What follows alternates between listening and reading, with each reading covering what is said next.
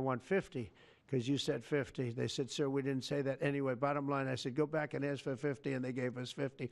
And they were honoring the deal, and we would call them up a lot for the corn and for the wheat and for everything.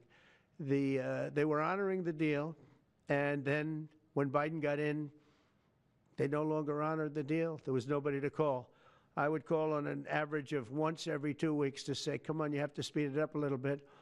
And our farmers were doing great. I said to them, buy more land and bigger tractors, if you remember. That's what happened. But the deal was a very good deal. But no, I'm here.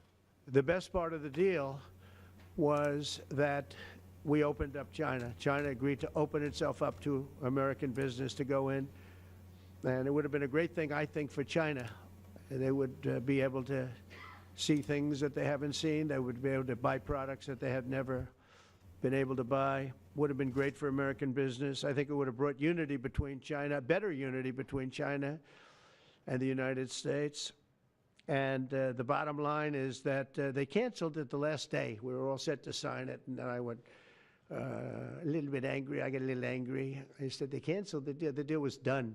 It was all ready to be signed, and people went over. They came back to me, sir, they don't want to sign the opening up China. Well, the biggest thing that we're discussing is the opening up China, and they've agreed to do that, but it's going to take a while to paper it. You know, that's not the easiest thing to paper.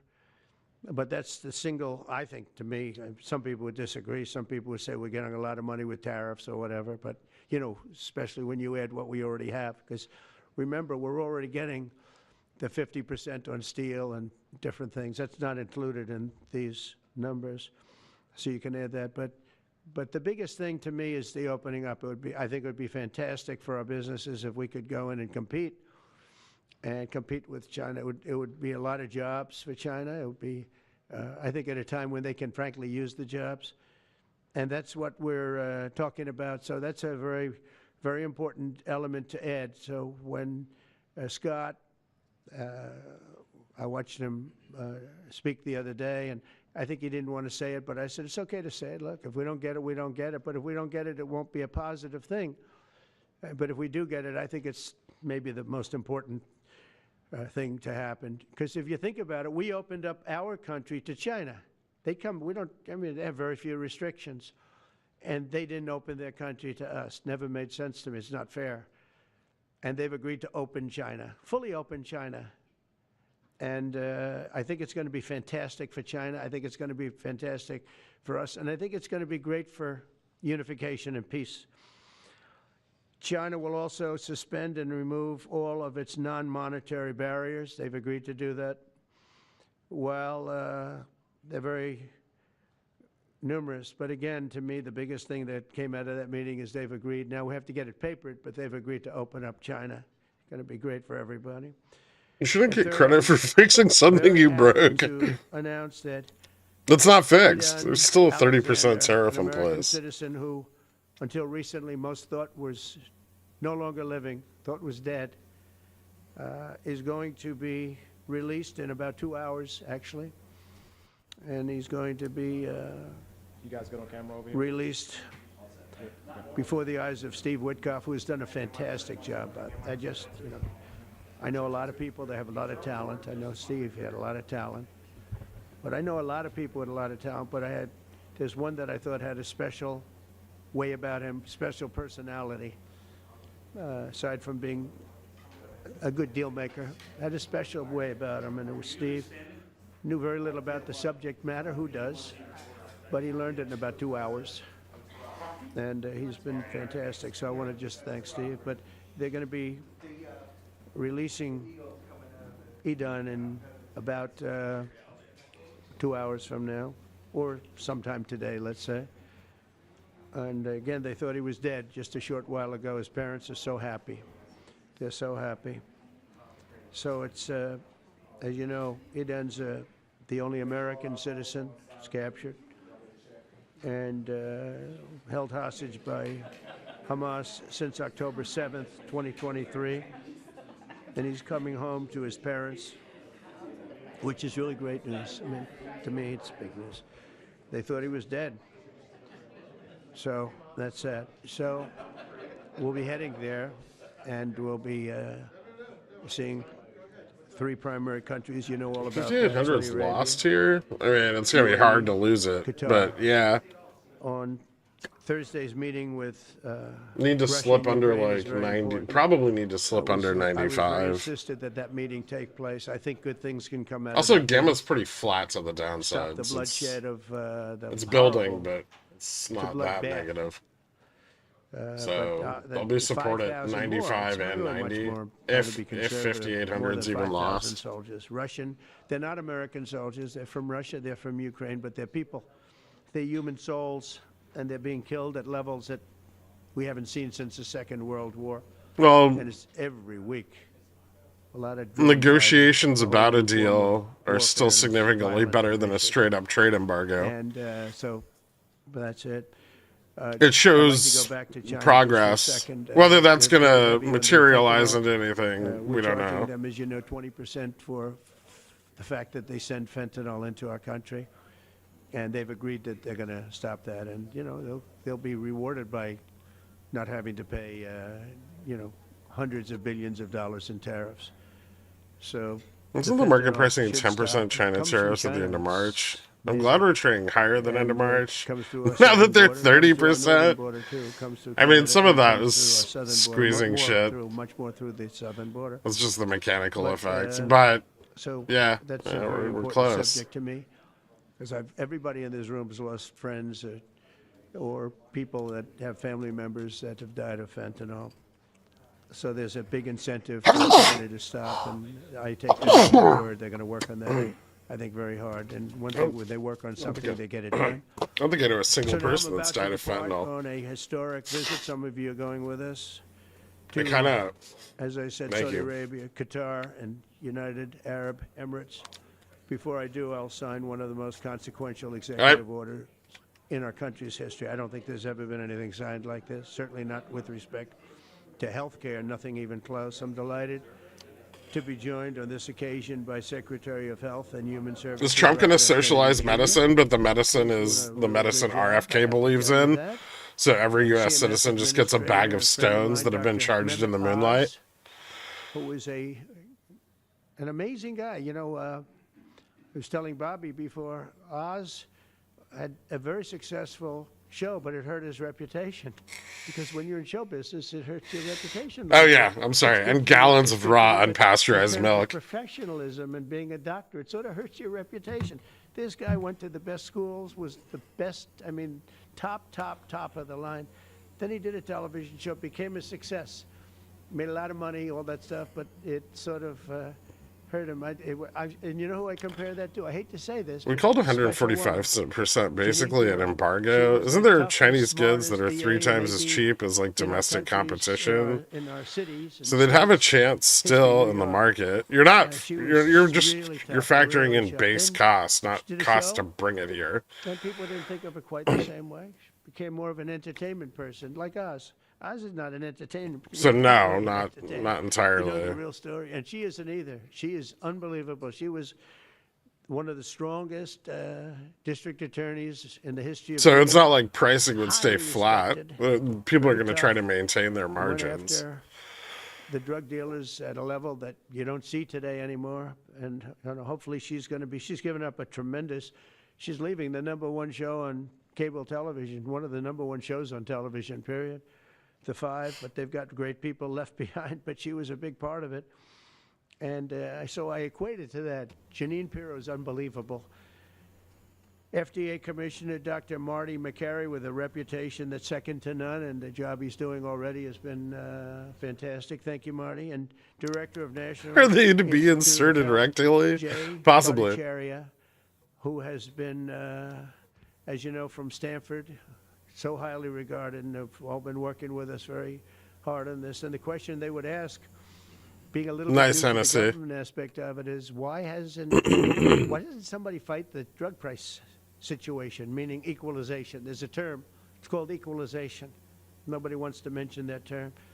And I'm not knocking the drug companies. I'm really more knocking the countries than the drug companies, because they're forced to do things. But the drug lobby is the strongest lobby in this country, they say, the drug lobby. It's between that and lawyers. And they have a lot of power. But starting today, the United States will no longer subsidize the health care of foreign countries, which is what we were doing. We're subsidizing others' health care.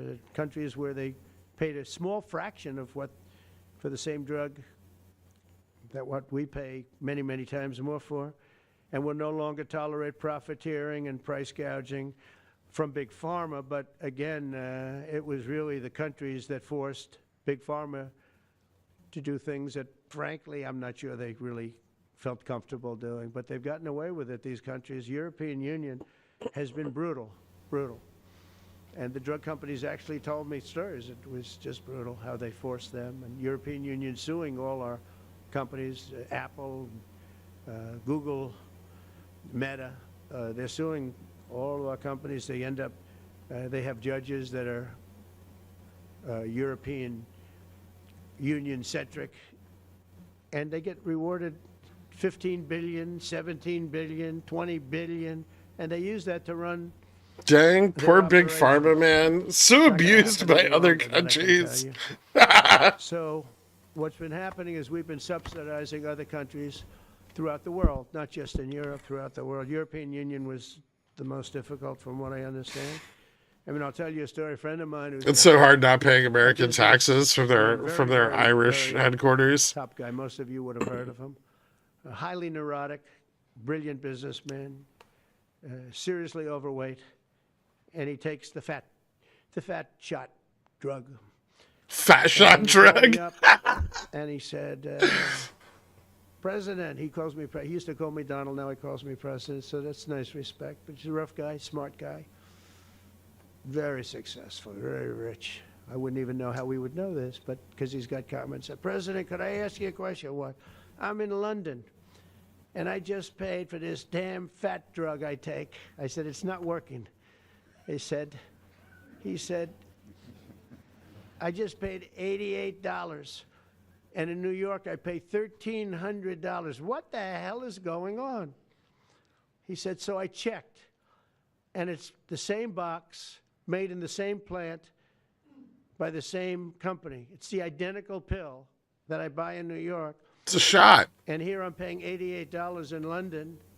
Big man, very flat. $1,300. Now, he's a great businessman. So, No, but he's not familiar with he's fat like the this crazy spires. situation that we have. But he was stunned. But it was just one of those stories. And I brought it up with the drug companies, represented by somebody who's very, very smart, good person too. And we argued about it for about half hour. And then finally he just said, because they can't justify it, he just said, look, you got me. You got me. I can no longer they've been justifying this crap for years. They said, oh, it's research and development. Well, I said, well, research and development, other countries should pay research and development too. It's for their benefit.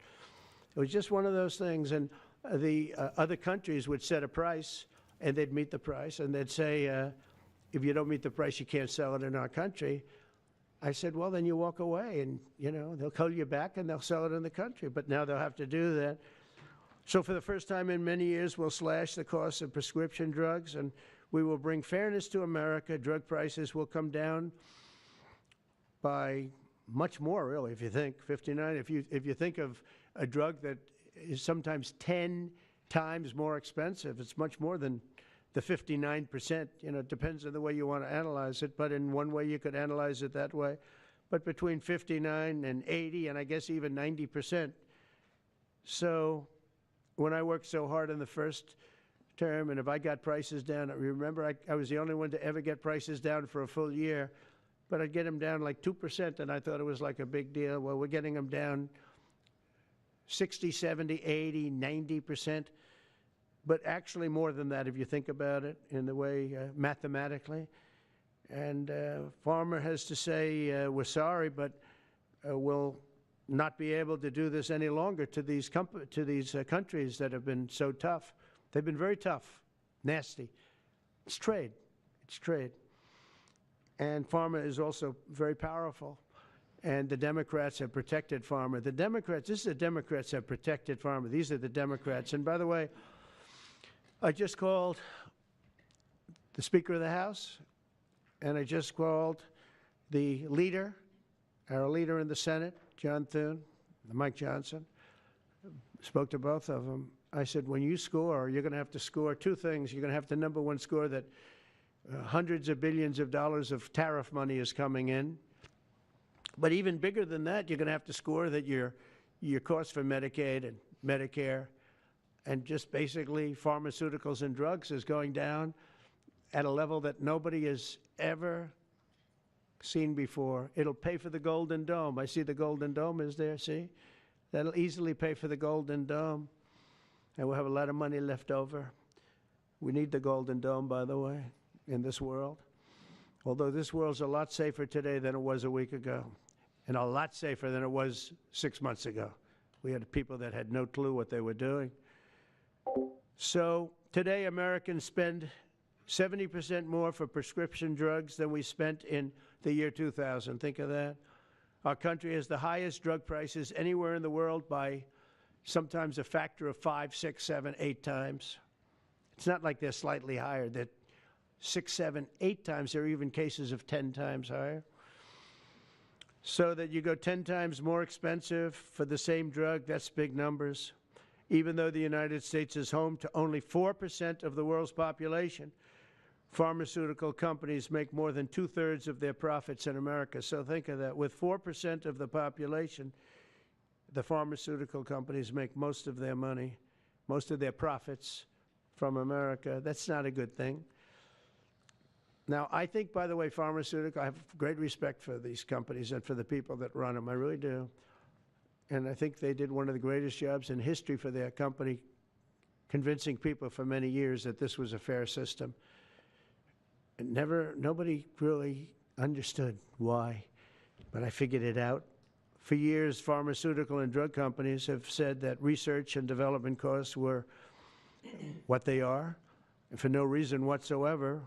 They had to be borne by America alone. Not anymore, they don't.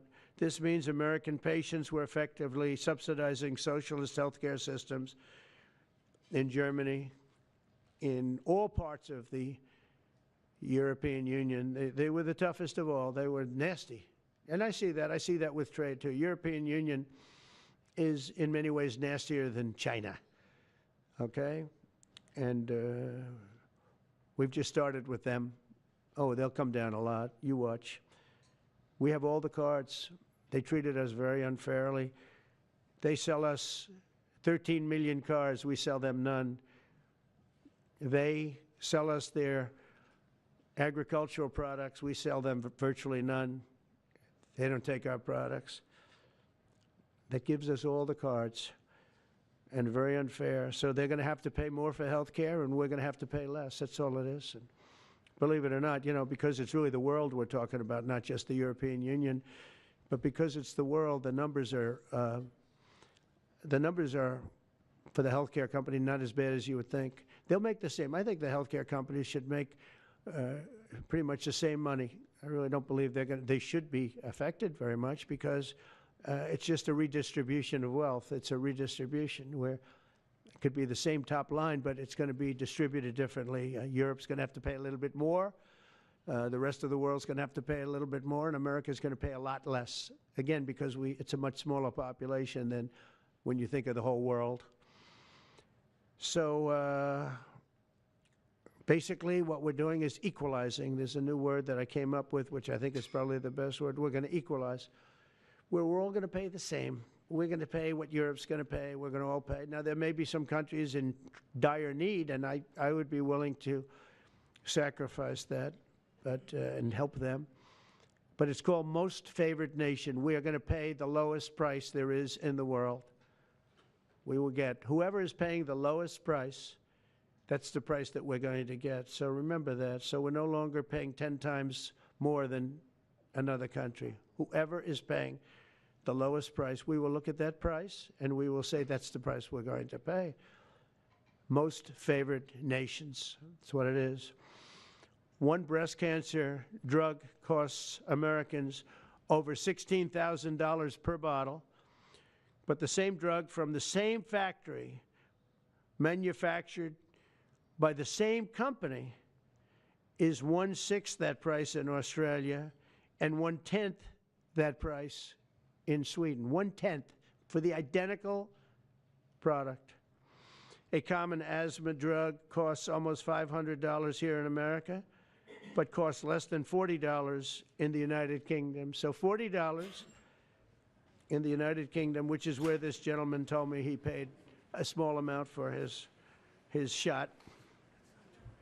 But think of that. So $40 versus $500 here. That's not even bad. There are much worse examples. And the weight loss drug, Thank you, everybody. Ozempic, costs big 10 day. times more in the United States than in the rest Should of be the fun. I don't know. developed You'll world. maybe find 10 reasons why times it's more. not. Why? But What I did can't we imagine do? because we have a lot of Suckers. great things happening. But we It's been never had a very strong president week that had the courage to do and a this. very strong weekend. And nobody knew the system. Before we begin, let me say a Like few I words do. I about mean, the I've gotten to historic know the events that system took so place well. over the last few days. And I don't think it's fair that it benefits Obamacare. Obamacare is a failure. It's not a good health care. It works. I made it work. I had an obligation to make it work, or an obligation to let it die. I chose that we had to make it work. I had to make it as good as possible. And I had a choice. I could have let it fail or make it as good as possible. As good as possible means it was still not very good, but it survived. And we did the right thing. But this makes everything work. And I don't want to have a bad form of health care work because of the fact I was able to cut drug prices by 80 or 90%. So we're going to maybe come up with something. I think this gives the Republicans a chance to actually do a health care that's much better than Obamacare and for less money, which if you guys would work on that along with Congress. But I do want to say that Democrats could have done this a long time ago. They have fought like hell for the drug companies, and they knew they were doing the wrong thing. And it's going to be very hard. I was just telling the leader and the speaker that it's going to be very hard for the Democrats to vote against the one big, beautiful deal. The greatest tax cuts in history, greatest everything, but now you have the big drug prices because that's going to be included. It makes that whole situation different from a scoring standpoint. I just told them, I called them up about this. I said, I'm going to do something that's going to be very monumental, and you're going to be scoring. You better tell your people that this is going to score really well. And then add hundreds of billions of dollars in tariffs to your list also. But as big as the tariffs are, this is something that really hits quickly. 5 years ago, I signed an executive order to confront this disaster, but only confront it in a minor way. It was a good confrontation, but never to this extent. And it took people a little while to understand a very complicated system. But Joe Biden, without any knowledge of what he was doing, terminated the policy and then pretended to negotiate under a new system. And then you take a look, 5 out of the 10 drugs that he negotiated are now over 200% more expensive in America than the rest of the world, and far more expensive than when he even got involved.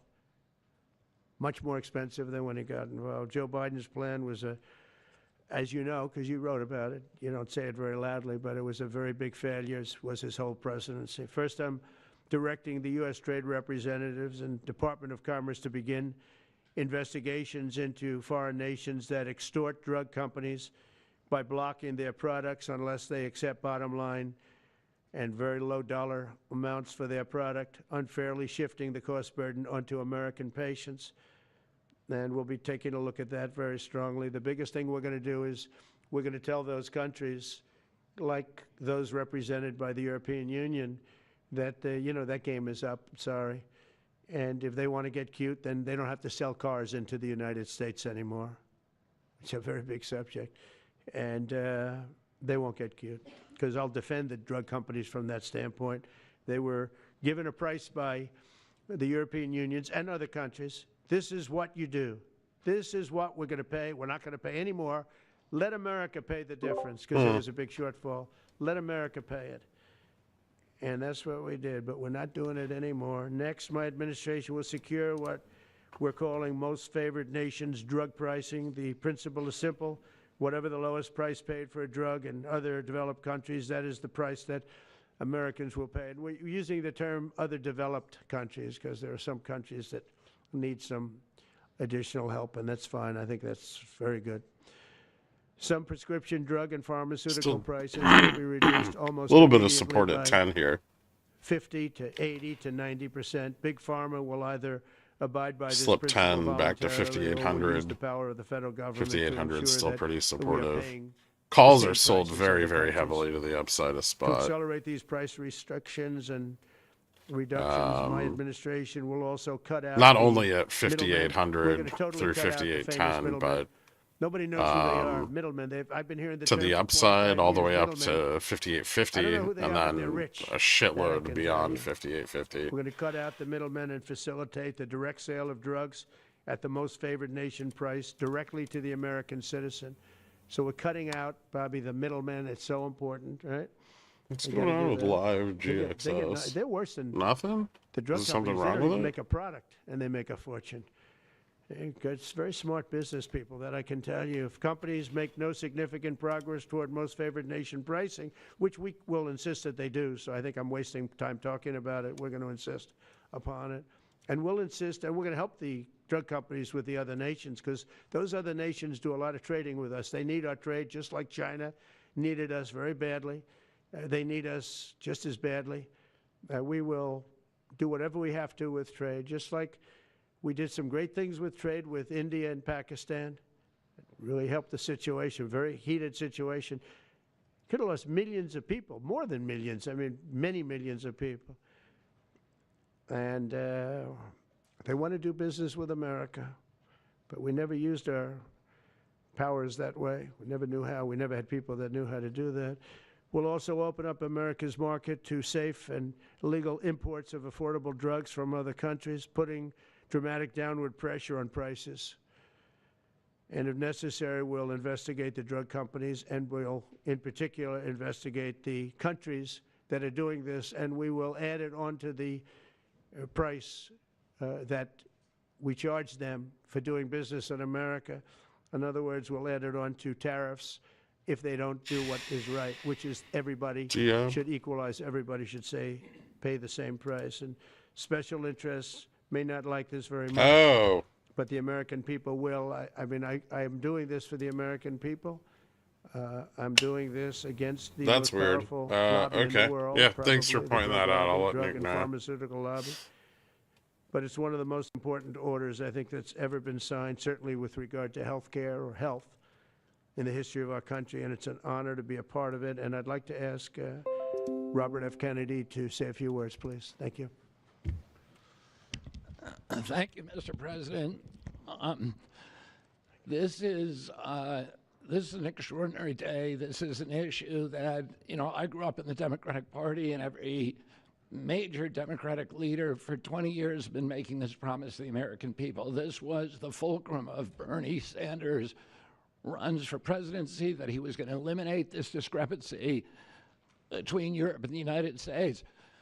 But as it turns out, none of them were doing it. It's one of these promises that politicians make to their constituents, knowing that they'll never have to do it. And the reason they'll never have to do it is because they know that Congress is controlled in so many ways by the pharmaceutical industry.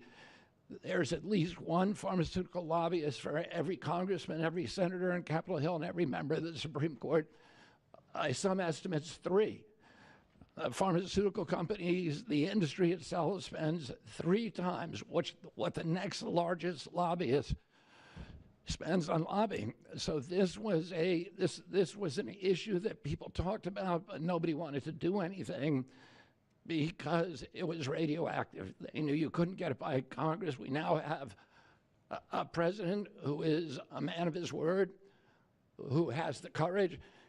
President Trump was taking money from the pharmaceutical industry too. I think they gave you $100 million. But he can't be bought, unlike most of the politicians in this country. And he is standing here for the American people. I don't know what, there's writers like Lord Elizabeth Warren or Robert Reich who are saying that President Trump is on this side of the oligarchs. There has never been a president more willing to stand up to the oligarchs than President Donald Trump. And I'm very, very proud of you, Mr. President, for your courage, I'll say, because I don't want to be crude, your intestinal fortitude, your stiff spine, and your willingness to stand up for the American people. We have 4.2% of the world's population. Our country represents 75% of the revenues for pharmaceutical companies. We spend in our country $1,126 per capita on drugs. In Britain, they spend about $240. They spend 1/5 of what we do. And this is true across Europe. And the drug companies, Europeans, if you ask them, it made no sense what they were saying. America has to pay for this innovation or it's not going to happen. What President Trump is saying to our European partners is you've got to raise the amount that you're paying for those drugs and pay for your share of the innovation. That the United States is no longer subsidizing that.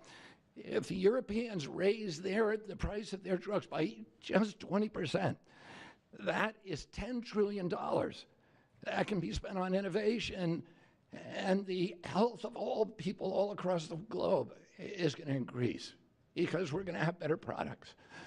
So I'm just so grateful to be here today. I never thought that this would happen in my lifetime. I have a couple of kids who are Democrats, are big Bernie Sanders fans, and when I told them that this was going to happen, they had tears in their eyes because they thought this is never going to happen in our lifetime, and we finally have a president who's willing to stand up for the American people. Thank you, and Dr. Oz. Thanks, Dr. Oz. This is the most powerful executive order I can't make up this on pharmacy sitcom. pricing in healthcare ever in the history of our nation.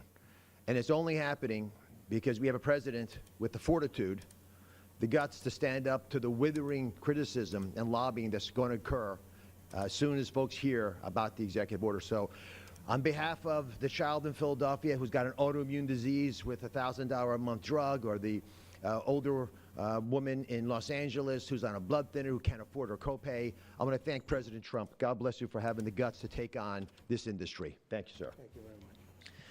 So let's talk about the details a little bit. And this is primarily about Meanwhile, equalization, as President Trump said. It's about fairness. Think of NATO as a metaphor.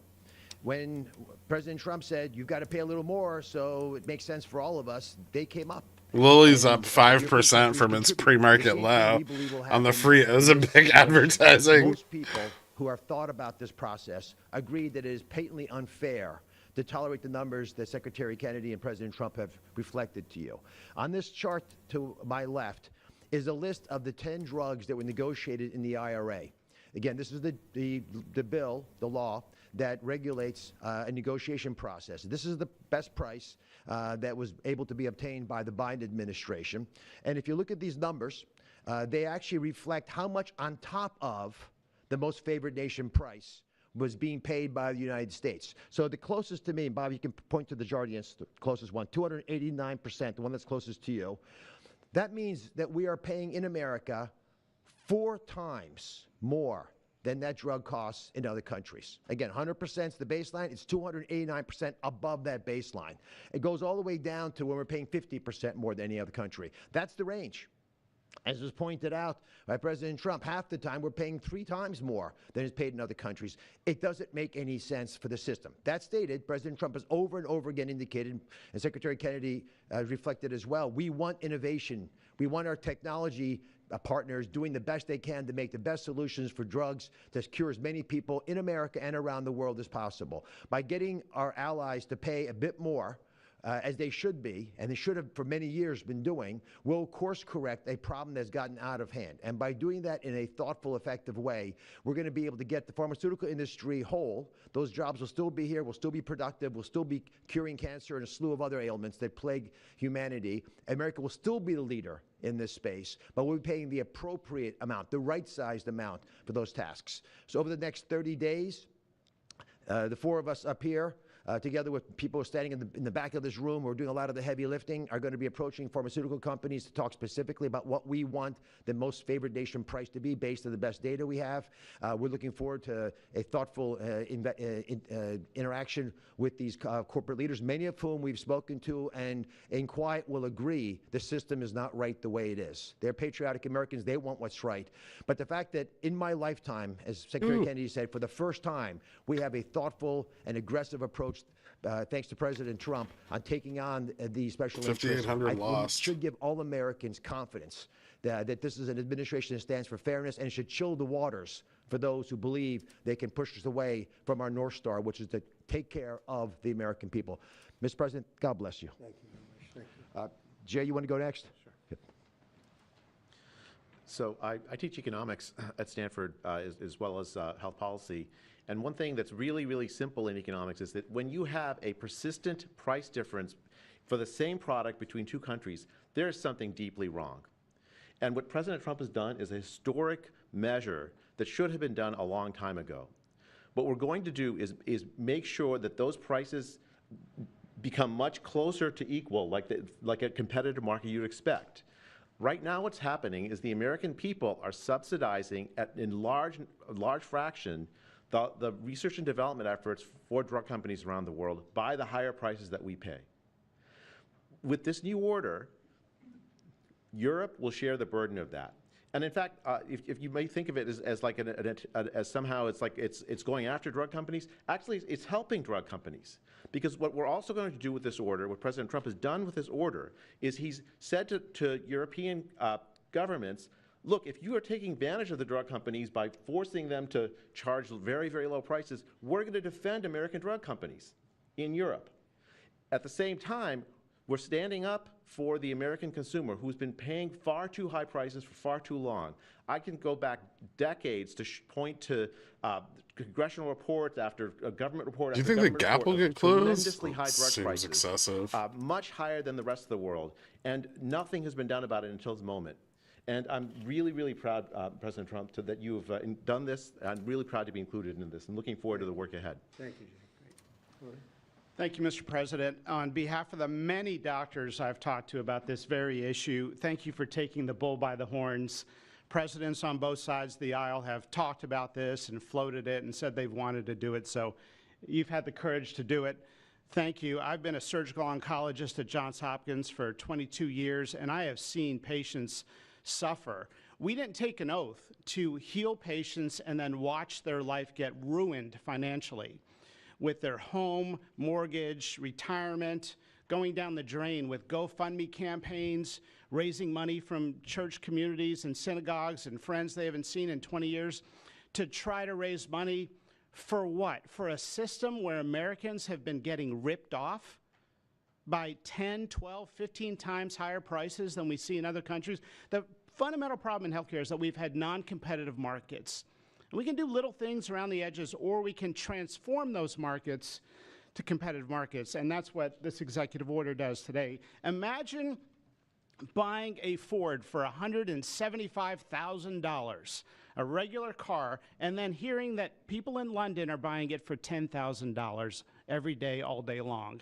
That is the craziness of this system. We're going to do everything we can at the FDA to support this executive order. It's transformative. Thank you, Mr. President. Thank you. Thank you very much.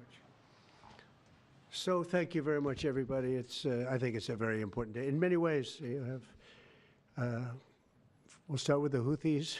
We go to Pakistan and India. We go to what we did with China, the trade deal, and with UK. And by the way, many other deals are coming in very much. At a certain point, we'll just set the price because we know where we are. But we'll just set the price. But world trade is going to be terrific, and our country is going to be making a lot of money. Taxes are going to go down. Taxes are going to go down very, very substantially. But you look at all of the things that we've done, and now today I'm heading over. We'll see what we're going to do with respect to Iran. I think you have very good things happening there, too, by the way. I think can't have a nuclear weapon, but I think that they are talking intelligently. We're in the midst of talking to them, and they're right now acting very intelligent. We want Iran to be wealthy and wonderful and happy and great. but they can't have a nuclear weapon. It's very simple. So I think they understand that I mean business, and I think they're being very reasonable thus far. And don't underestimate Thursday in Turkey. President Erdogan is going to be a great host, and we are doing some work with him having to do with Syria, too, by the way. We're going to have to make a decision on the sanctions, which we may very well relieve. We may take them off of Syria because we want to give them a fresh start. But President Erdogan's asked me about that. Many people have asked me about that because the way we have them sanctioned, it doesn't really give them much of a start. So we want to see if we can help them out. So we'll make that determination. But I think you're going to have maybe a good meeting. You have the potential for a good meeting, that a meeting wasn't going to take place. I insisted that that meeting take place. And it is taking place. Hung up I here think a you may little have a bit. good result out of the Thursday meeting in Turkey between Russia and Ukraine. And I believe the two leaders were going to be there. I was thinking about flying over. I don't know where I'm going to be on Thursday. I've got so many meetings. But I was thinking about actually flying over there. There's a possibility of it, I guess, if I think things can happen. But we got to get it done. We got to save 5,000 lives a week. 5,000 lives is really more than that. It's worse than that. And when you see and you don't want to see it, but when you see the satellite photographs of the battlefield with arms and legs and heads all over the place, separated by 30 yards from bodies, Nice, NW. doesn't make sense. Doesn't make sense. So we're working very hard to see if we can end that bloodbath. Okay, there shouldn't be too many questions. It's been covered pretty well. Mr. President, thank you for taking questions. Two quick ones for you. Starting on trade. If a longer-term deal is not reached with China at the end of these 90 days, can the American people expect those tariffs to go back up to 145%? No, but they would go up substantially higher. And then on You know, at 145, you're really decoupling because nobody's going to buy. But they can go, they got very high because of additional tariffs I applied during the course because of fentanyl and other things. But no, but they'd go substantially higher. And then on Qatar, Mr. President, I think you will have a deal, however. Okay, you're confident that there will be a deal. On Qatar, has Qatar asked for anything in exchange for that $400 million luxury jumbo jet? And how can the American people be so sure that they will not in the future? Well, I think what happens with the plane is that, you know, we're very disappointed that it's taking Boeing so long to build a new Air Force One. You know, we have an Air Force One that's 40 years old.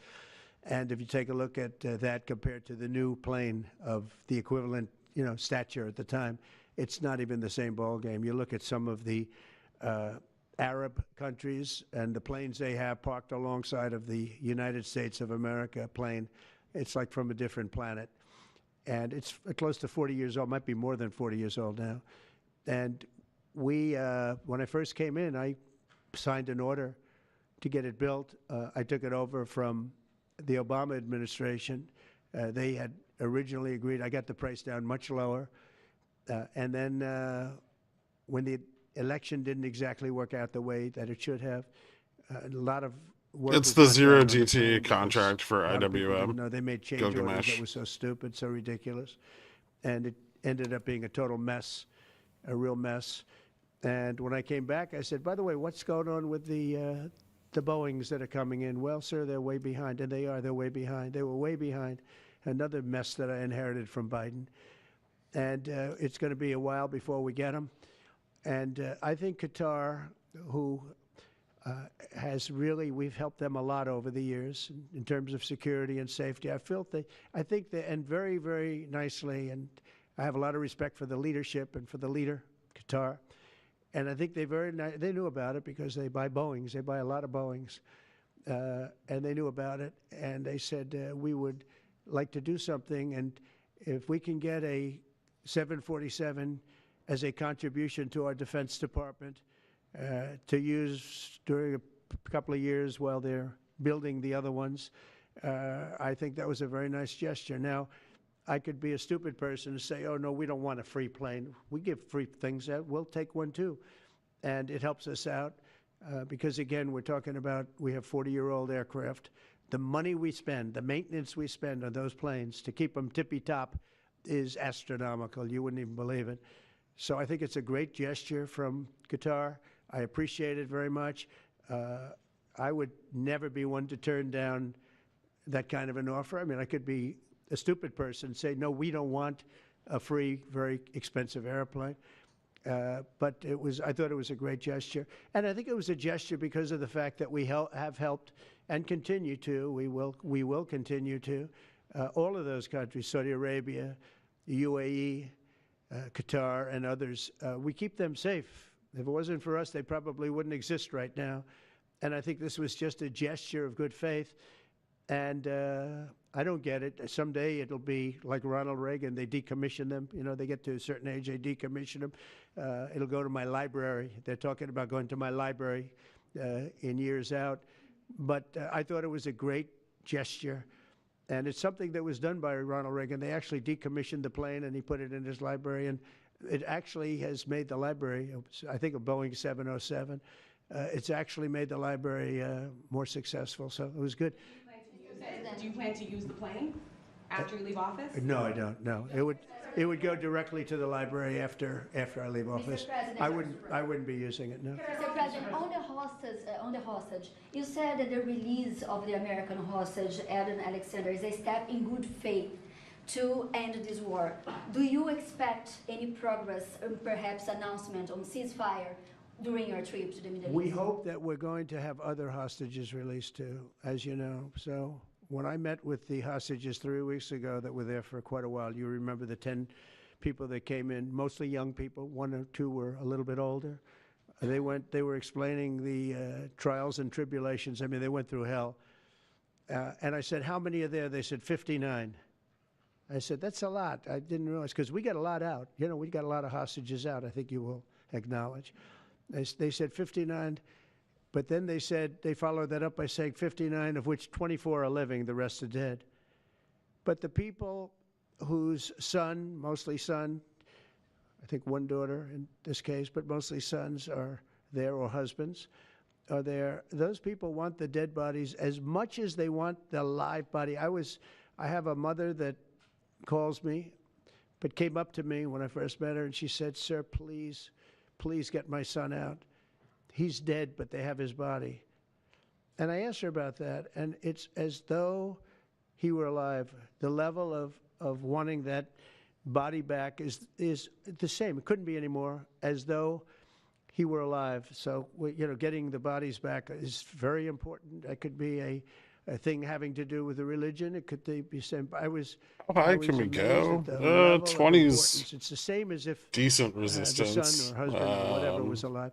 So it's 5805. In fact, they came in with a number 59 written out on like a sign on their chest. But they came to thank me for getting them out.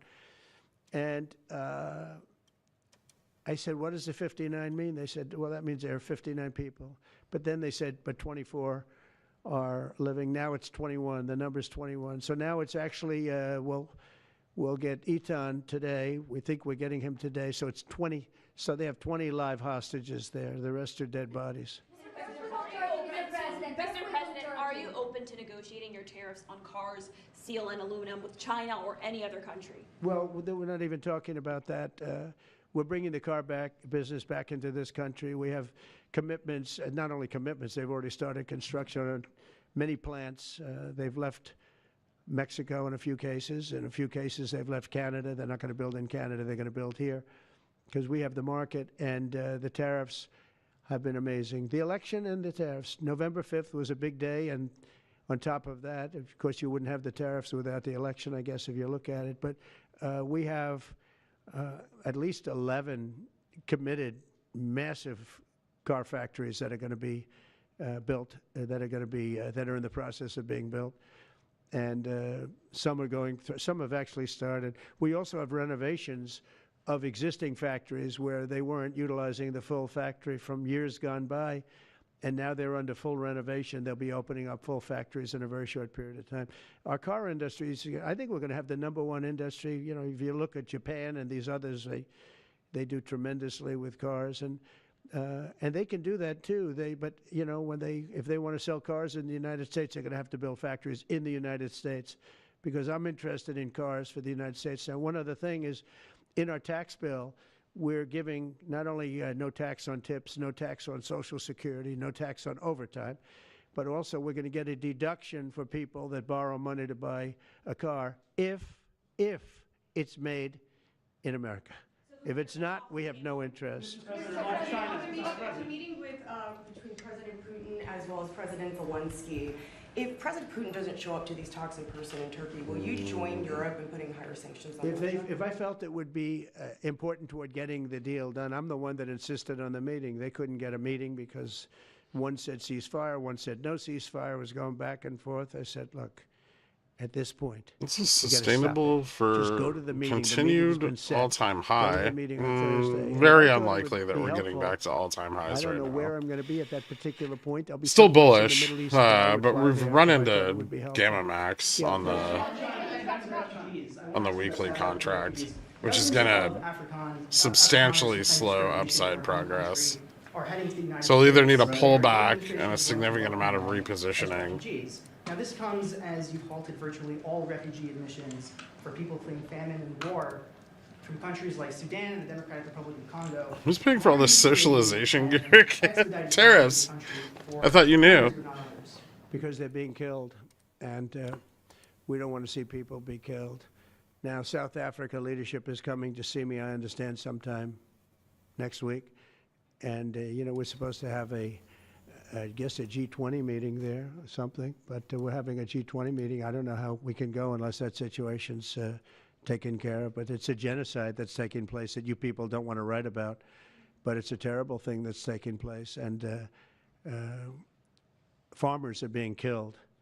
They happen to be white, but whether they're white or black makes no difference to me, but white farmers are being brutally killed, and their land is being confiscated in South Africa. And the newspapers and the media, television media, doesn't even talk about it. If it were the other way around, they'd talk about it.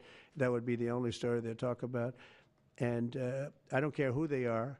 I don't care about their race, their color. I don't care about their height, their weight. I don't care about anything. I just know that what's happening is terrible. I have people that live in South Africa. They say it's a terrible situation taking place. So we've essentially extended citizenship to those people to escape from that violence and come here. Yeah. Please. Mr. President, thank you. Are you letting China off the hook for these 90 days, and do you really believe that they will follow through with non-tariff barriers and remove those? Non-monetary tariffs, yeah. Yeah, I think they're going to follow through. I think they want it very badly. I think they want the deal very badly. Again, this doesn't include the steel tariffs that I put on a long time ago that Biden tried to get off, but he couldn't get them off because it was too much money. You know, I took in hundreds of billions of dollars from China, what a lot of people don't know, but we put on the tariffs originally. And if I didn't do that, we wouldn't have a steel industry today. Now we have a thriving steel industry. It'll be thriving much more with what we're doing because this is the next level. But it doesn't include that, doesn't include cars, doesn't include pharmaceuticals when we do that. And the reason we're doing that will be to get them to come back in the country. You know, there are, again, I always say it because a lot of people forget, but if a company like Eli Lilly, which is making a massive investment in the United States right now, they're building many, many plants. They've already started like 7 of them, many plants, but they are not going to be tariffed. There's no tariff cost. So they're all doing that. They're all coming back to the United States. I mean, I'll tell you what, I hope I get the benefit of watching this because, as president, because, you know, it takes a little while to do this stuff. And we're doing it early in the administration. If you think of it, we have, I believe, if you look at the real total, it's over $10 trillion committed for plants and factories. Other administrations haven't had $1 trillion over a 4-year period, even over an 8-year period. We have over $10 trillion committed in one form or the other over 2 months. Give me a break. I'm here to hear 3, but let's give me a break on the first month. We want to get acclimated. But, you know, but if you think about it, it's really 2 months. And so in 2 months, we have an investment already of over $10 trillion. And other presidents haven't had that done over a year, over 4 years in some cases. It's unprecedented. There's never been anything like it. It's a very exciting time in America. Thank you very much, everybody. Thank you.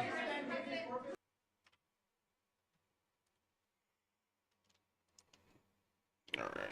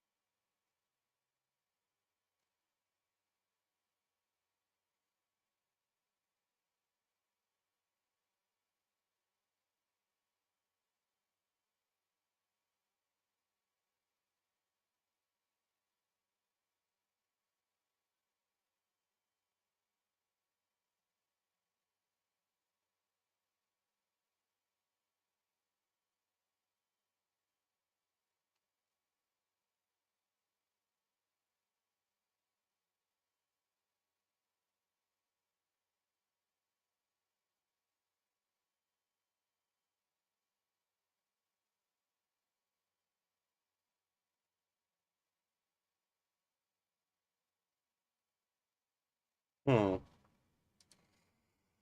All right. So, still shitloads of sold calls to the upside of spot. Starting at starting at 5,800. So some of them are in the money already, but 5810's kind of a decent sized position. 5820, and then to the upside of 5820, especially at 30 and 50. They're very significant piles of sold calls. Remember, there's not a lot of upside gamma anymore. We're super close to gamma max on the weekly, so positive gamma to the upside is going to be slim. Even if it can be breached on the 0 DTE, it's going to be harder to stay higher than that for any substantial period of time. Things, I mean, you could get squeezy from like 20 out to like 50, but there's not too many sold calls at like 25 or 40. So that's a bit tricky.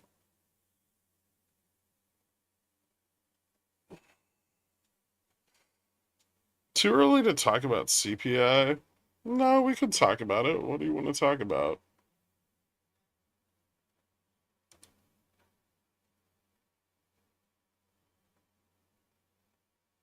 She's convinced everyone's going to pay the tariffs and make a deal while he announces more tariffs on everyone through drug pricing. Nobody said that his negotiations were in good faith. It is Trump. Missing the 35 and 45 strikes on the 0 DT, yeah, because the overnight move.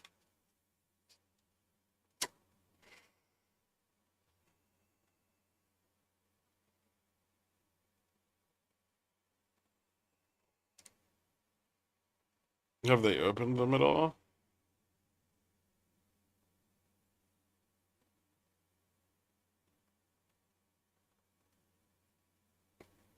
No. Upside calls are growing right now. Sold puts at 15 and 5,800. Few at 20. I would say 20 is still decent resistance though.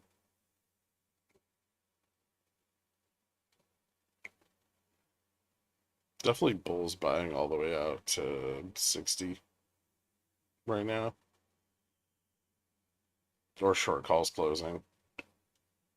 Doesn't really matter either way.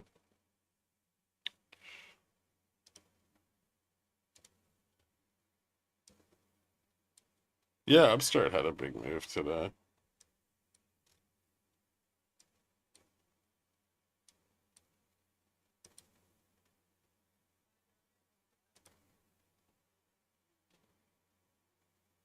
So did Meta, Amazon.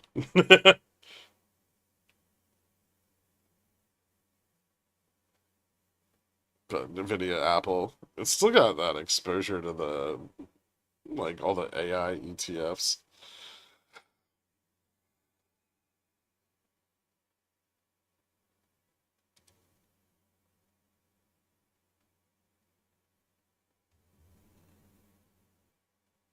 Kirk, I love Gamma Strike.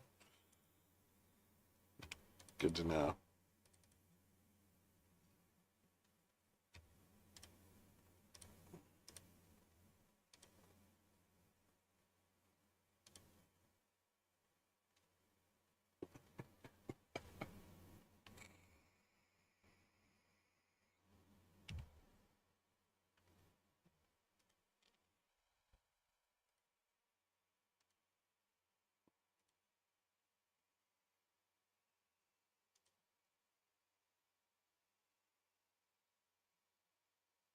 I put calls at 57.98. I love it here. I'm getting so good. Nice, man. We had support at 90.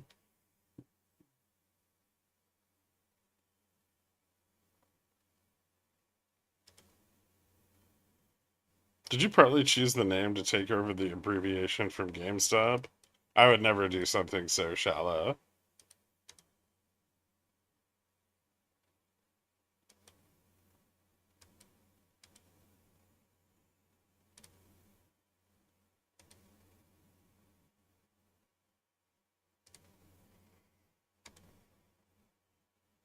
Lizard King, welcome to Zillionaire, man.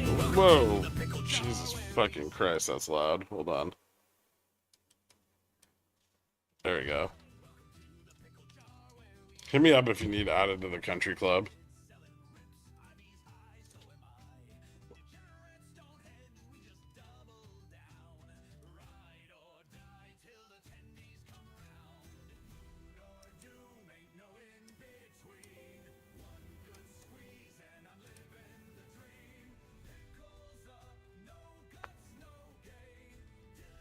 Fuck yeah, dude. Nice.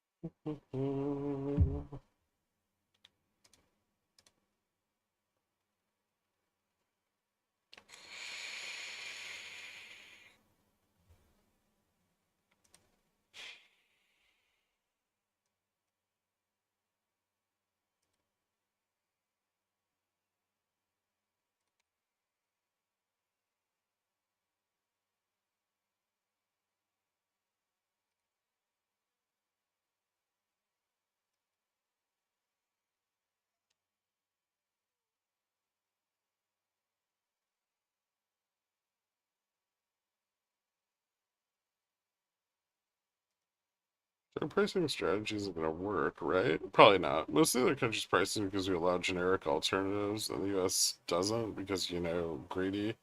I mean, we have generic alternatives in the US. It's going to fall apart because you can't control how a private company prices their fucking product. We can make threats, we can negotiate through Medicare, Medicaid, which is probably the most effective solution. But I mean directly through an executive order now.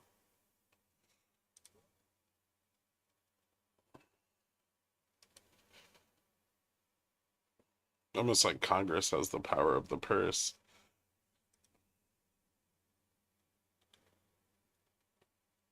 Is the market saved? No, far from it. Things are definitely not back to where they were.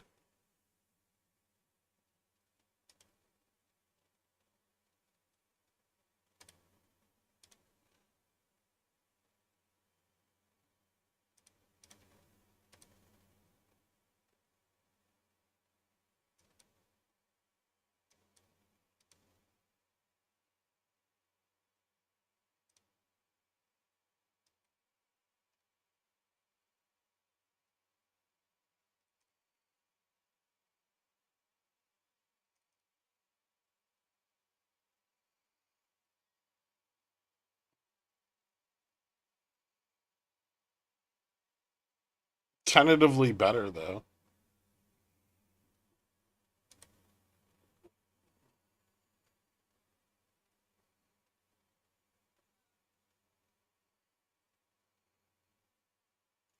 Yeah, the dismantling of those agencies and budgets is going to be probably quite difficult for their negotiating power.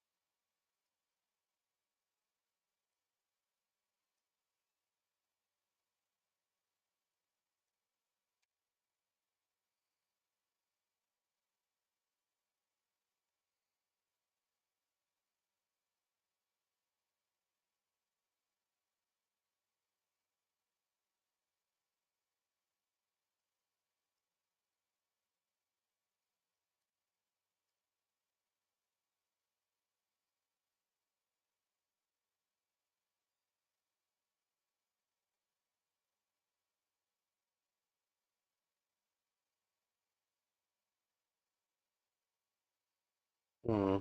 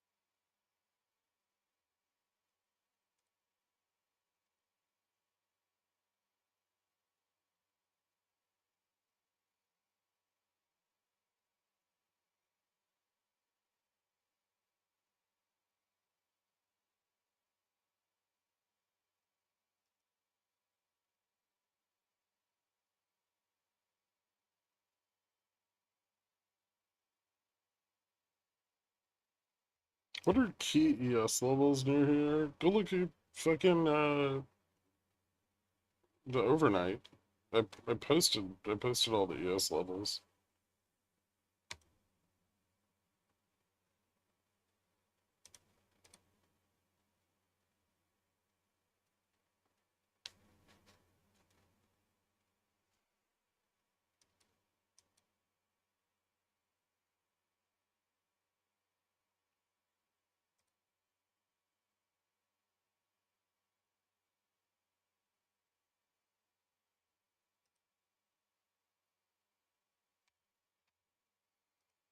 Do you think the 10-year could go up above 4.5%? Depends on inflation, but yeah, we're very close already.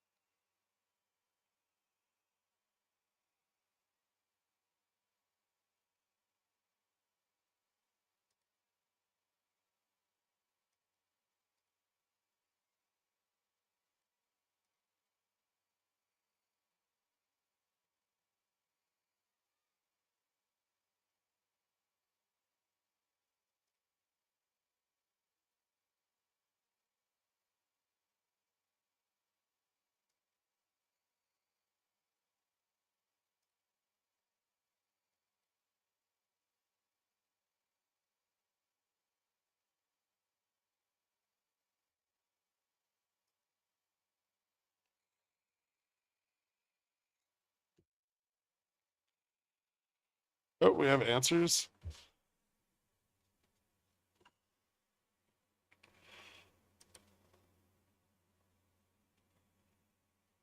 Spot.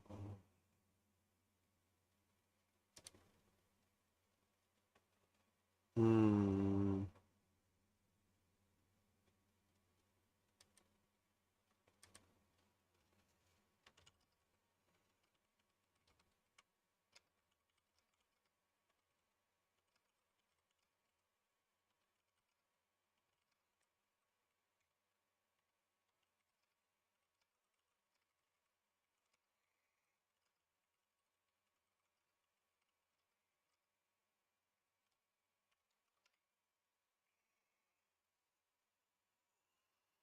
Here's your cut since you're underpaid for my beta subscription. Please give this to Dork for a quesadilla. Alright. Alright, Cobra. Flying high today, huh? I take it you closed your calls at 58.20. I think this might be the top. The top of what? Be more specific. Like today?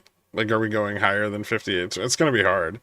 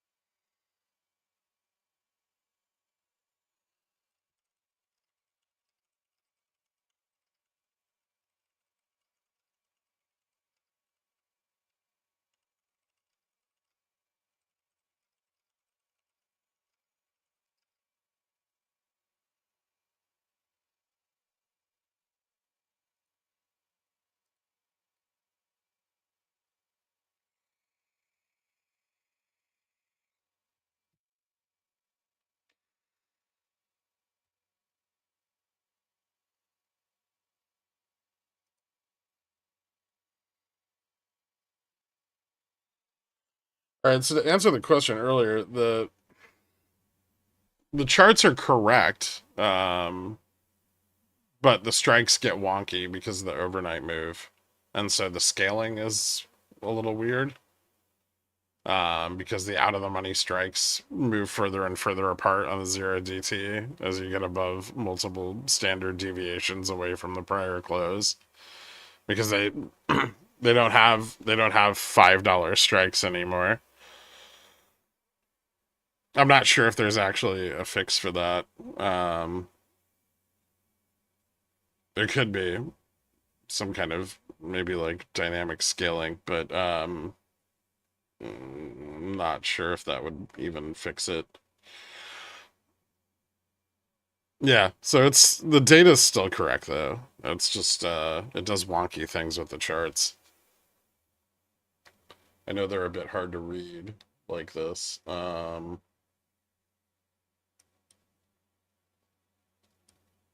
I'm not sure there's a perfect solution there.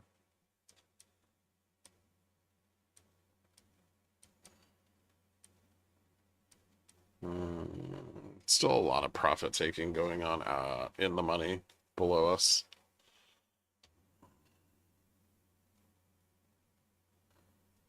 There are 20 strikes between 5,700 and 5,800. There's 23 strikes between 5,805 and 7,000. Yep. Yeah, I understand the issue. I'm just trying to think if there's any solution to it. I just realized while I was on vacation, y'all gave me access to the real-time data. Yep. Everyone's got access to it now. All I heard was Nuke saying we're at 7,000.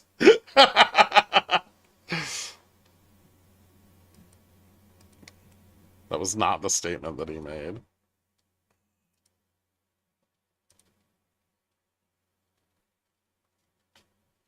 We have Gamma Max at 58.50. We all know the deal. This isn't the first time we've been at Gamma Max. Weekly Gamma Max, easy to cross, hard to close above.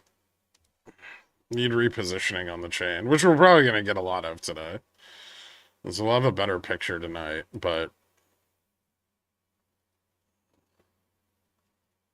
What? You give everyone access to my beta data? The real-time data has been live for everyone for a while.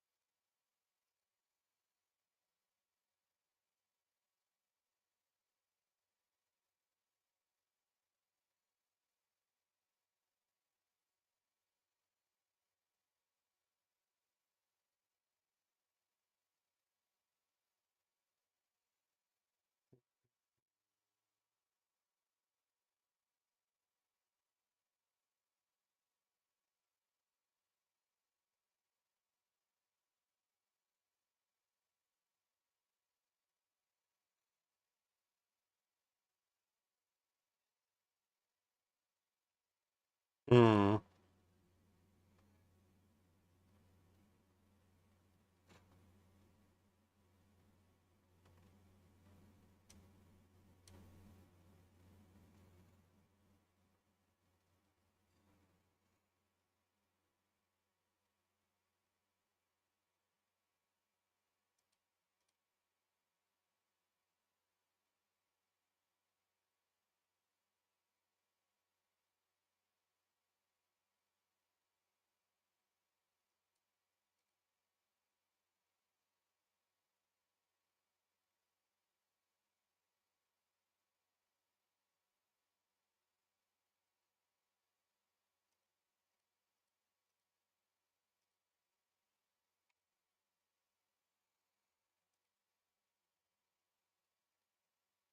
Hmm.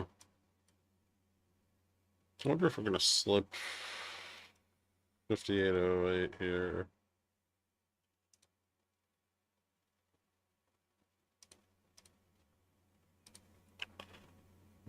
Put buying picking up at 5800, 5795.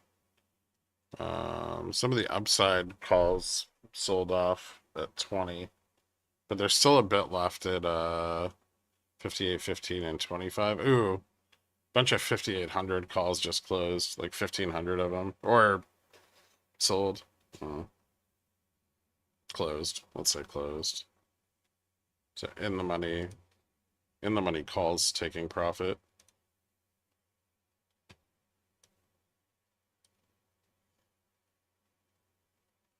Not nearly all of them at that strike, but a chunk of them.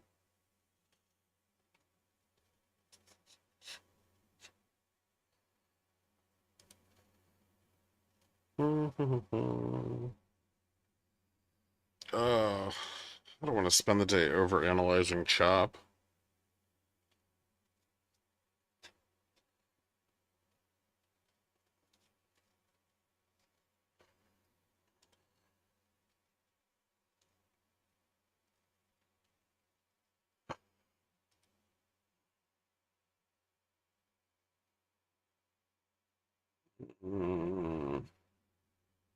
There is, but it's like wonky. There we go.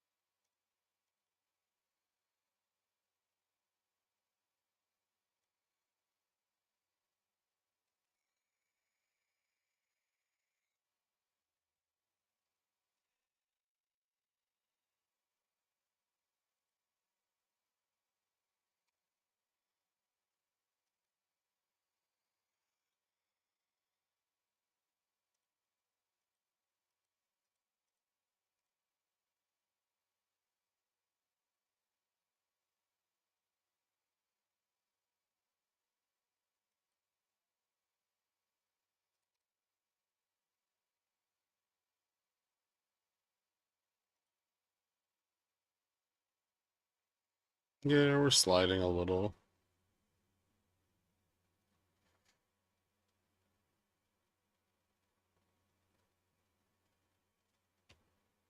There's still some profit taking at the 5,800 strike. And there's some bot pets at 95 and some at 58.10. So a little bit of downward pressure.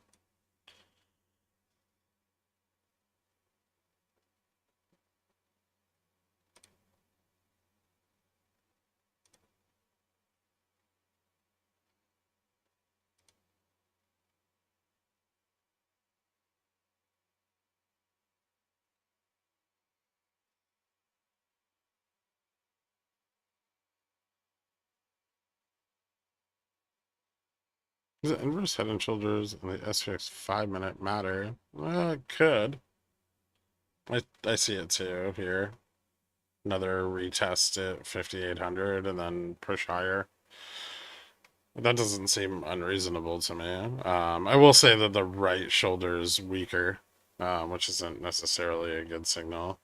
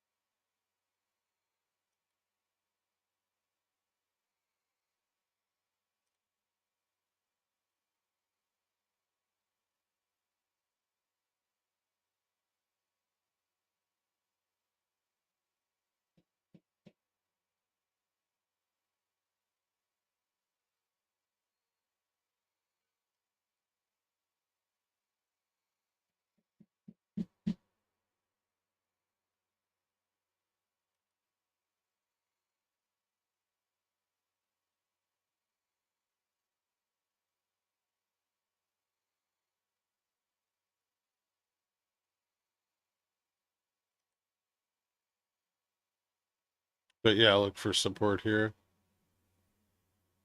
Like 5,800, 5,798, somewhere in there.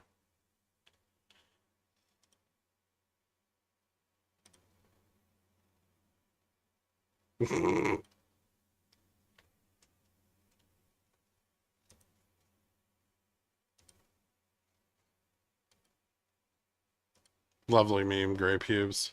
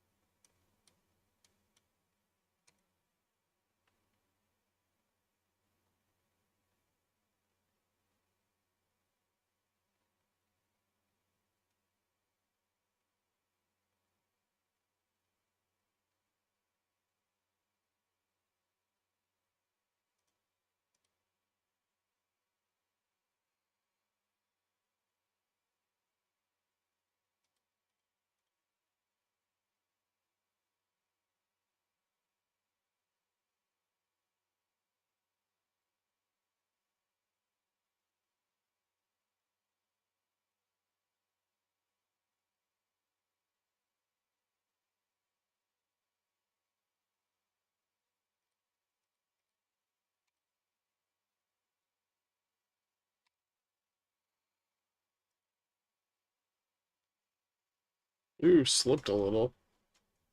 Slightly lower low.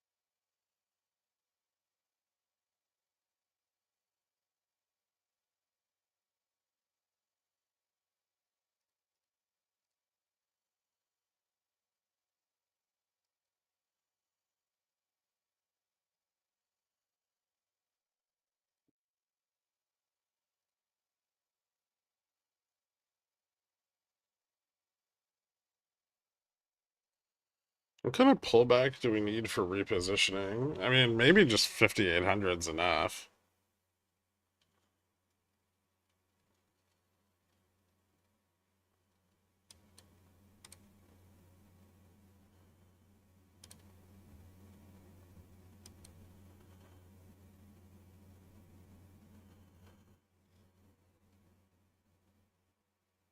What's up, Poopy?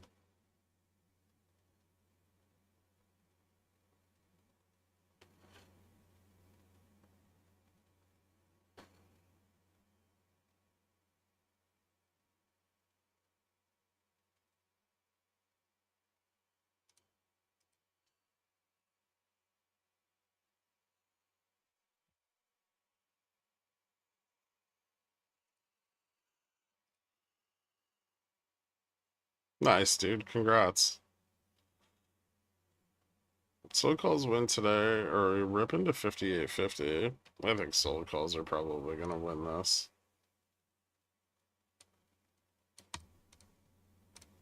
The downside pressure is pretty intense. There's, I mean, think of all the profit taking beneath us and all the repositioning and shortfall. Shortfall needs to move up, so out of the money, sold puts need to close.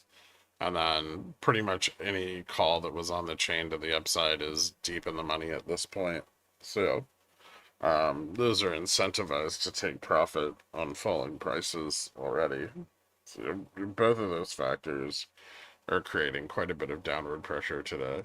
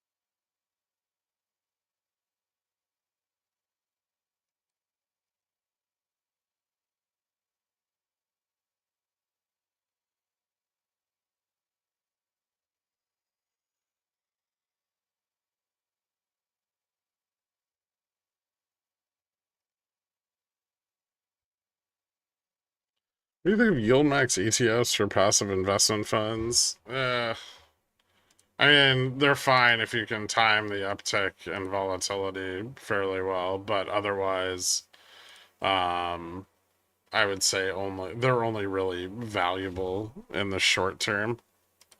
I'm not a big fan of holding them for an extended period of time because the returns over time generally should be worse than the decay in the equity.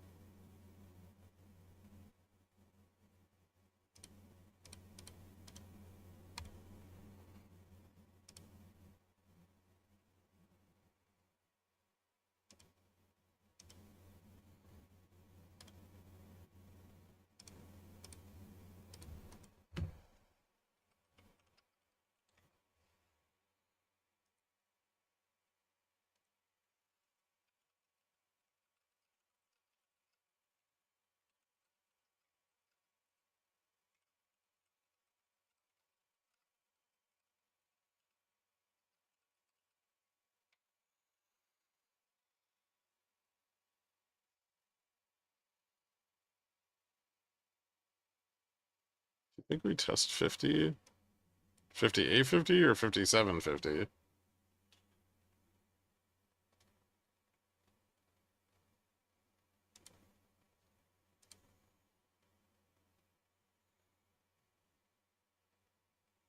We kind of already did in the overnight.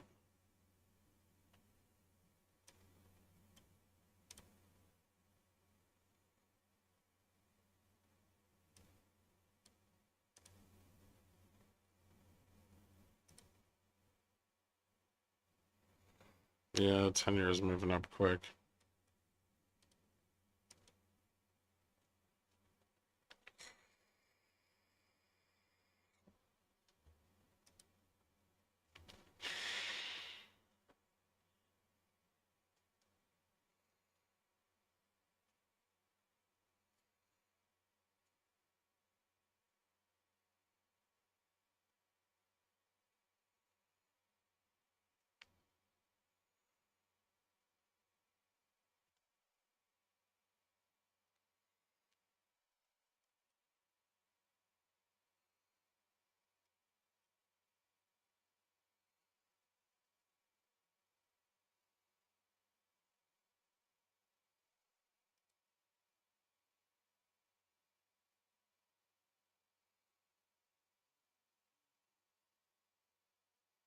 Can you explain the IV smirk?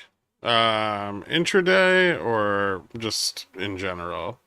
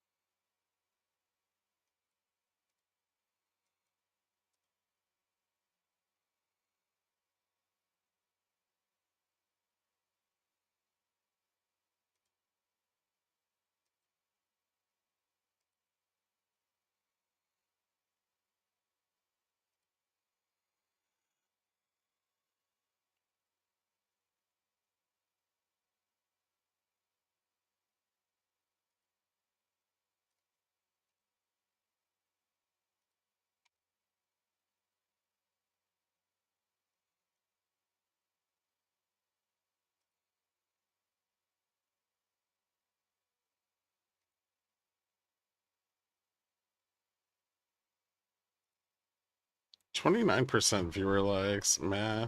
Both. Well,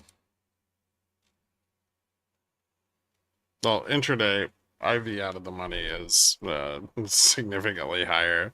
I mean, above like 6,000, it just goes pretty much straight up on the 0DT. But I mean, some of that has to do with the spread across strikes in that range. There's fewer strikes to the upside. But there's also, you know, a lot of out of the money call demand as things are likely repositioning right now. I doubt the smirk is as extreme as you move out to further expirations. But overall, a smirk is, you know, the asymmetric skew across different strikes for an options market. So unlike where the volatility smile would be symmetric, with IV higher at deep in the money and deep out of the money strikes, a smirk would have, you know, more skew at out of the money puts relative to out of the money calls, or out of the money calls relative to out of the money puts.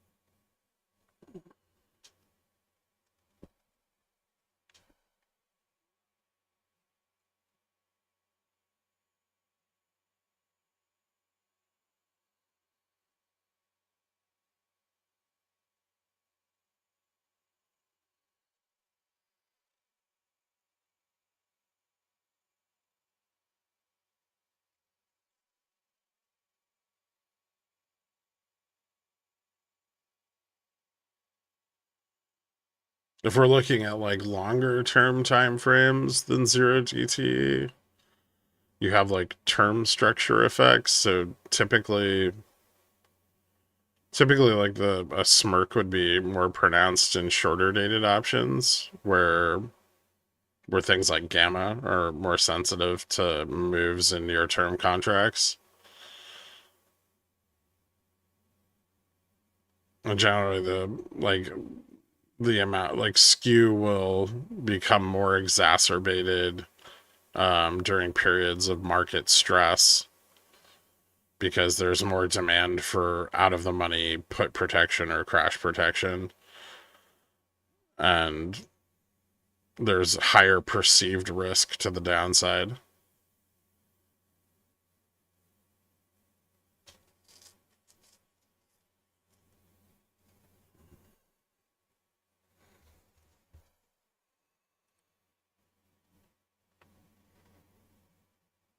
You think a pullback to 5,700 is reasonable this week? I think bulls will try to keep that from happening because they don't want to fall back below gamma neutral.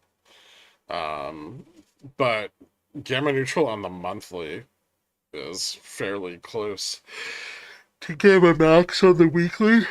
So it's possible. I mean, I would say that that's a bit of an extreme for a pullback. At least on the daily, I would say something like maybe like 5750.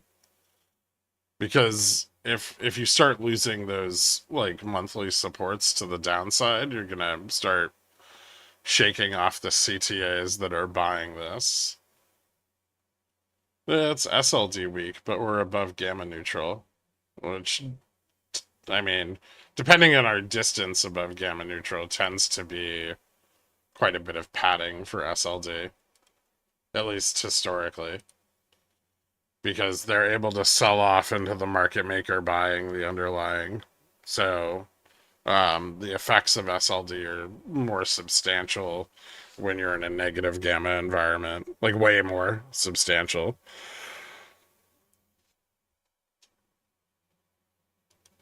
And we also still have another day and a half before that starts. Well, another day. Yeah, day and a half. Gamma neutral is about 1.4% to the downside, which is about what you would expect for any kind of pullback on SLD into or above gamma neutral. I wouldn't bet on it being super bearish. Couldn't SLD be worse now that everyone is net short? Yeah, it could be. But better to play that level by level than just assume. Remember, we're in a positive gamma environment now, so the market maker is buying downside moves. They basically buy any dip. They buy the downtick. And I mean, with the overnight move, I'm not quite sure how much they're buying the downtick yet. I mean, we'll get more OI data tonight. But I would say that we moved up enough above gamma neutral that it's likely to be fairly significant.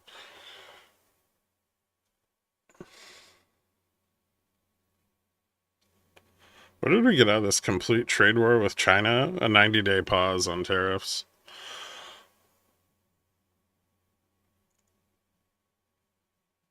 And higher costs of input goods for production overall. Even if the negotiations settle out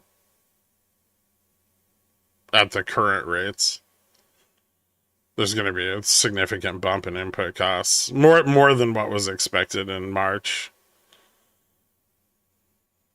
How low could TLT go? I still think that the 10-year needs to hit 5 or 6%. I mean, I think the powers that be will do literally everything they can to prevent that from ever happening. But I think it needs to happen. I think it needs to happen to find reliable and strong liquidity in the treasury market without having to unduly influence it through political action or through the Fed.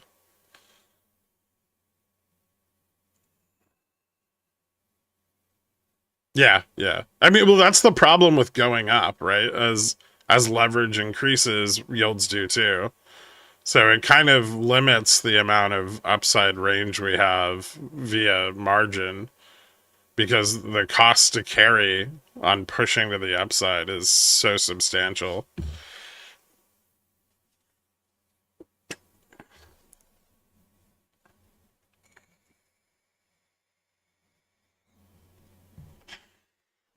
Had the Fed cut, there would have been a little bit more room there, but they didn't, and it doesn't look like they're going to.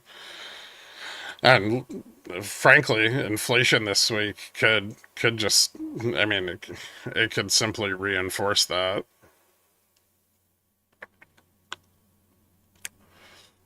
Isn't everyone who bought the 10-year in April wrecked? They're not doing great.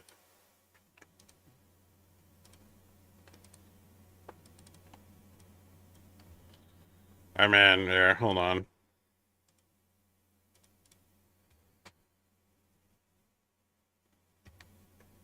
So pretty much everyone who piled into bonds, hold on. EpiPen's being a little bitch.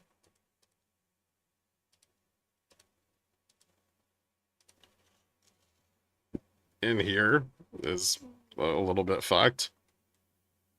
Especially here.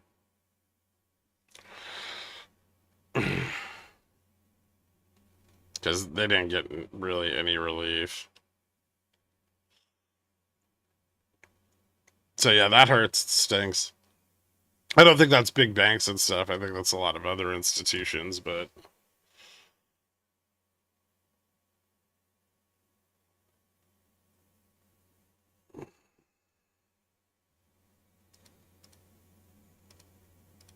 if it's not EPAM, I'm not sure I want to see it.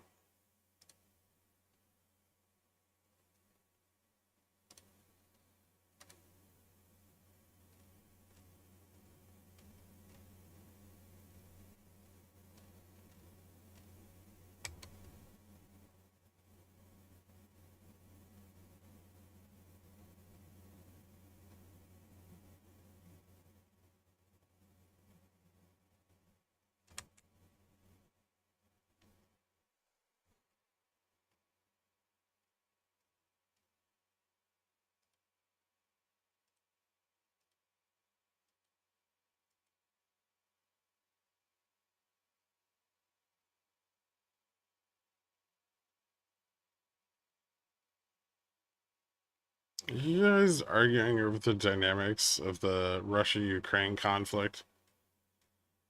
I don't see any thesis.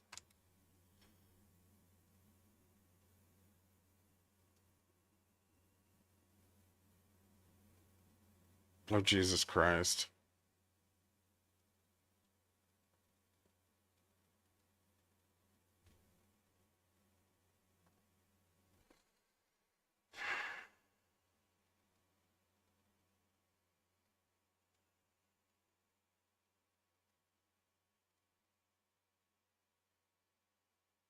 It's not worth reading.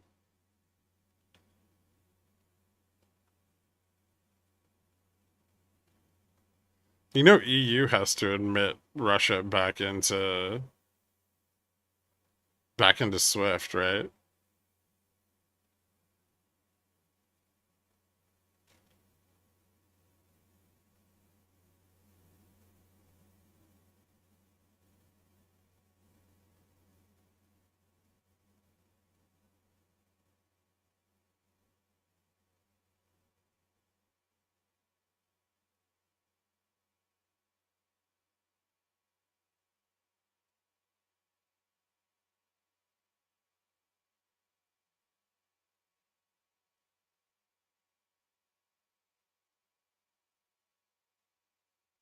Is EPAM back on the menu? It's been doing pretty good.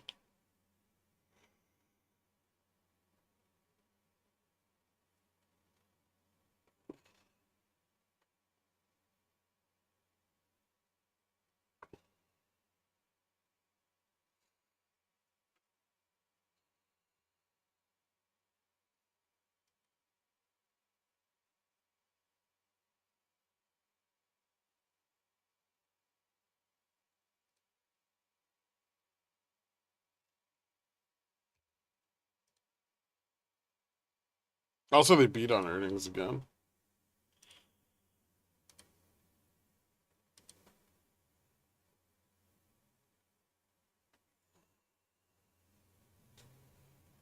Fill the gap at 93. I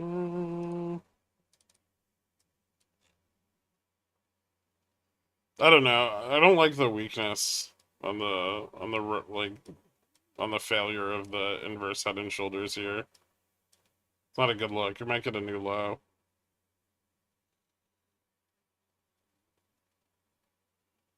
I'm gonna slip down into the more negative exposure here too. IV moves up under 57.95. A little. Not a ton though.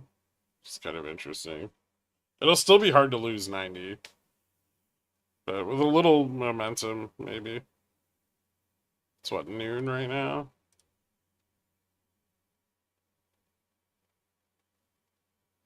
Hmm.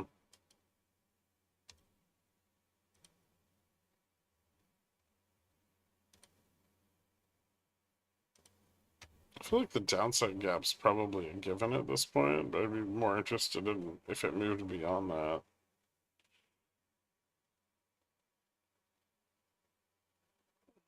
Positioning's not getting like better here either.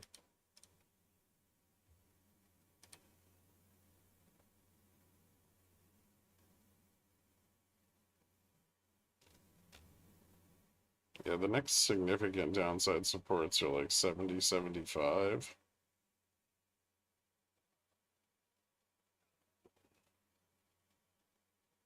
It does look like somebody bought back a shitload of calls at 58.20 though.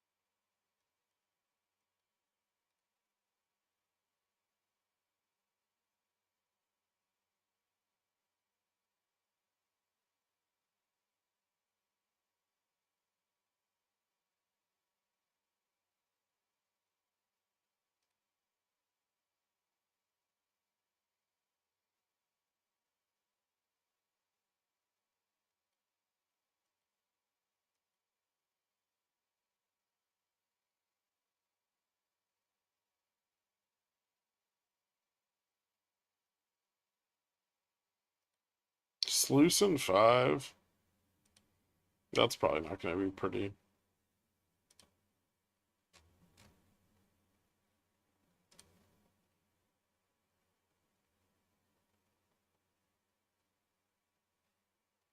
Is it the sluice or is it just the monthly budget statement?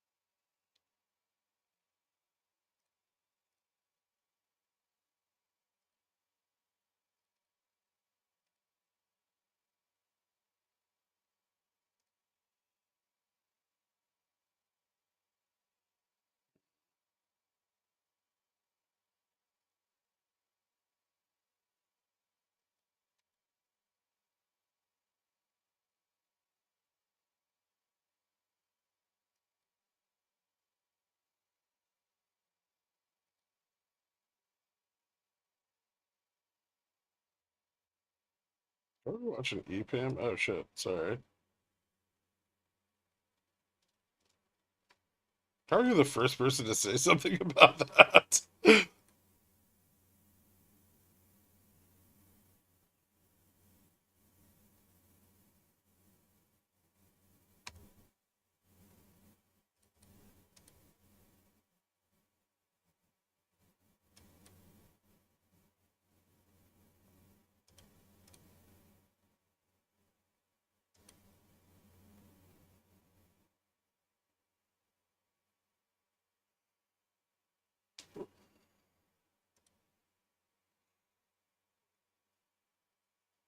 Everyone left after we gapped 3.5%.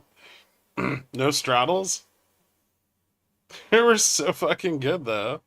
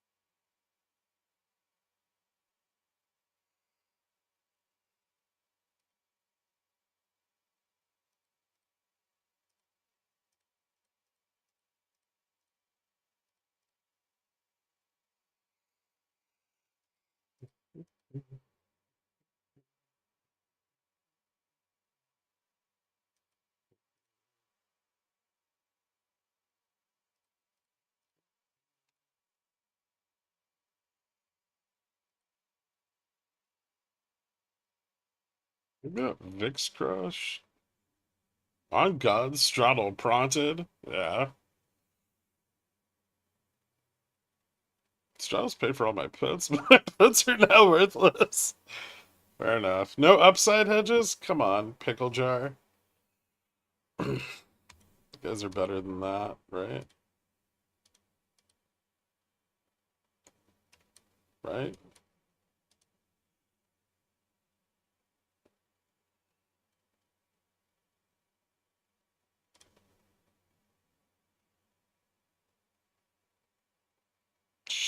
Hmm.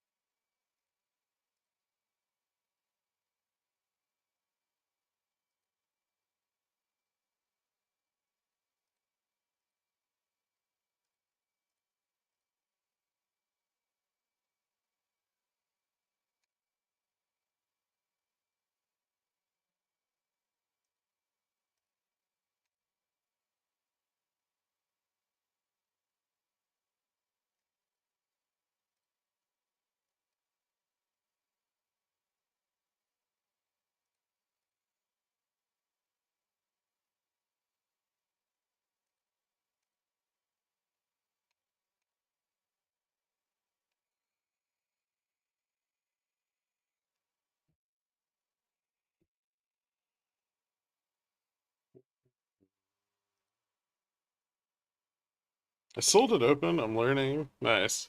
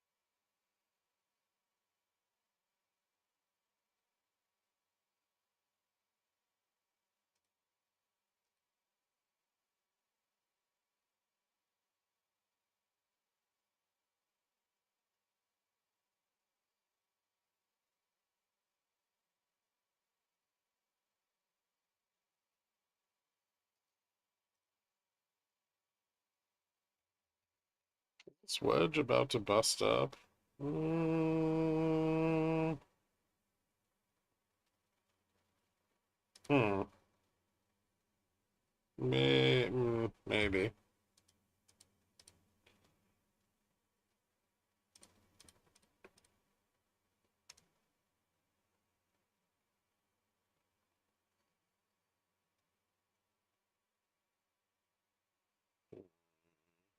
I don't see a lot of like call buying though.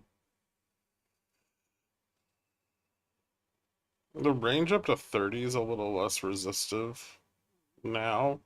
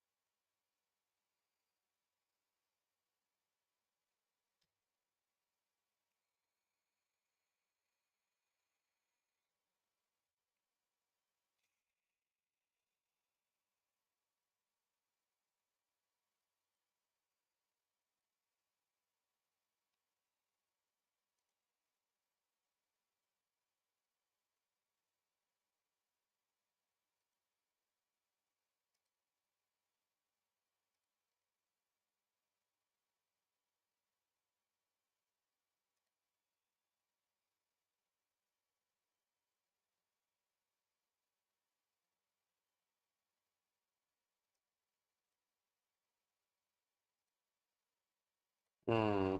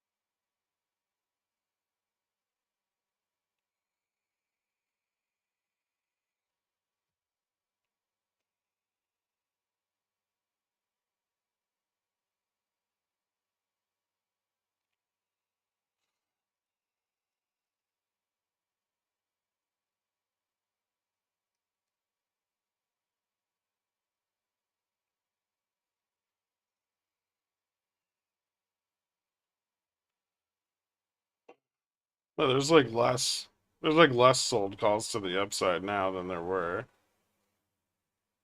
Or at least up to 30. There's a lot of sold calls above 30. But much fewer between spot and 30 than there were. So a lot of zero DT sold call profit taking around here, which means that less exposed to a squeeze to the upside.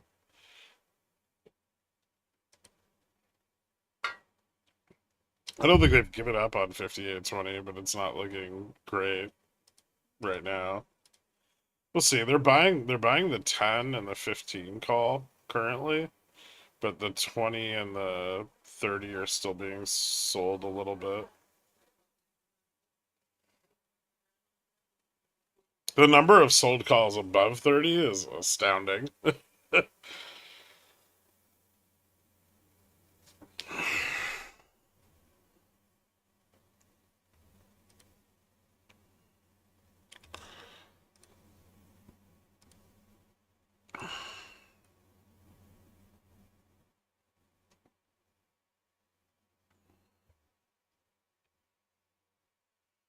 You think someone's still bigly trapped in a Fubo short?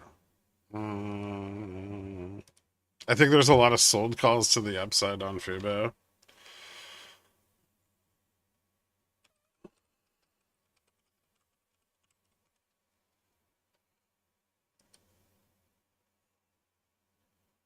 But it's only like, I mean, it's got a decent short on it. Like, what? I think it's like 10% of the float or something.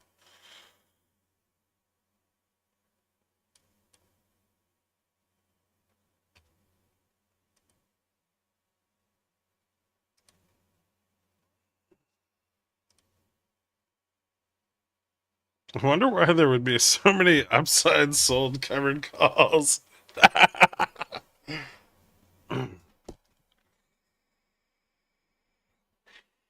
I mean, the real answer there is not sentiment. It's that there's a shitload of IV.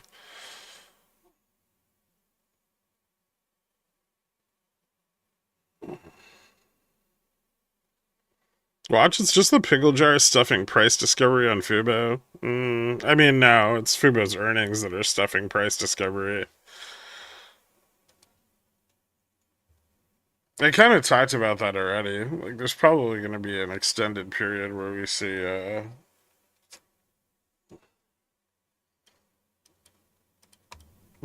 analysts' expectations for Fubo continue to outpace their actual revenues. When that catches up, Fubo will probably see some price improvement or more dramatic price improvement. When Beyond bankrupt, I don't know how the fuck they're still in business, to be honest.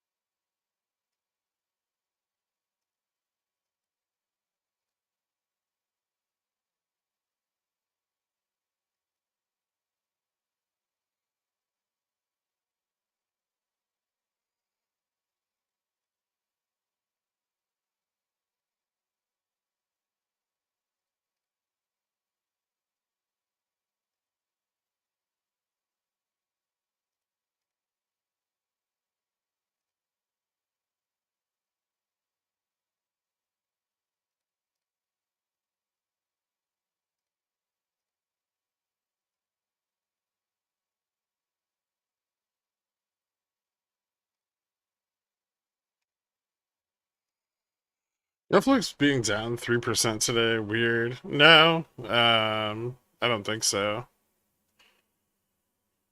Netflix was like a flight to safety for tech during a big part of the drop, so it's not a surprise that as the dispersion trade picks up, people bail on Netflix positioning.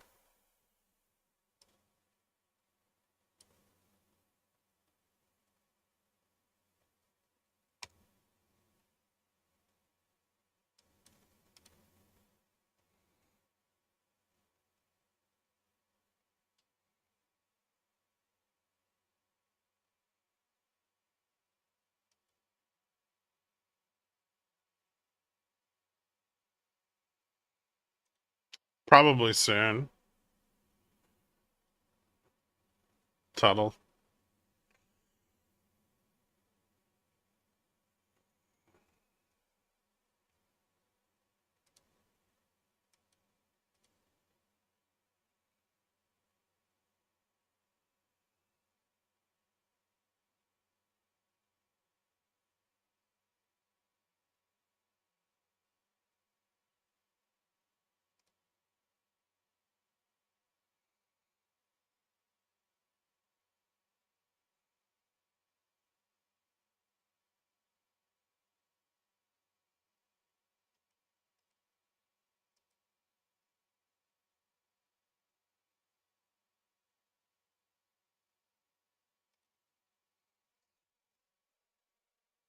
The crash has been over for 2 weeks.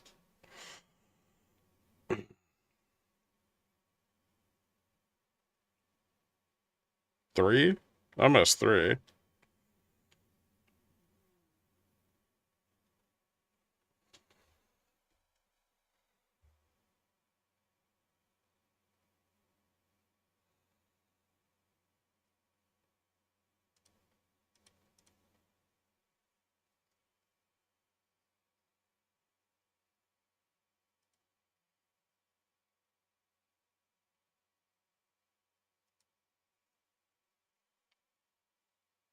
That would be cool.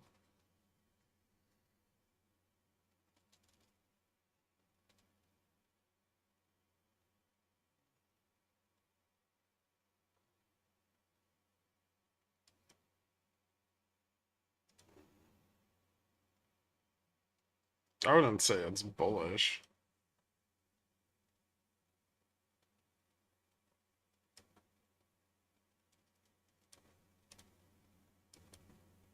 Not like overtly bullish, not like we're returning to all-time highs bullish, but an improvement upon conditions.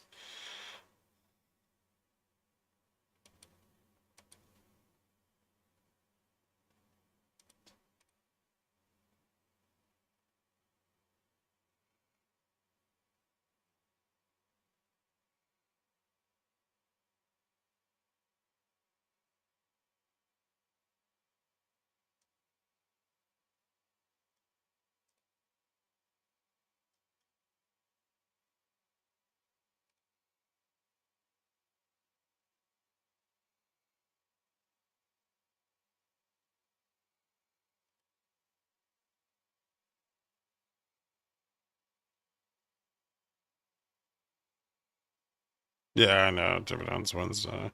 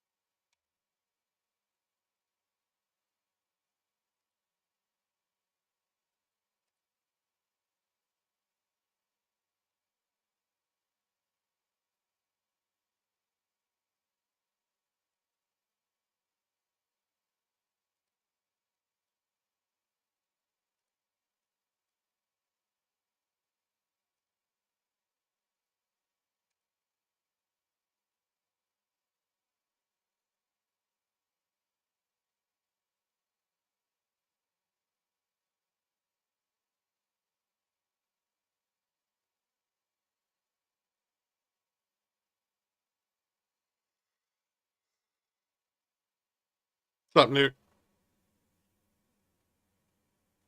Little resistance at 10.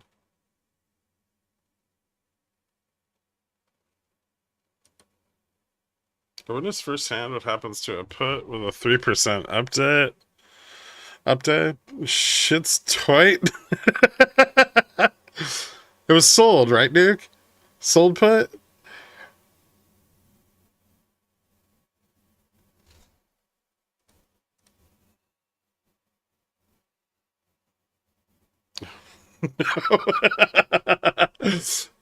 I had some puts too, but I had calls. I don't have puts anymore. Or calls. Perfectly balanced. Yeah, actually.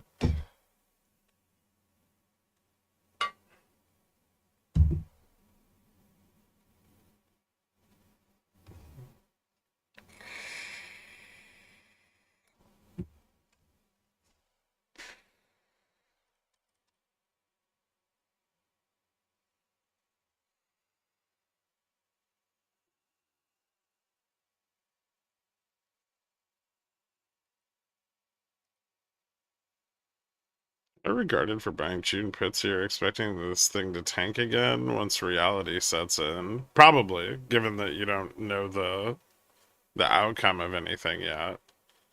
So you're just betting that things would be uncertain in the future, and you're paying a massive risk premium to do so. I mean, VIX is still high.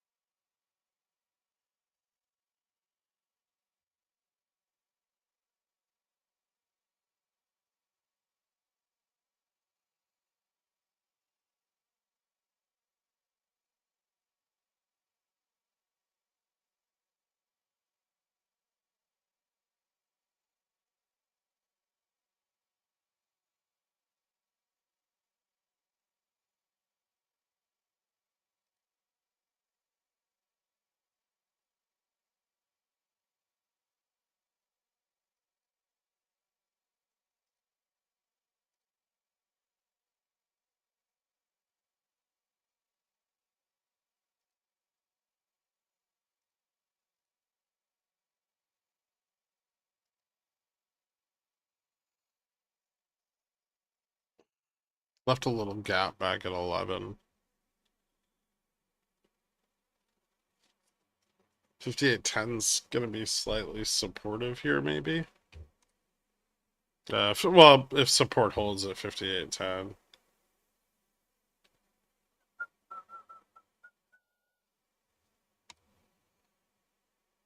Then probably 20 test.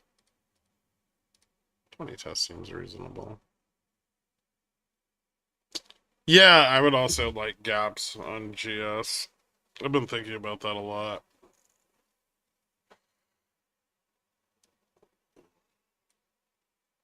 There's I mean, you can see them. There's like a downside gap right there that hasn't filled yet.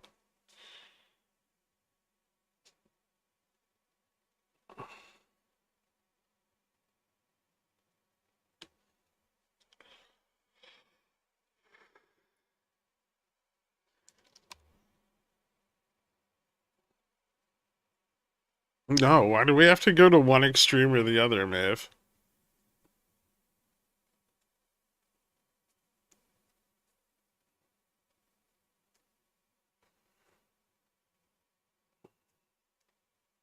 Because it's exciting? Is losing money exciting? That'd be depressing.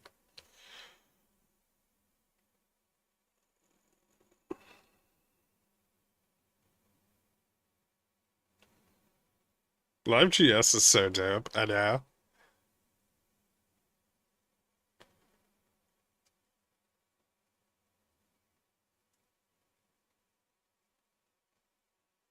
We're addicts, Gherkin? Don't do that.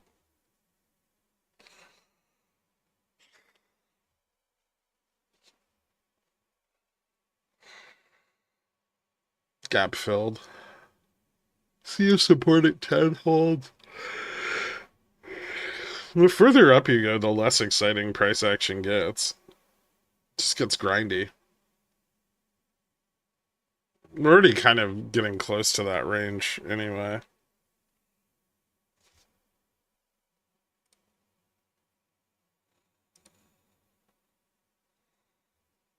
I'm expecting VIX crush to continue into this week after CPI tomorrow. It could. It depends on where CPI comes in. I mean, analyst expectations are pretty elevated for month over month on core and headlines, so I would say that it's likely that we see CPI come in the expected range. If it does, then yeah, we could see more volatility crash. But I do think PPI probably is a bit more important right now. This is the 10 test. If we slip 10 back to like 5800, so if it doesn't act as support here, we can fall again.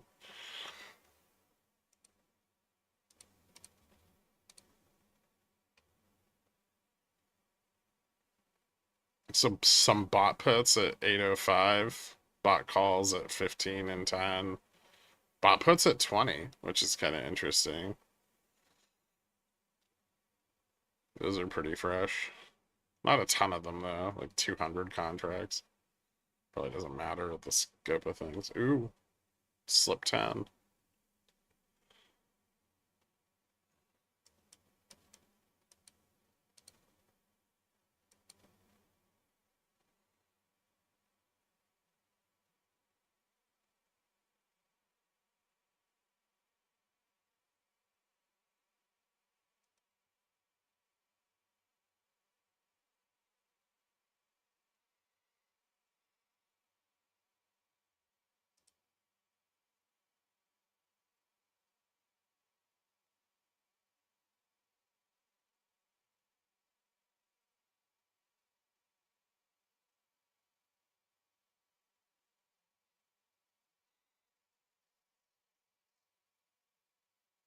That's the way the market works. It's chaotic.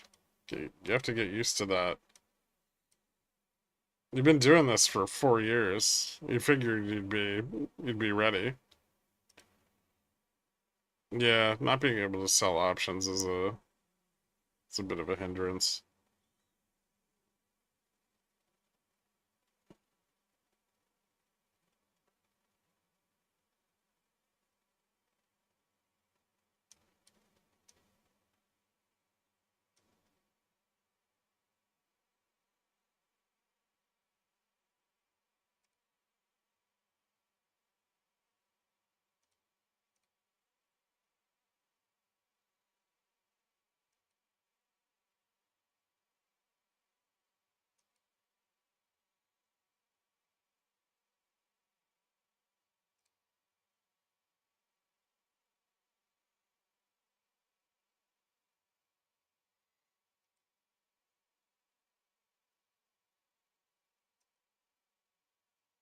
But things are less terrible.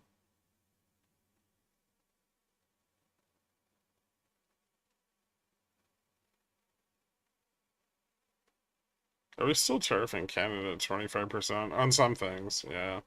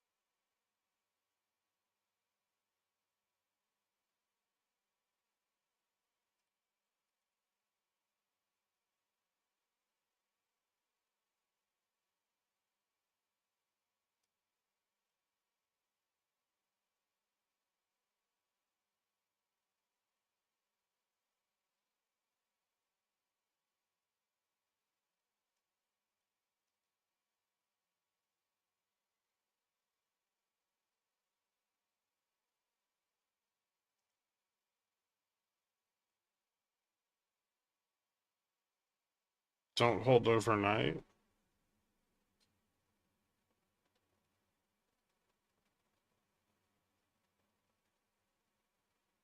If you're gonna hold overnight, hedge out of the money.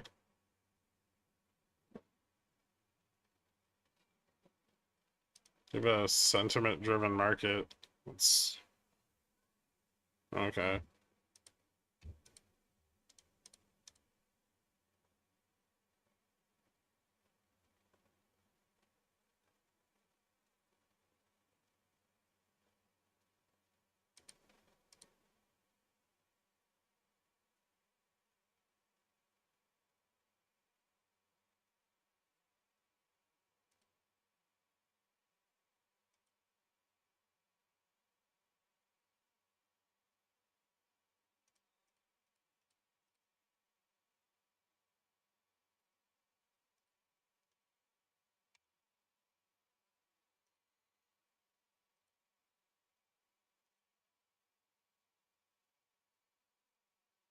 Is it?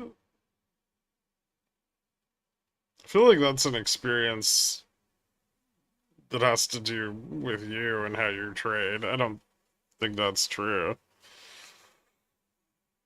Levels were pretty much obeyed outside of any news releases for almost the entirety of the drop and the bounce back.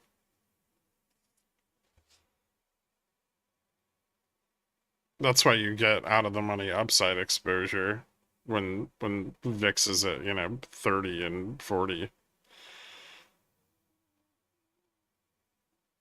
Because the buyback flows are almost inevitable. Yeah, that doesn't work.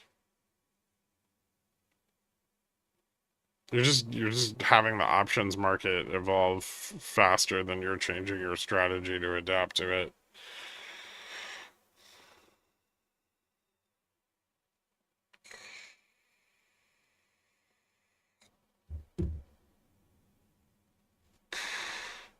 Okay, then what's the problem?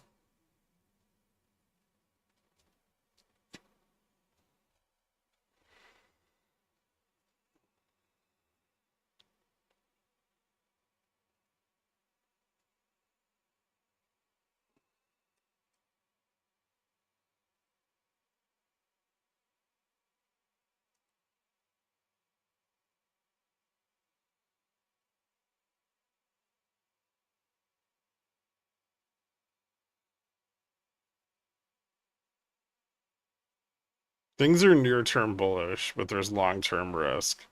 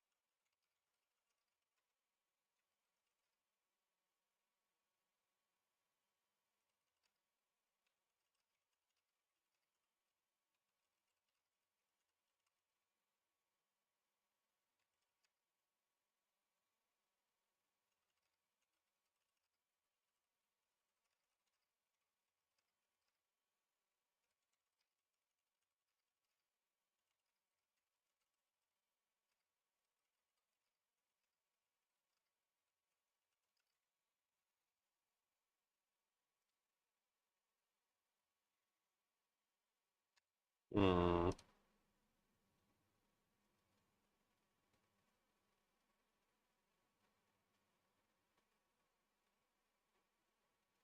You should be doing that anyway. All of you guys should be doing that. You should be setting stops alongside your orders.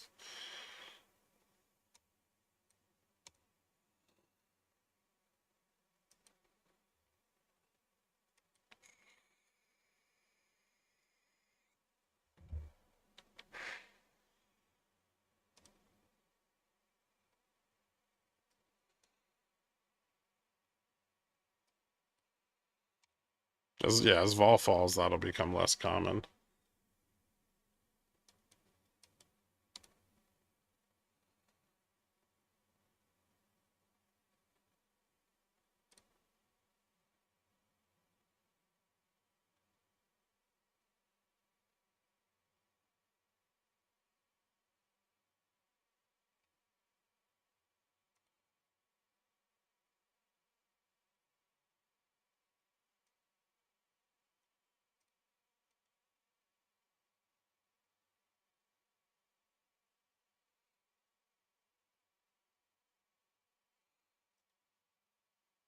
I miss ghosting your plays. I don't. I much prefer the pickle jar not piling into the positions I buy. We'll bring it back, don't worry.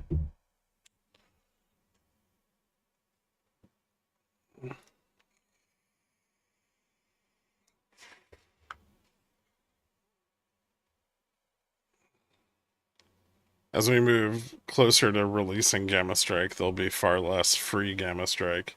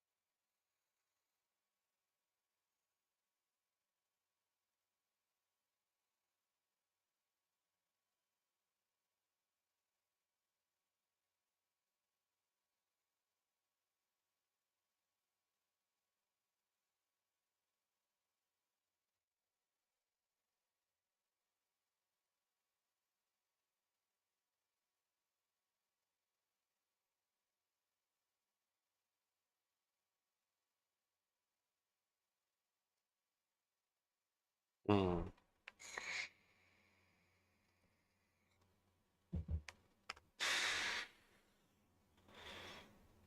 I've yet to see anyone explain how they make money off of what's on screen right now. Seriously?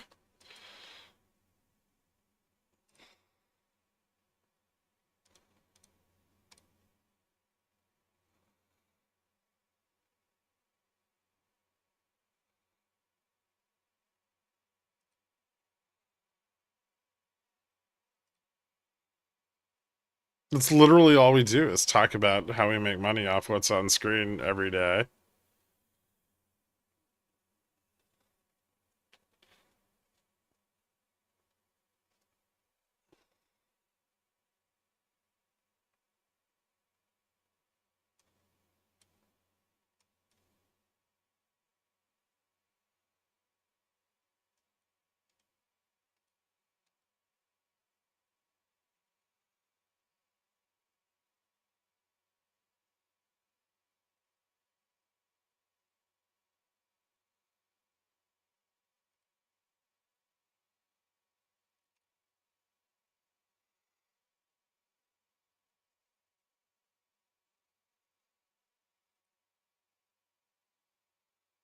I mean, with just what's on this screen, you can scalp gamma, you can play vol, you can sell premium where IV is elevated, you can buy premium where IV is low but going to expand. I mean, there's delta hedging. You can play the put call volume.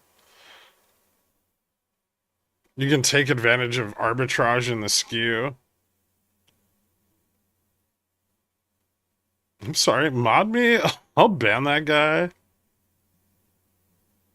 So you've all been buying calls for the past 30 minutes based on what's on screen because reasons?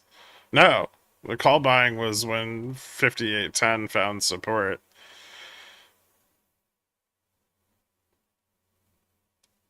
And I was like, oh man, if 5810 finds support here, we're going to move up and test 20.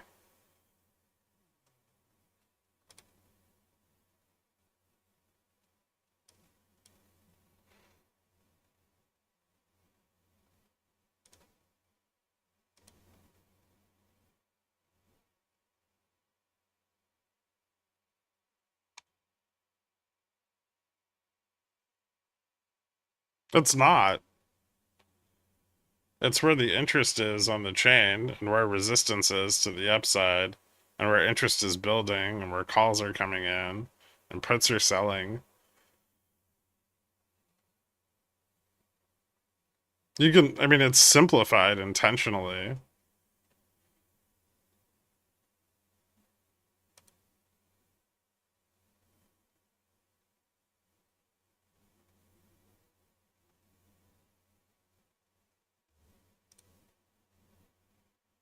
Okay, then don't buy it. I don't fucking give a shit what you do.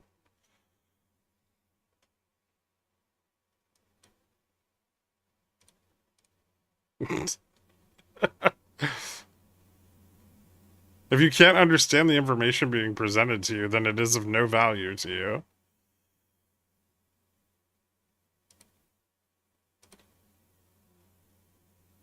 No, Gherk, we need marketing. What? Him? Who cares? He's one person.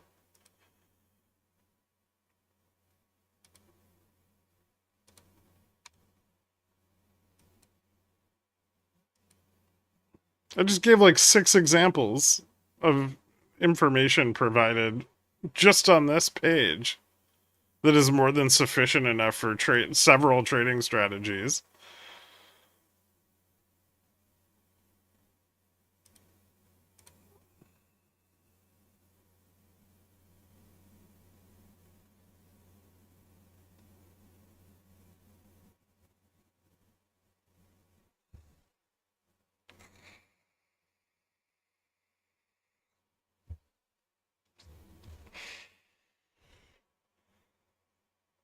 Can we test 30? We broke 20, so yeah. 30 is where the call wall is, though, so getting above that's going to be difficult. Things are pretty flat up to that point, but like it's going to get grindy at 30, 40. There's no 35 strike at all. So that's going to be tough. There's going to be no more positive gamma at 35 to hedge. And so bulls would have to clear like a $10 gap at 30 in order to try to push for 50. What's up, Tycoon?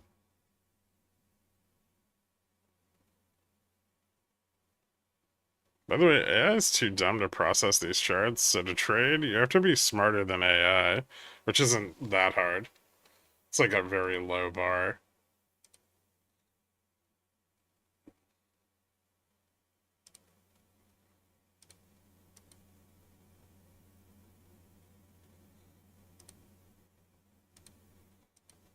AI can't think, so...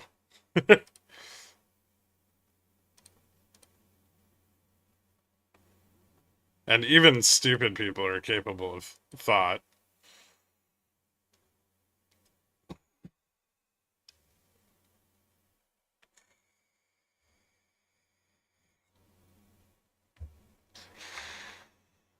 Yeah, yeah, I know.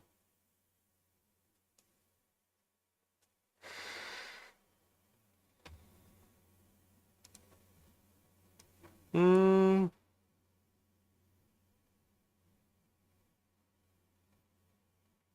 Profit taking at 30. It's a pretty small gap. I mean, sure, yeah.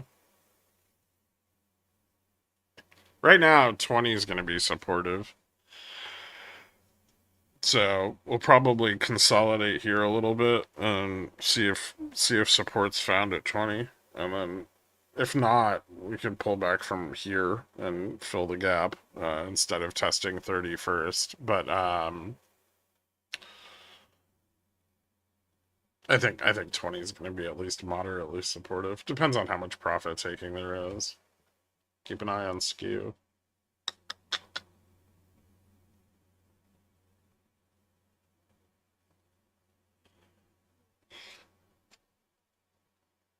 Also watch the like 10 and 15 call strikes, because that's where the bot calls were. So if you start seeing like vol pick up there and gamma fall off, could be indicative of more profit taking.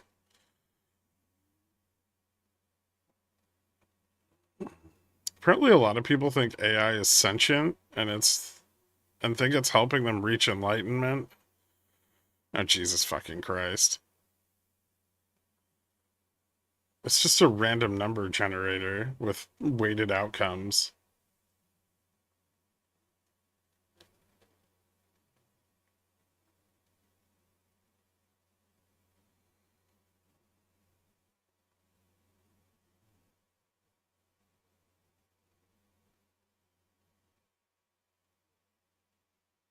Whoa, whoa, whoa, man. I thought you heard my...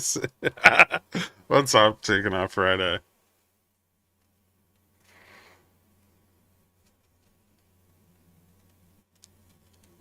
Later, Moondag. Are people in college getting ChatGPT to write their papers because they're too tired to write it themselves because they were up late scrolling on their phones? What's up, Nick?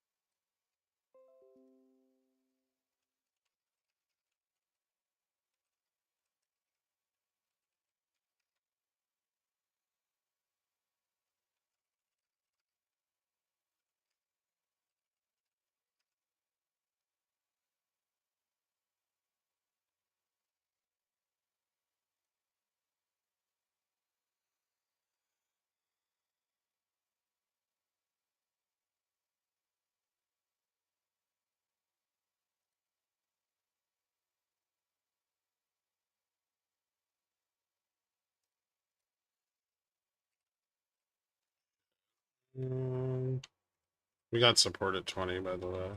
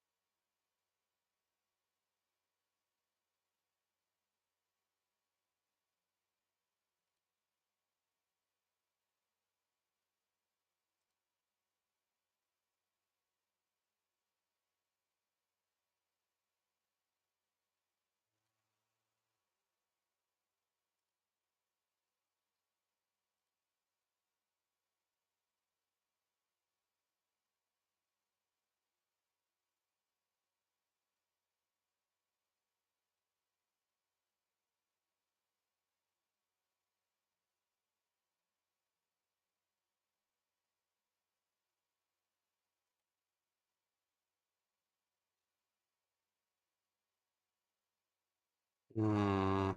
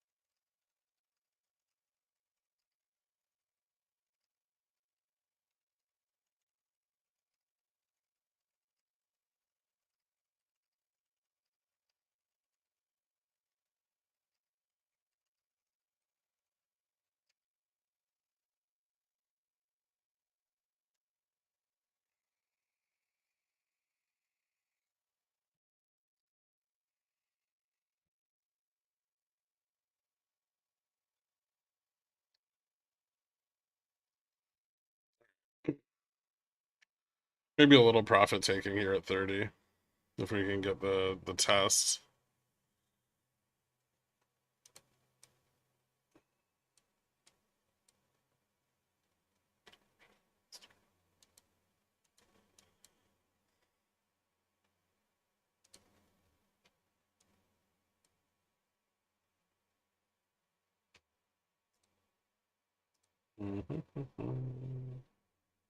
There's some call buying at 30, 40, 50. Still. Yeah, 20 is a very active strike.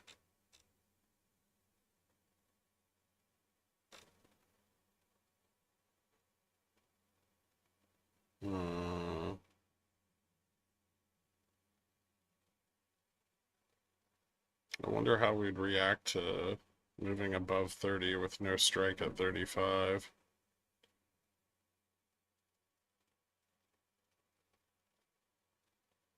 It's fucking weird.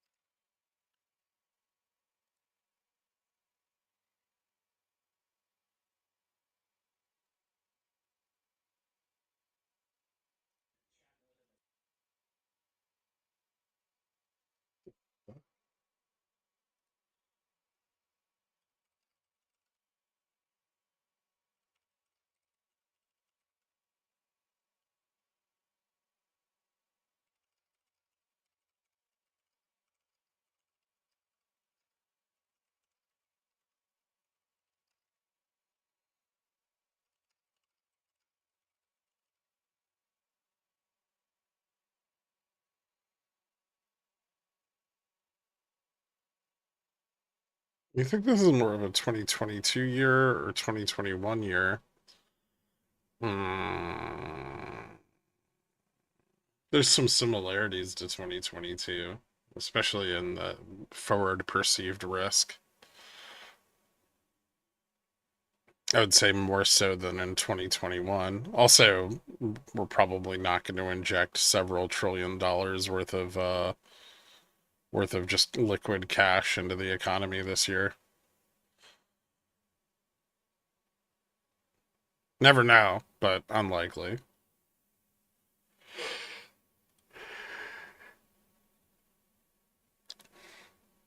What's up, Wooly?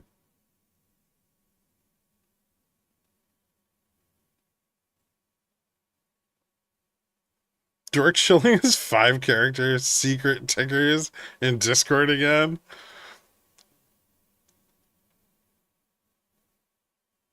Hey, Gherk, my wife says hello. Hey.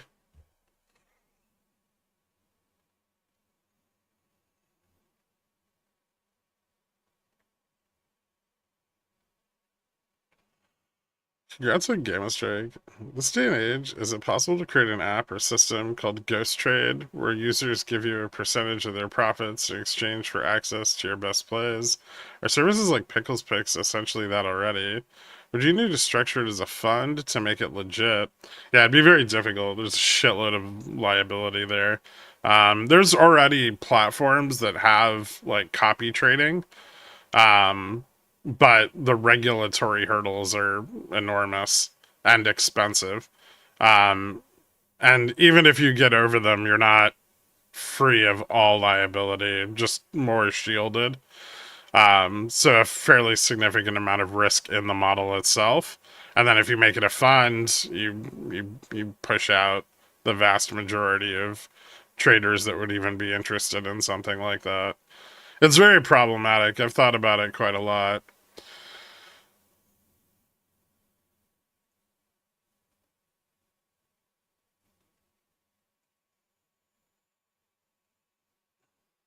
Also, you're dealing with like different capital structures across multiple entities. And, you know, if people don't have enough money in their account to say hedge a position or leverage up on a position, then the profitability of the position on the copy trade could be severely hampered. Because those services don't really ever allow for like any kind of dynamics in the positioning.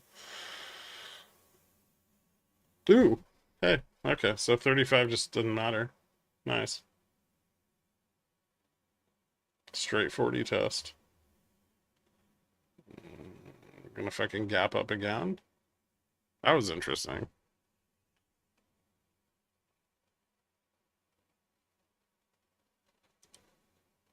Is that driven by futures? There's quite a lot of volume on futures.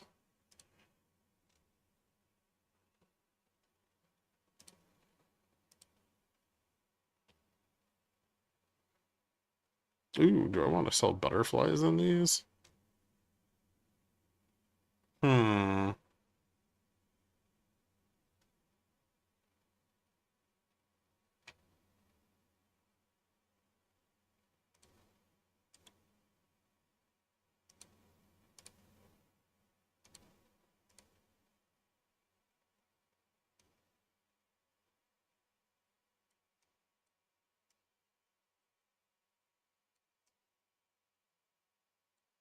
Oh, that's fucking weird, though.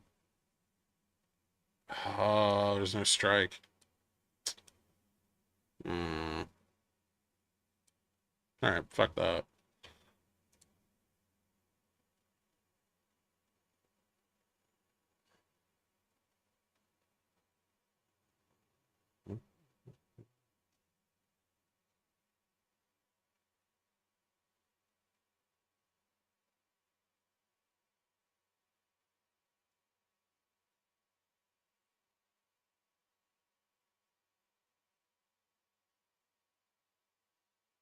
Gherkin the Period is already offering that service. Check your DMs. It's a joke. Gherkin the Period is a scam. Yeah, any Gherk that reaches out to you guys about trading platforms or anything like that, absolute scam. Just bot accounts trying to scam people on Discord.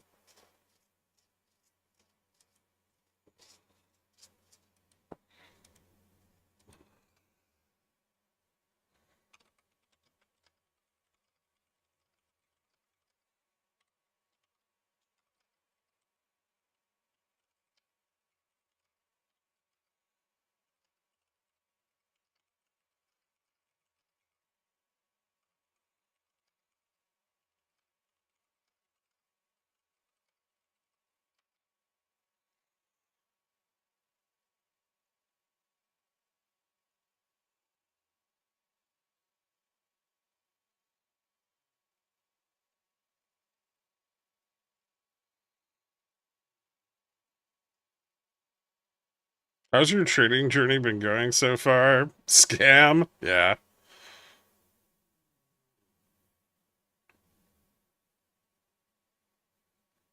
They were extremely friendly and concerned about my well-being. That's how I knew it was a fake. Yep, that's a good signal. I don't reach out and see how your ports are doing.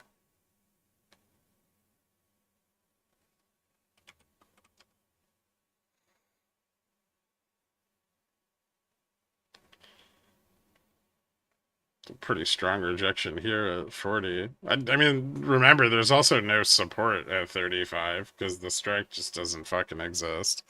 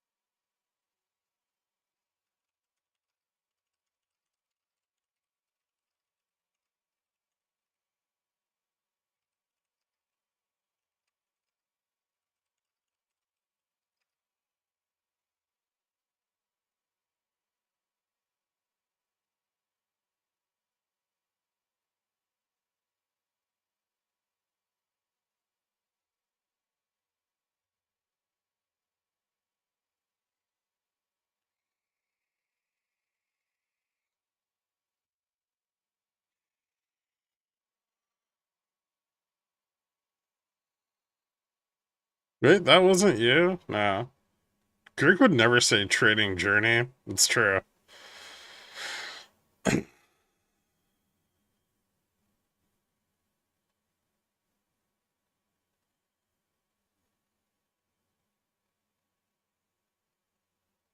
it gave you access, you changed the password.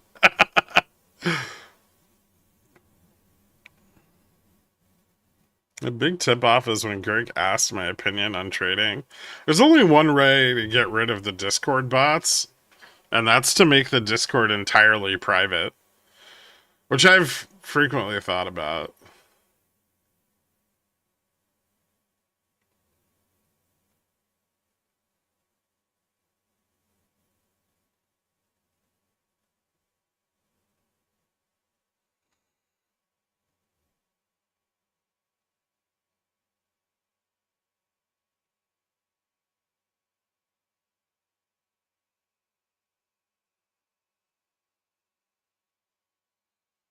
I gave Fake Greg my negative balance account. Now he has to pay it.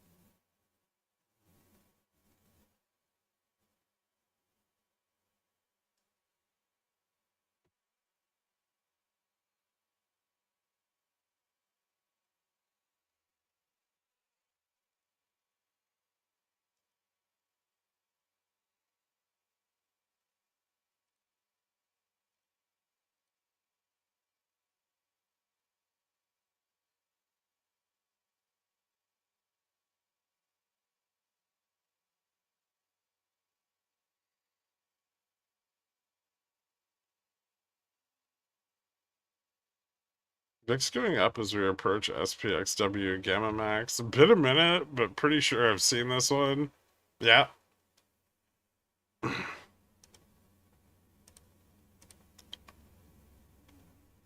Well, there's actually short calls up here.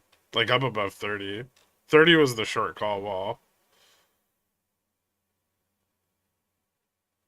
But even intraday positioning, there's not much above GM. So it's probably going to act as a fairly hard resistance. If we can even get past these levels where we have the $10 spreads. I'll say the breakout was kind of surprising. But I guess what else do you do here? Because here's something that we need to change probably. And I was kind of just discussing this with JFresh, but you know, where we have these like gamma levels because of the overnight move. And this is really rare, so I don't know how much we need to address it. But basically, gamma at 35 doesn't exist. And then you have gamma at 40. And even though we're displaying it as a continuous strikes, in reality, gamma exposure goes from here to 0 and then back up here, which means this range is like really volatile.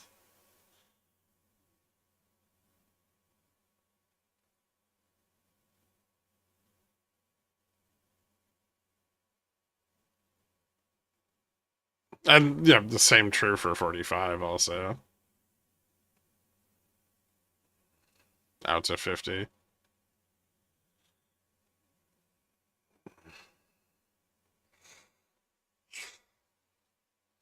So, we were talking, like, is it better to show the continuity of the hedge across those strikes, the way we have it displayed now, where it collapses the gap? Or is it better to highlight it and show the truth? I think showing the truth is better.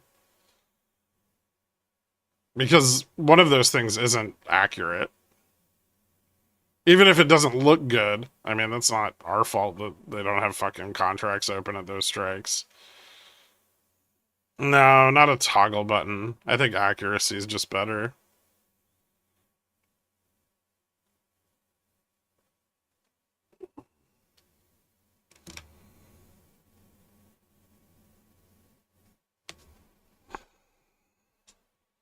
Even, it'll be confusing, which is annoying, right? Because it's going to lead to a lot of questions, but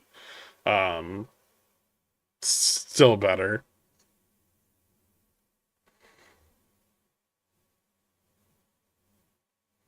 This will happen very rarely also. I mean, it's unusual to move this much in one session.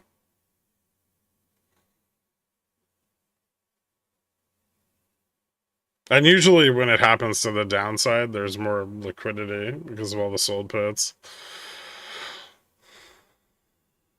But we've run into this a couple times over the last few weeks. Yeah, well, that's because the volatility environment's been so all over the place.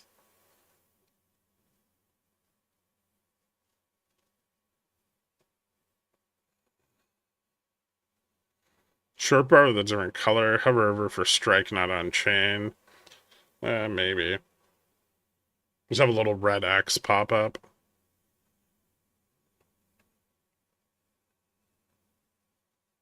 Yeah, Friday had a missing strike. Anytime you have a like big overnight move, you can run into that. It's got to be like beyond the standard deviation, but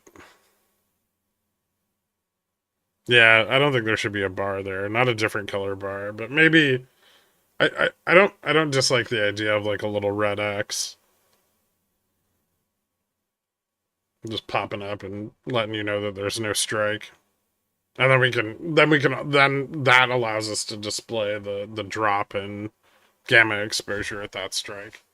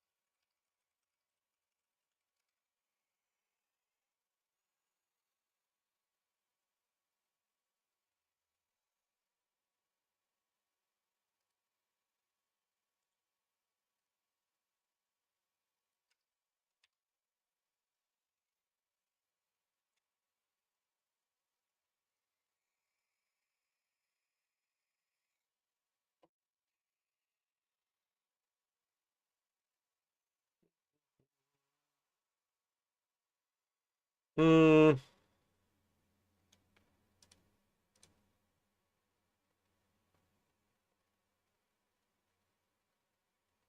think there's a little bit of support at 25. Maybe some calls coming in at 30 here still. 50 calls still being sold pretty heavily.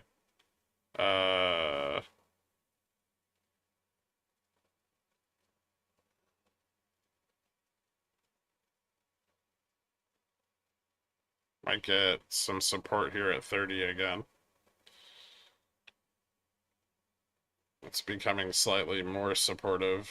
I don't know if it's becoming more supportive quickly enough.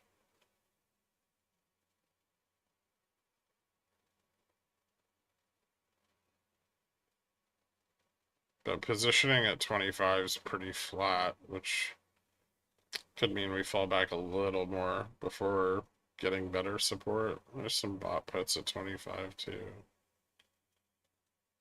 Some bot puts coming in at 5,800. And those might just be closing.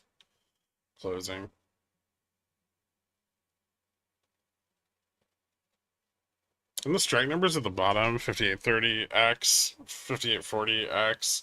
Yeah, I think we display the strike like it should be there. And then just on the bar, we put a little X. So you can see it more visually instead of trying to expand the axis. Just have it place a little X if there's no Nothing on that contract. And then but then the Gex line would be continuous through that missing strike. So you would see the drop in exposure due to the missing strike. But no, no other information. I don't think anything else would really work there. Like leaving it blank is going to be weird. Not going to make it a question mark.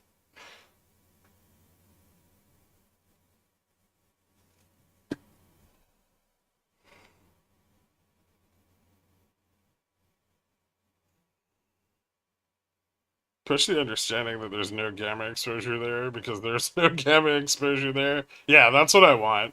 So I think the way we'll do it is like we'll just have like where that strike would be, we'll just have like a little red X. And then the gamma line can like drop to 0 and then move back up at the next strike. Does that line up? Hold on, I have to look at OBS and see if that's just, oh, okay. Hold on. Can't even see it.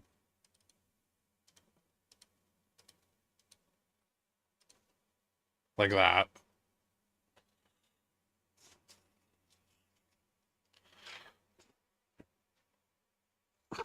It's because there's like massive spreads in the upside options.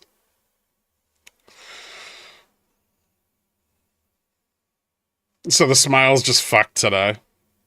It'll normalize tomorrow when they open up more strikes. But there's 23 strikes open between 5,800 and 7,000 on the 0 DT. Or 23.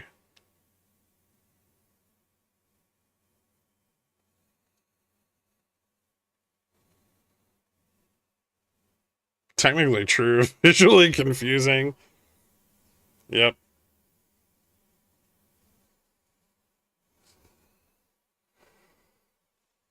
Not representing real values.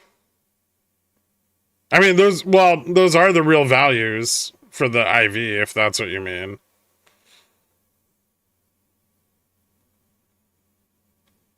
It's just the IV spreads are huge from strike to strike because there's so much distance between them. Like think of the moneyness and a symmetric like IV smile. And then start throwing some fat fucking gaps in the one side of that smile.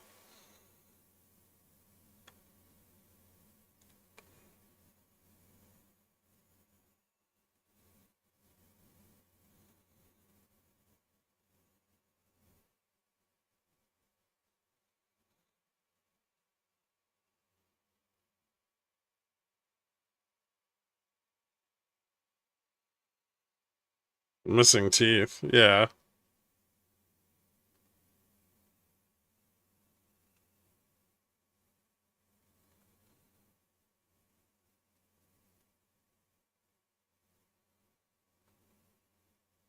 Could we see a return to 5,800? I don't think so. I think we get a little bit of support here at 30. I think the 40 strike's still being bought pretty heavily. And there's put selling both at 25 and at 40. Just be wary because the 30 to 40 range is probably going to be traversed quickly anytime that it's crossed.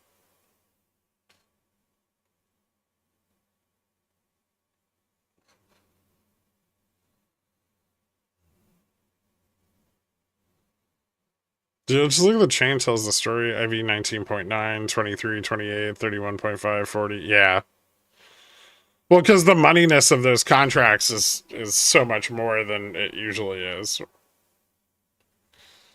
Like those are like the big jumps in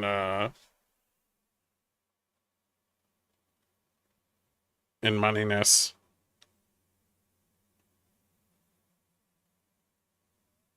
Because there's so few upside strikes. But it'll fill in. I mean, it's only going to be like today.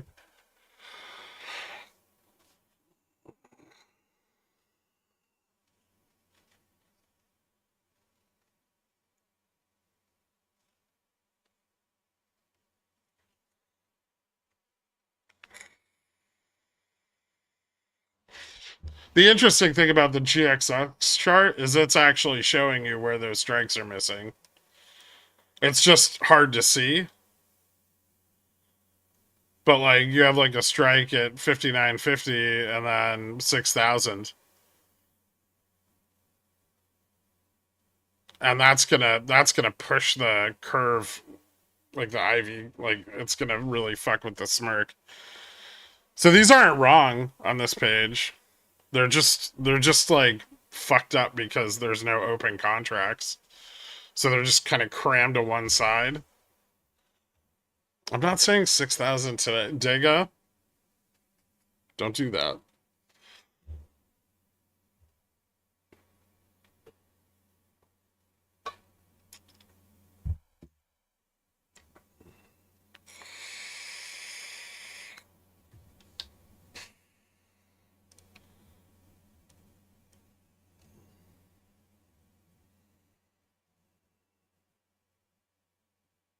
Keys DM is almost above GM.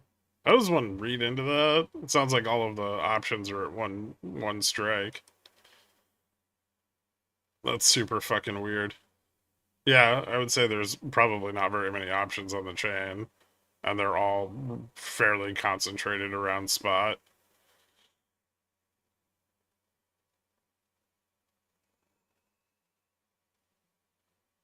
I'd take a look, but I'm pretty sure that's the issue you're running into there. When you look at these like shitty illiquid stocks, you're gonna run into, and we're gonna add ranking for them, but you're gonna run into a lot of this shit. So gamma actually a little less than delta near spot, or just to the upside of spot. And that's probably why you're seeing this over the top of the curve.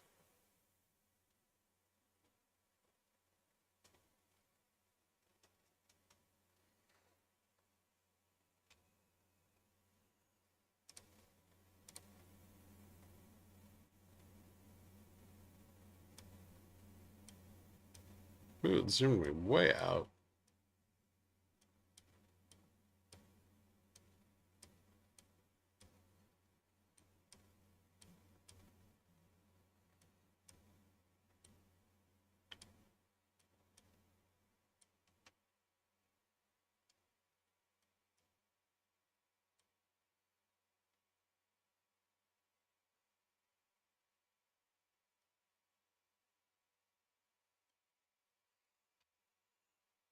Is that bearish? I don't really think it's meaningful at all.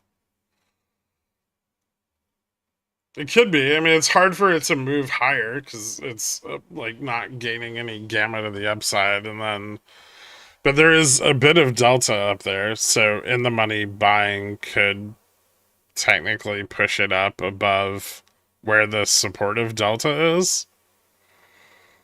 Like if price got there, it would be more stabilizing above gamma max, but I doubt it would last for long.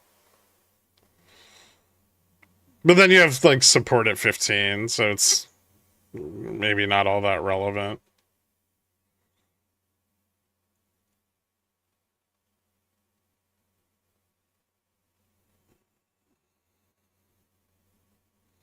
Not sure there's a really clean way to display weird eventualities like this. Just gotta roll with it. Yeah. I mean, there's enough edge cases in the market that you can't ever get them all. The best you can do is build a system that can handle the majority of them, which is what we strive to do.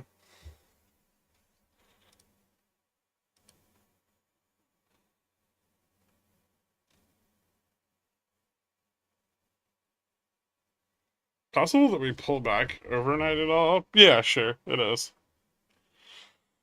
I don't know what repositioning's gonna look like further out yet, but I would imagine that it's going to stay fairly bullish. So far today, we held 5,800 pretty well. I mean, we had a couple drops below it, but there's definitely going to be support built up there. I would say that into the end of this week, it's possible that we slip it again. But I would still expect support to come in higher, higher than the overnight gap, like 57.50 at a minimum. And pulling back there and getting support would just be bullish, I think. Obviously, news can affect that, but especially right now. Long TMF and sing with me. Hold your breath, make a wish, count to 3.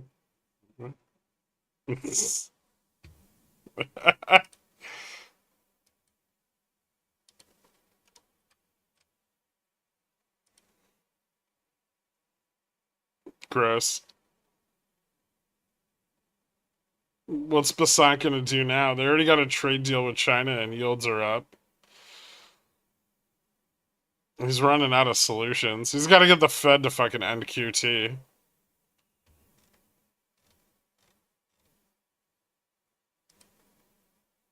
And that's not going to work if inflation moves up this week, especially if import prices are up Friday.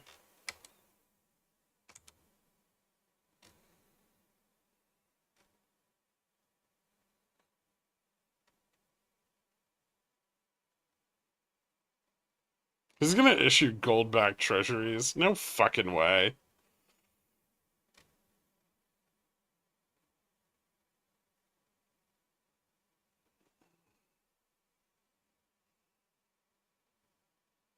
There's no modern monetary validity to doing that. No way.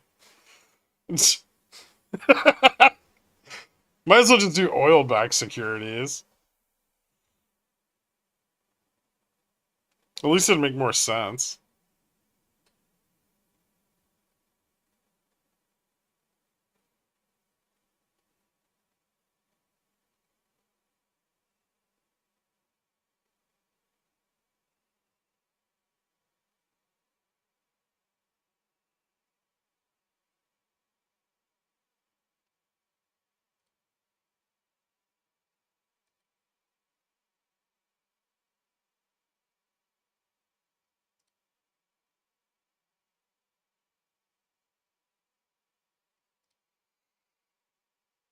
What a month it's been. Thanks for all you do, and thank you to the entire pickle jar for being toy. Thanks, Void. I'm glad you've enjoyed your first month here. Cheers to many more. I have 500 calls and a shit penny stack. Won't say which, but so over leveraged. Is it Fubo? He's talked about it, and he's a self-proclaimed gold bug. Hmm.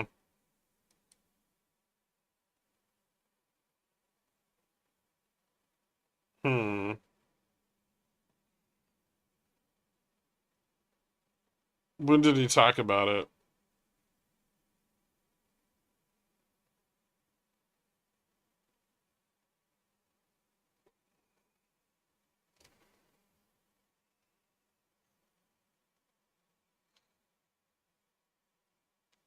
You know as well as I do, they're gonna have to do something outside the lines to can kick this.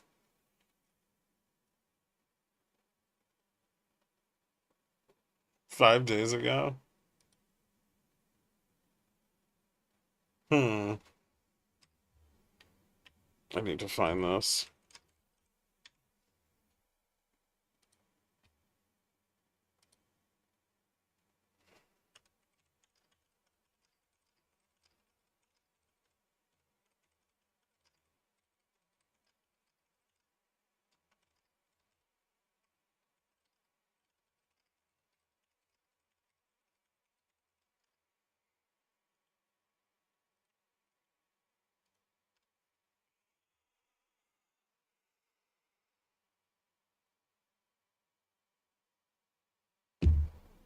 No.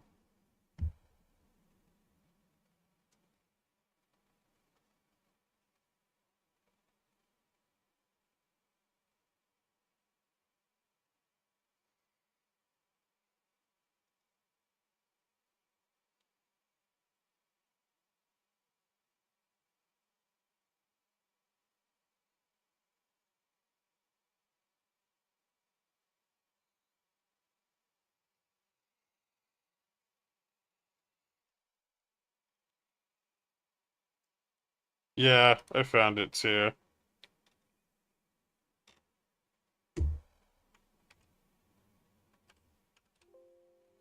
Thank you, though.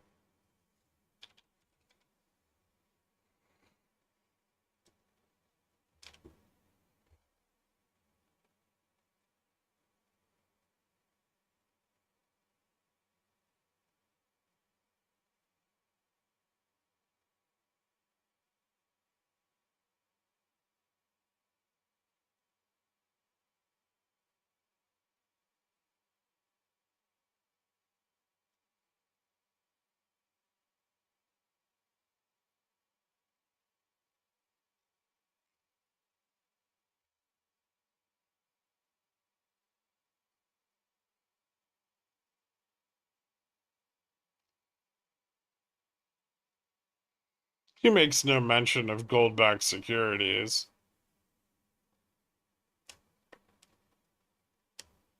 He wouldn't. We can't.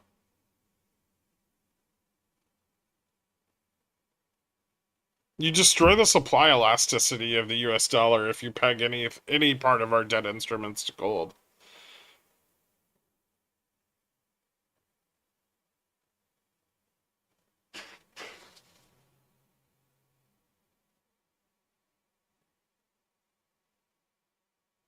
That's like flipping a coin on a debt spiral.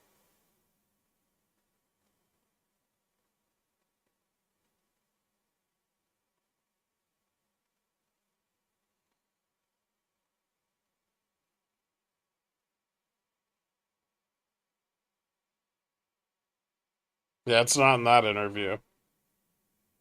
Which was the only one I found also. Well, at least about him being a gold bug.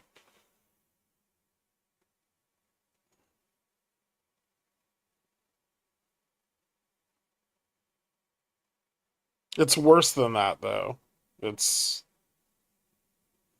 I mean, just that aspect is flip. I mean, you have a massive contraction in the monetary base. We have what, negative 21 trillion in M2 supply? Where the fuck are we gonna get that gold?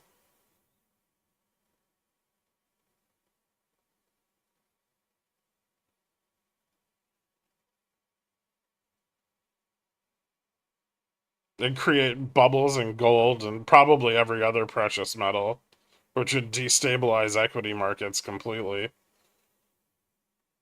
Ah, no, not Fort Knox. Peter Schiff.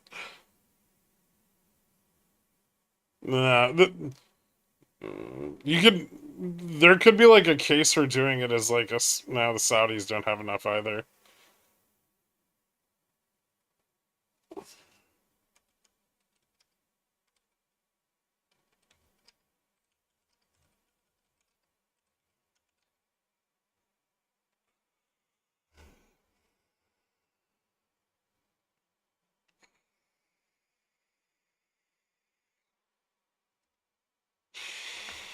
Feels like long-term bearish still. Long-term uncertain, which is why you're feeling bearish.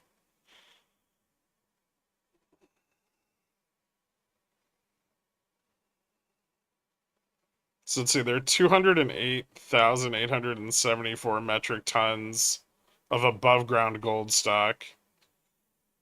32.29 per troy ounce. So what's that, like just at the current M2 money supply? So the US would have to have control of all of the fucking gold that's ever been mined in the history of man.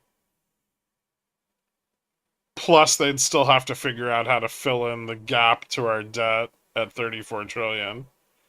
You can't do fractional banking. People just there's no government backing of gold. That's why gold is a hedge. You can't make a gold-backed security. Oh, okay. Just pissing me off.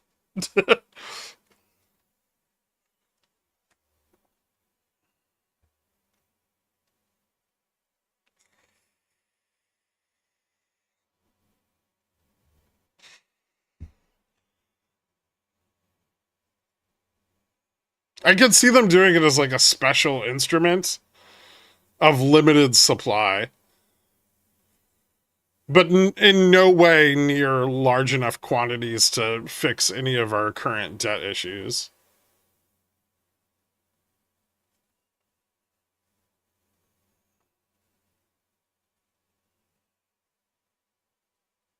They found out that there was still gold there, or that they'd moved it to the Federal Reserve in New York. And they were like, oh, and then didn't talk about it anymore because it wasn't as fun of a conspiracy.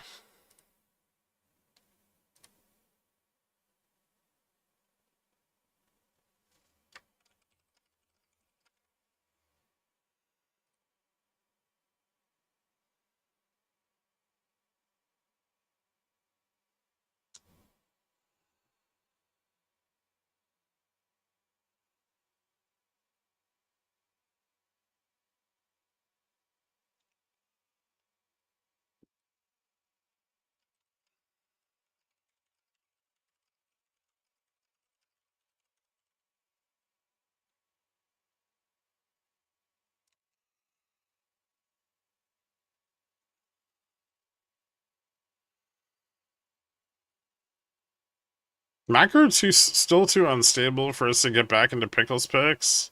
I miss those write-ups, to be honest. I'm probably going to start doing equities pretty soon. Dispersion's flipped. Indexes are back in positive gamma territory. So if you want to go long volatility, equities are the way again.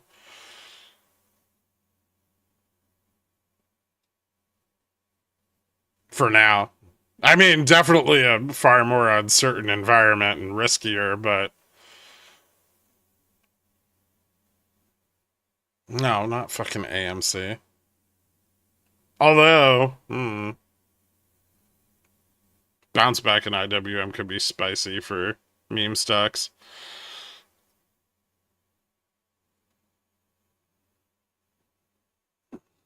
But not AMC. Gross.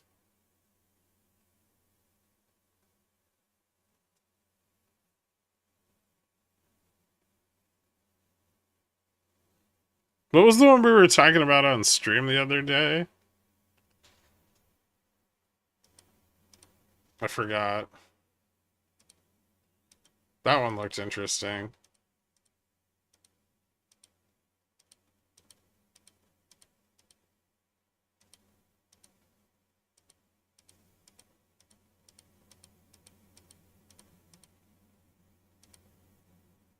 Oh, MVST. It's up another 8% today.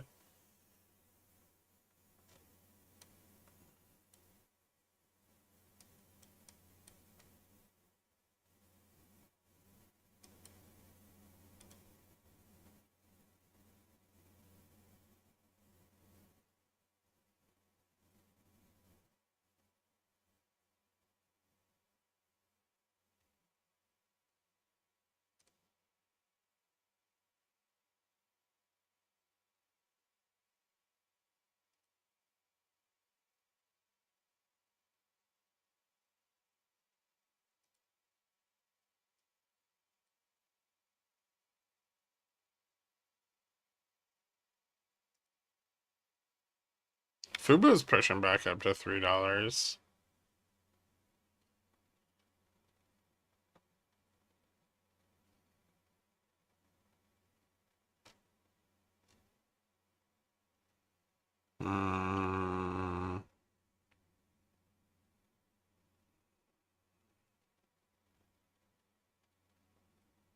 Hmm.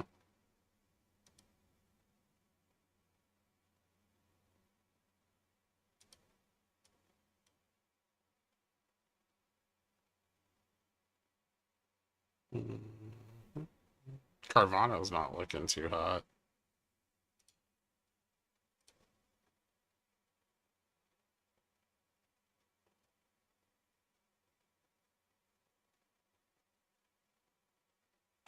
Dole missed on in earnings? Fuck yes.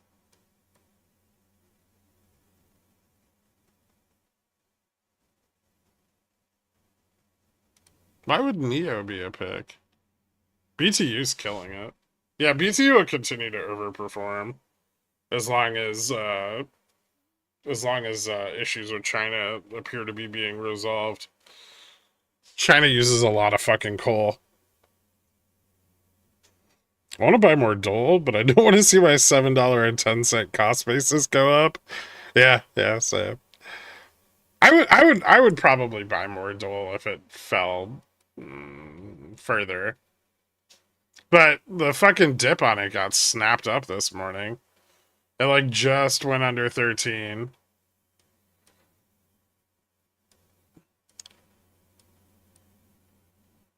The last time I bought was at 1088.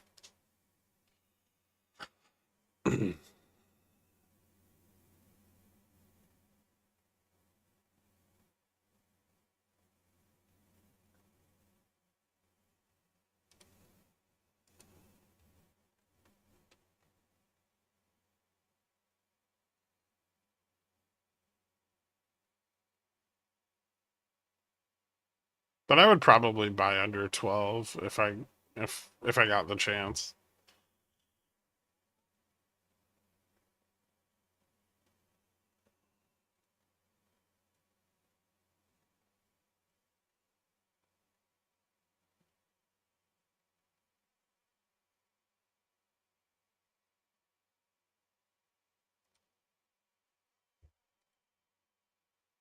I'm gonna grab some for lunch real quick. I'll be right back.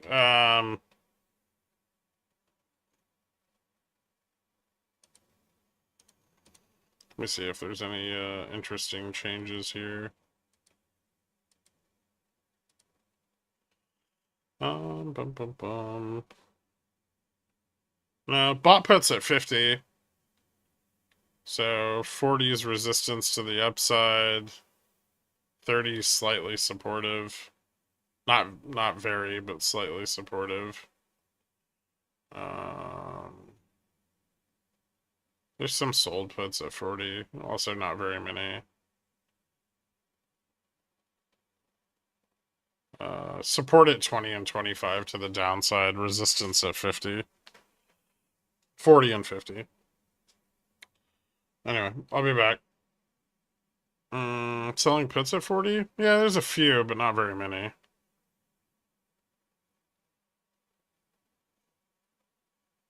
Still mostly sold calls. Mostly sold calls at 30, too, which means rejections could be a little nastier. But, alright. One sec.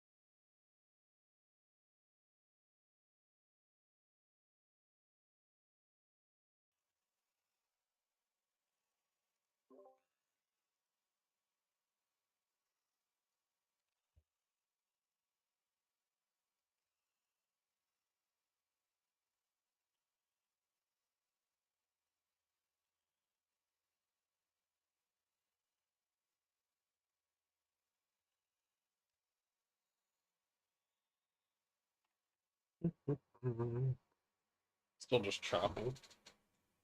I'm gonna order something.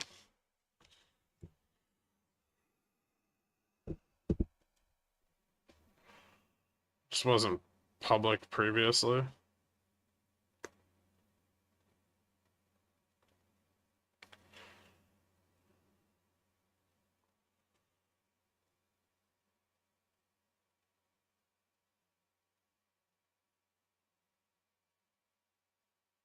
Mm.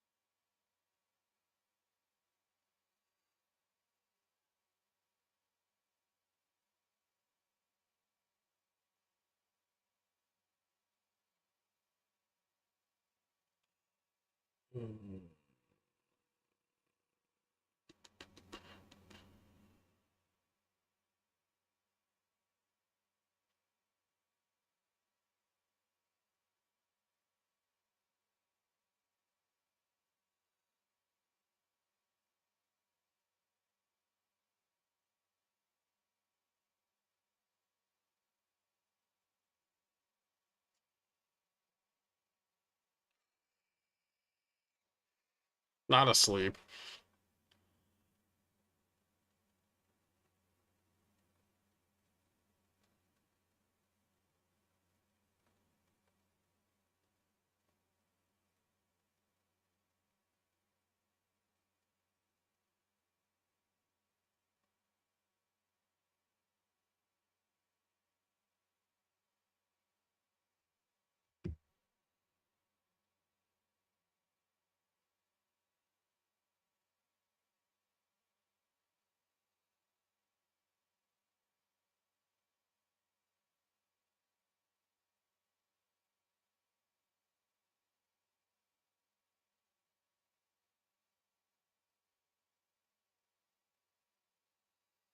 Mm.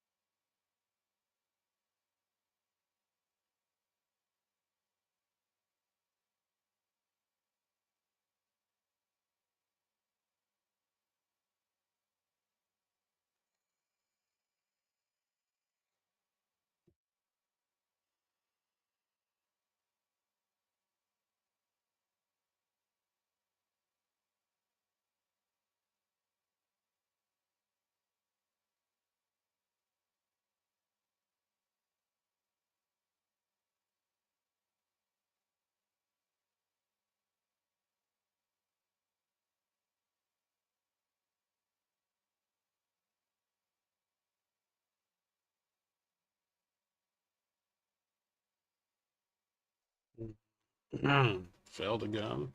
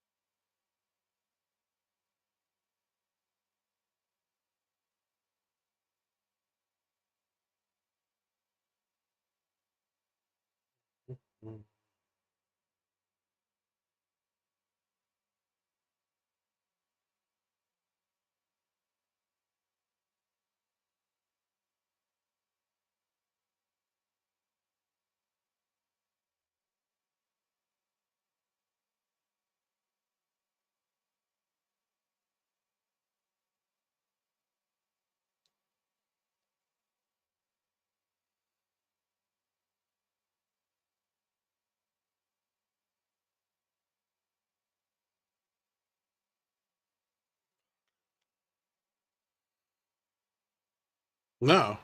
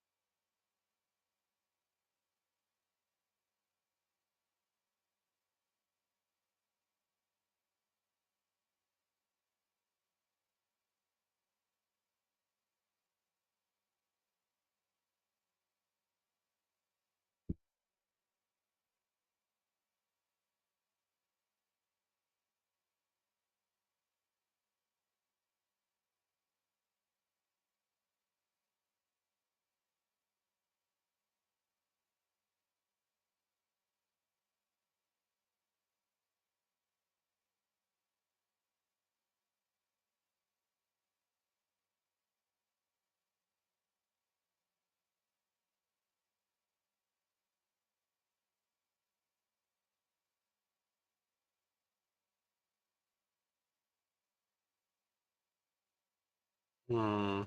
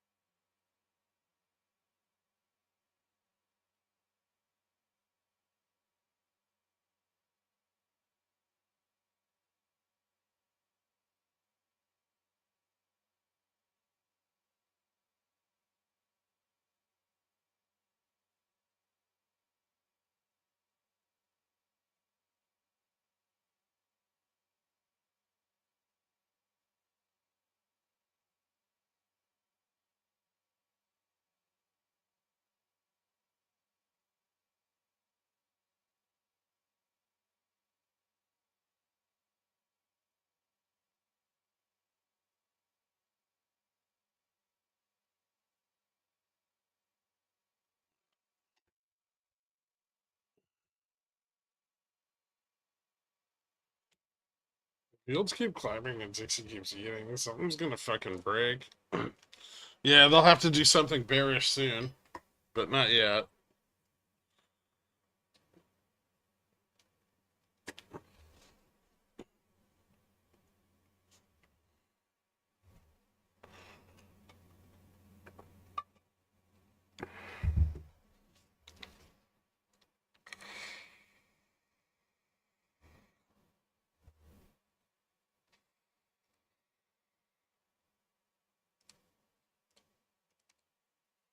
Look at VIX. I know. doing its thing.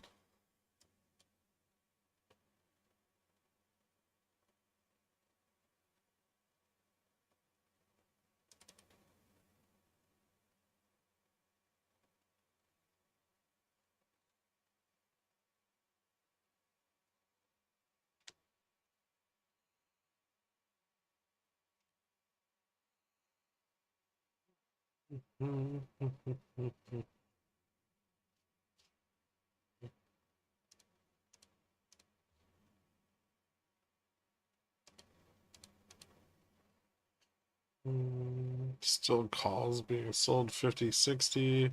Some sold puts at 40. But bot calls at 40 have fallen off a little. I still think there's a good chance to retest.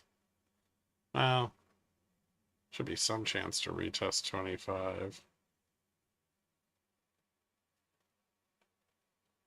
So we have, what, 2 hours left? Hmm.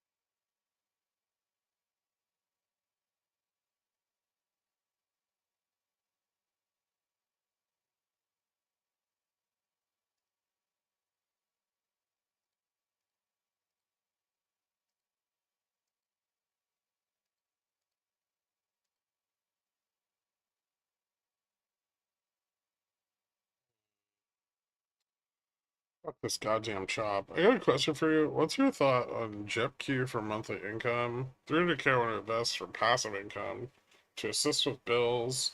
Any red flags you notice? I haven't actually looked at it in a little while, so give me a second.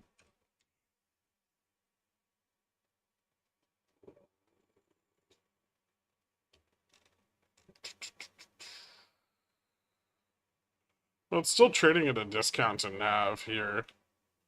I mean, you take on some of the equity risk that you have alongside the market.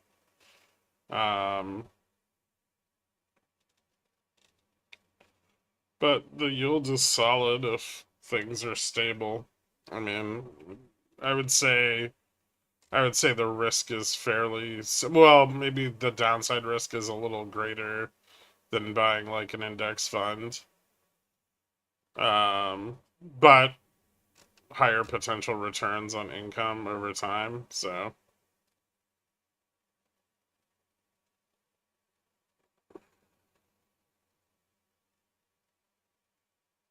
a lot of dead May 16, 15 SVIX calls that were used as a hedge. That just came back to life today. Greedy to hold through the end of the week to see if VIX crushes further. May 16, 15, SVIX.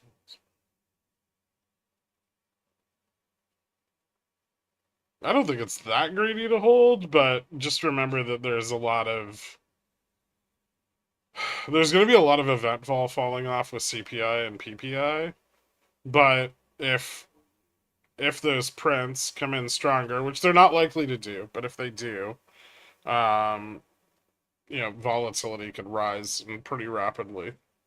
And it would also be in the pre-market when you'd be unable to trade that. So, I mean, there's definitely some risk in staying in those positions.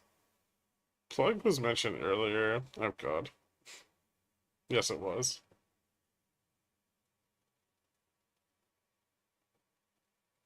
Jan 26, 350 calls or 5 cents. Might be worthwhile. I'd have to take a look at it, but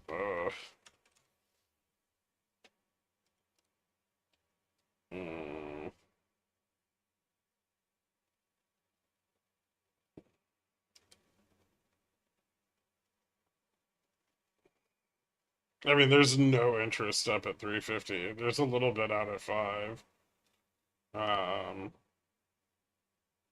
But getting above 2 is going to be a bitch. What's it doing today?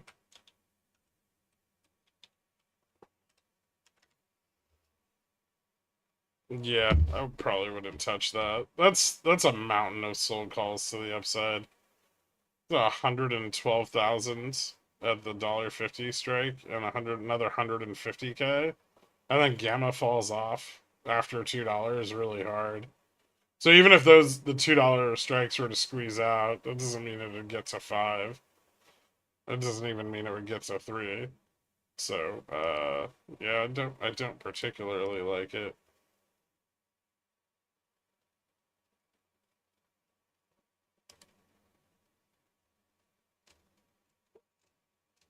It's definitely getting some interest. It might bounce from where it's at. So there might be something nearer the money worth playing, but I don't know if 350 is a great idea.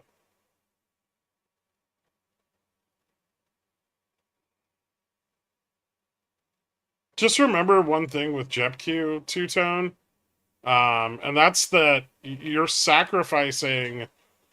largely you're sacrificing potential index returns for that income yield. So if you look at JEPQ since its inception, it's currently up 2.1%. And that was back in like May of 2022. Versus the index, which even at these levels is still up substantially more than that. Okay, all right, all right.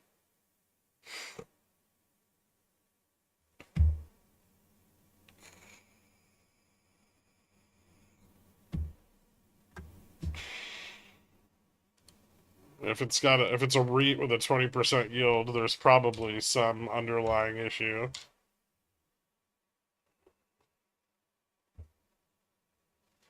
Either payout ratio is too high and the dividend's likely to come down, or return on equity in the underlying is atrocious.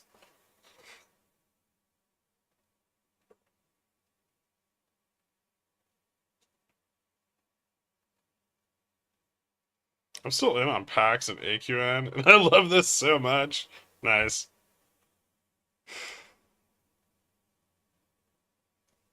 Just to trade the rise in the contract's delta.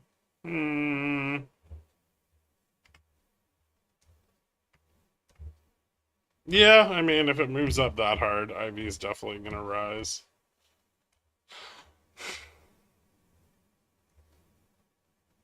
Just don't buy it with the expectation that it's gonna go in the money, because right now that's very unlikely.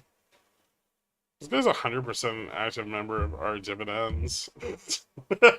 If he was, he wouldn't be asking me about JEPQ.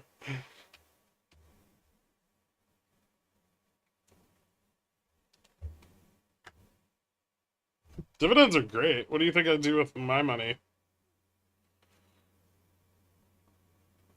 I fucking love dividends. It's like getting little paychecks every month or quarter for not doing anything.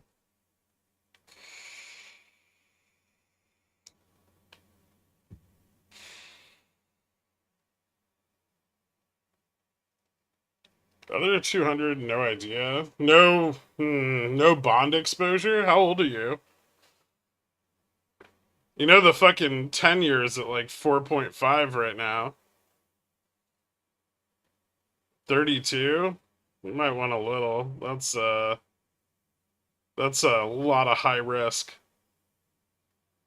Especially given the forward economic uncertainty. I think your allocations, I mean, I will say that in your situation, you should probably speak to a professional about your portfolio. Not that there's anything wrong with self-directed, but if you don't know how to build a portfolio appropriately,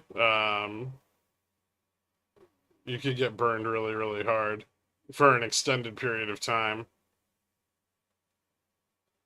The chances of the market going down versus the chances of the US defaulting are significantly different. Also, there's other countries that sell bonds, not just us. Just tell him to do the 3-fund portfolio. Oh, God. I don't hate him. I mean, he could potentially find somebody that's not an idiot who's a financial advisor. Yeah, you should probably be maxing a Roth.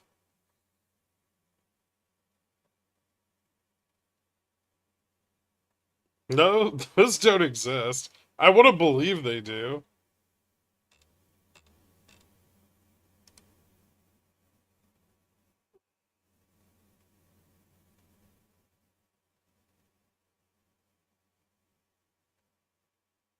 Life Goal Wealth Advisors is probably the only group I would recommend. Those are very similar views to our boy Gherkin here. I mean, I don't. There's so many things I don't know, like your income, how you do personally, what kind of savings you have outside of those allocations, and that's all stuff that you would discuss with a financial advisor. So I mean, I can only say so much, but I will say that I would be cautious. I would not just buy into the first index fund that presented itself.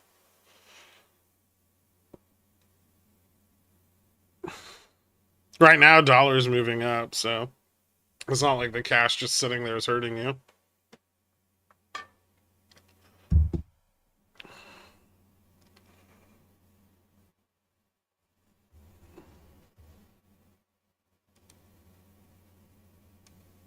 How did my secret over-levered shit stack get on the screen? Someone else wants to over-lever your shit stack.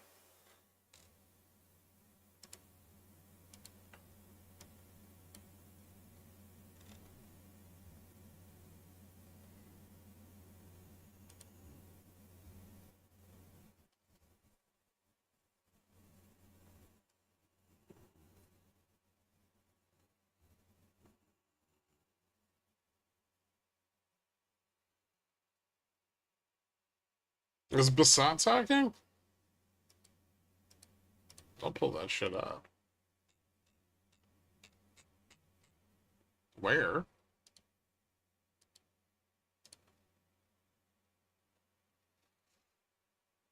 Yeah, I mean, get a fiduciary, but, you know, remember that they work for you. Don't emphatically trust their advice, but listen to it. I mean, at least the worst case scenario is you're going to learn a lot more about what kind of allocations will benefit you most in the long run. And maybe at least some ideas about hedging instead of just being 100% exposed to indexes. There's like 3 ways to be a fiduciary. It literally means nothing now. He's got enough capital that he can find someone decent or talk to a like wealth management fund.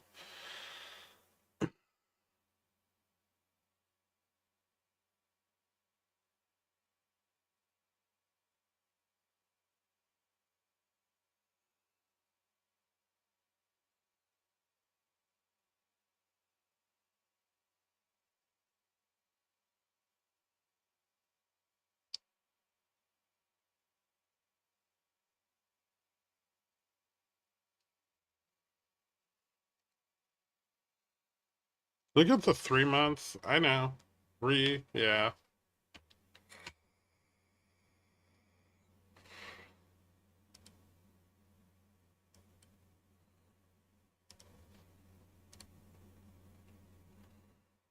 Bear steepener is down though. On the 210.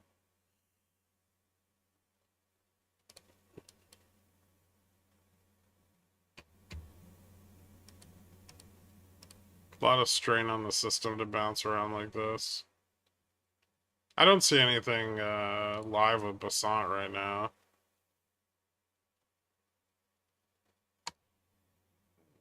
Oh, here we go. Wait, is this old? That's old. Just old shit with Basant, nothing new.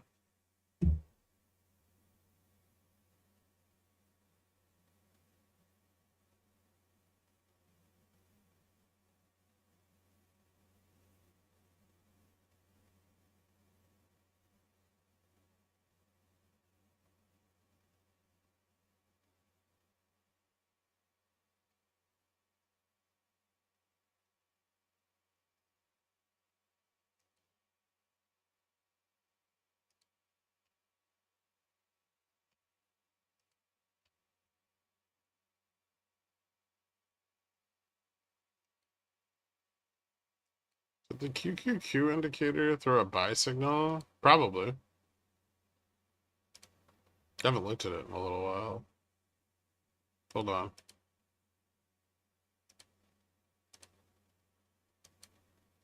Gotta load it up.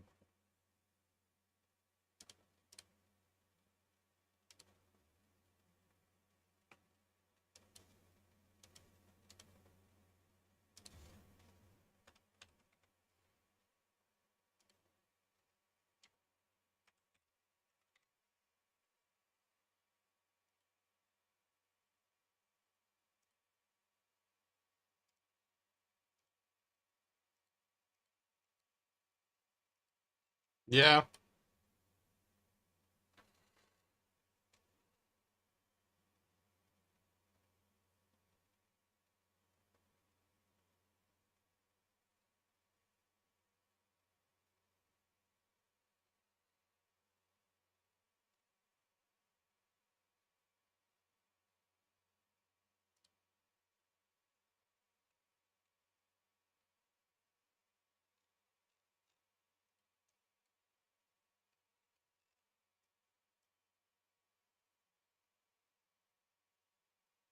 On Wednesday.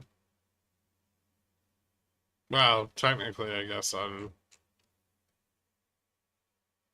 the 2nd. This is the first time it crossed over since the big dump.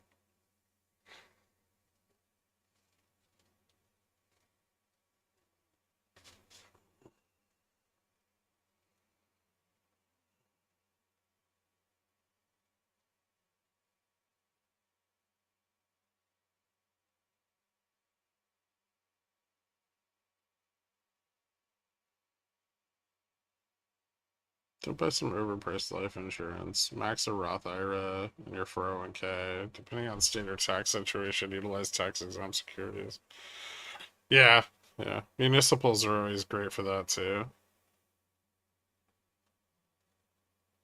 Yeah, no one can tell you what to do here, unfortunately.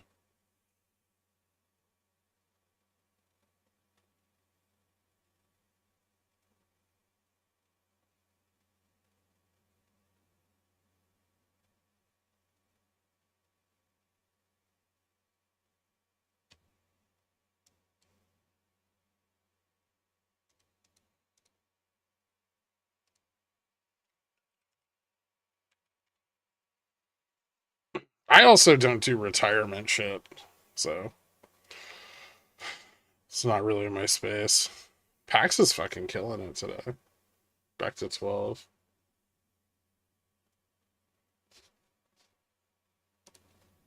Do you have any thoughts on UNH? I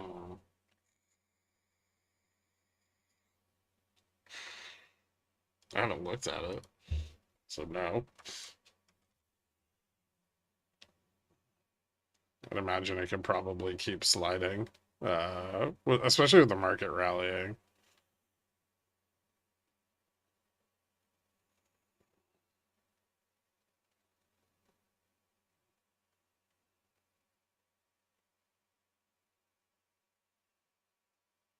I don't think the tape of Bassan's old speech is driving the market up. No problem, man. Yeah, his Discord's the same as here.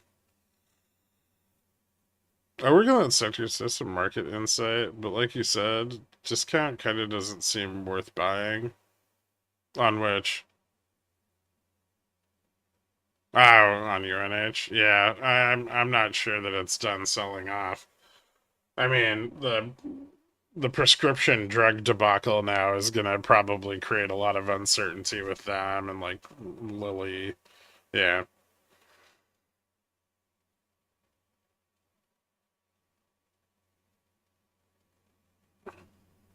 Yeah, testing 40 now.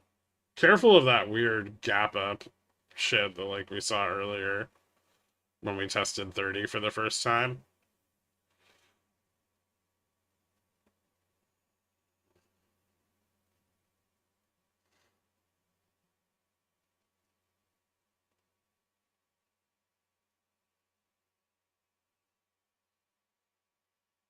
If we test 50, I'm gonna sell some calls.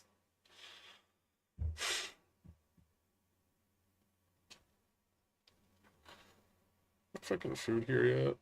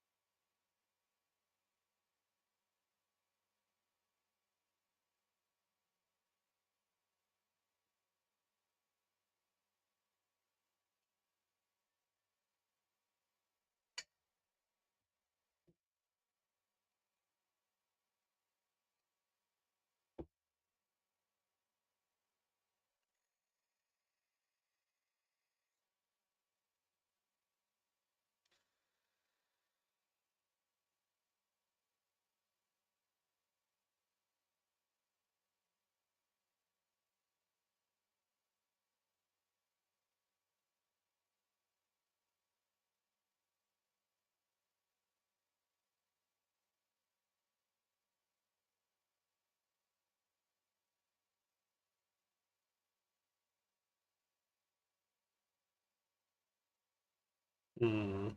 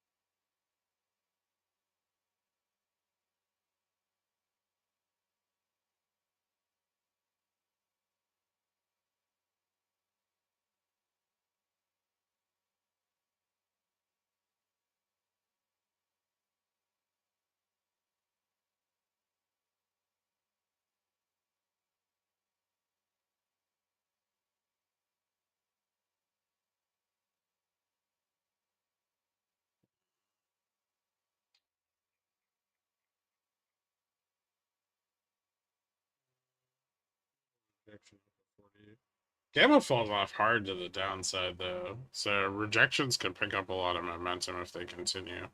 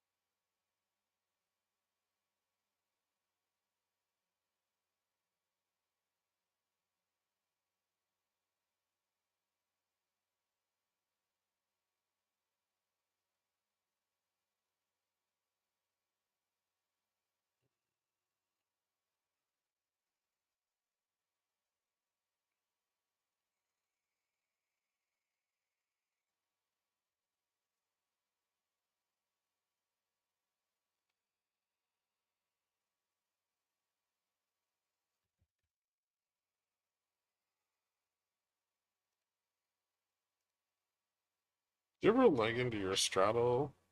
Like by the put now? Yeah, I do.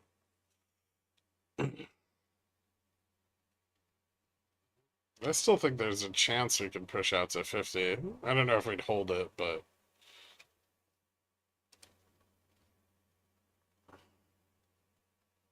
I don't think it's impossible.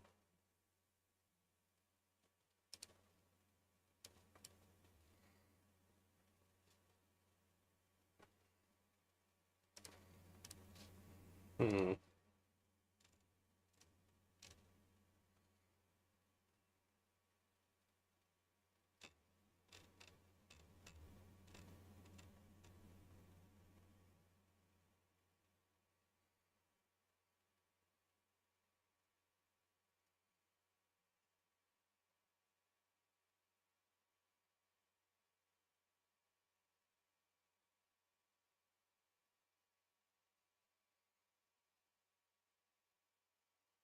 You can't bust over 60. It's really hard. Really hard to get over 50. Gamma starts to fall off.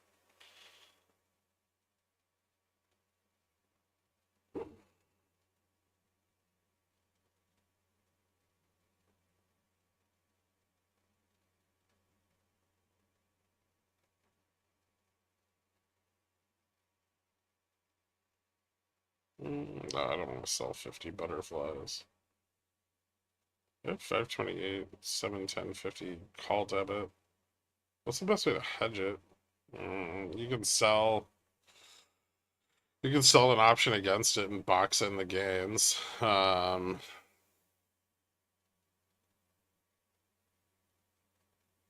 got a lot of time on that.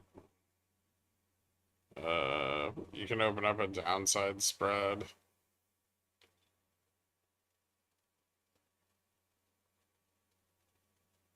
hedge it without reducing the profitability substantially, which probably isn't that great right now. But we'll expand. It's gonna be difficult. Generally, when I have those and they go in the money, I just close them and take the money and reposition. But if I'm really confident they'll stay in the money, then sometimes I'll hold them till expiry.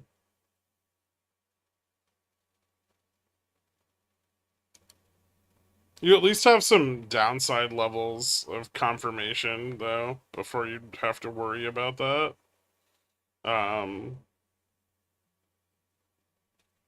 Like 57.73 is still a very important level to the downside. That's the Jan low from this year.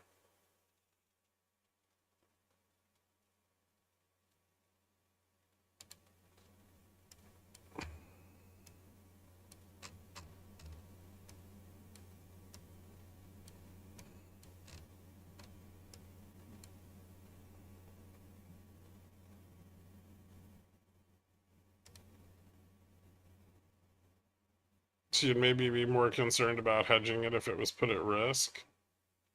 But I mean, yeah, usually I just close those. 1 second.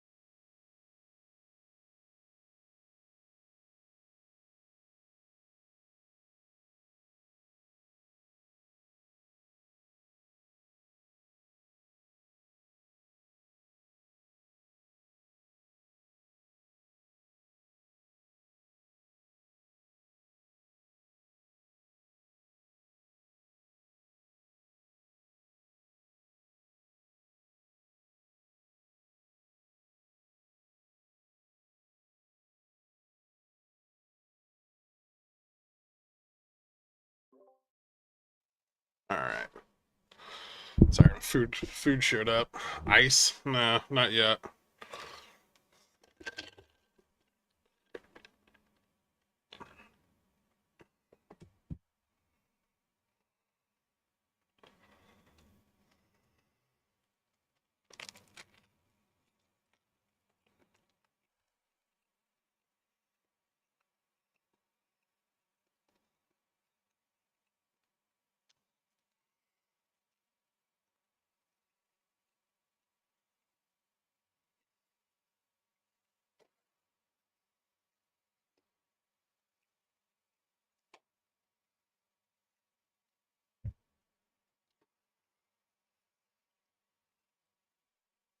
It's like skirt steak with I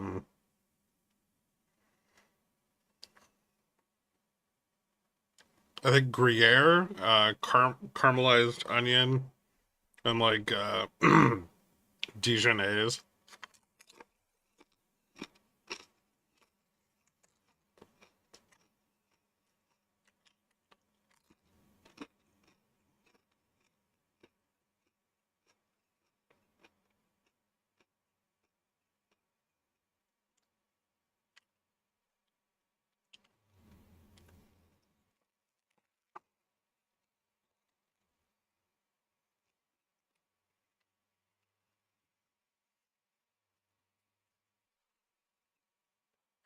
I think it has mushrooms too.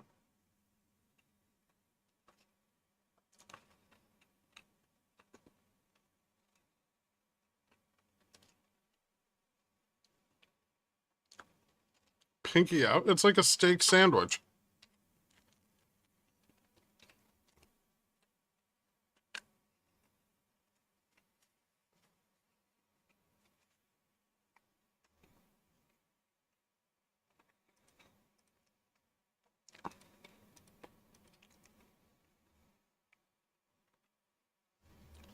I don't know what the fuck FSLR is doing.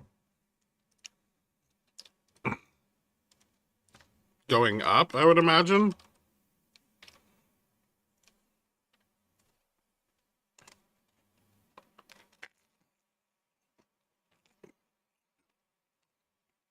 Yep, it is.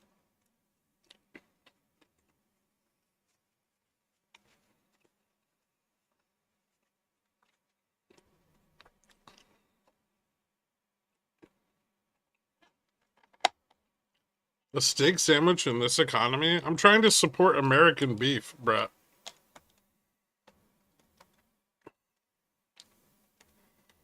You have no idea how they've been hurt by foreign tariffs, especially from those countries that don't buy our beef because it's gross.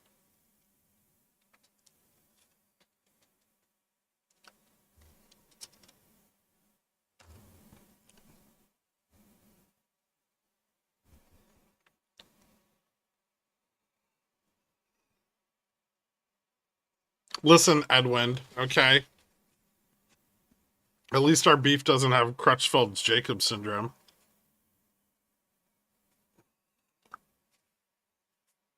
No. That was the best gift England gave me. The inability to donate blood.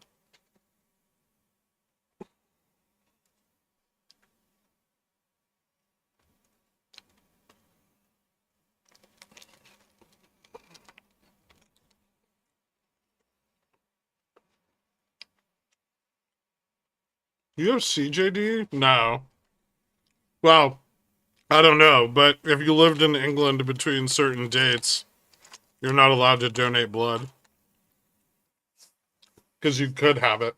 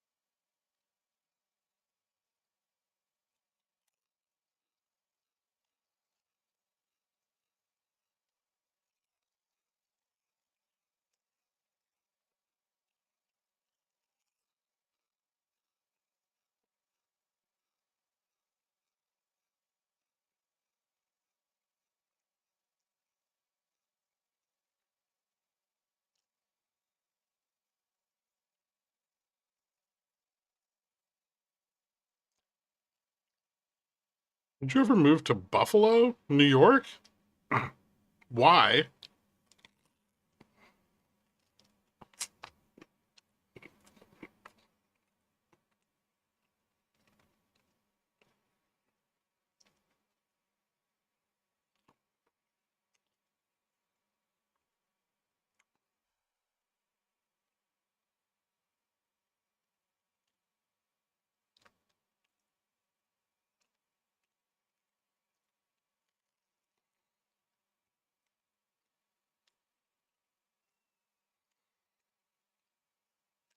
What the fuck does that have to do with me?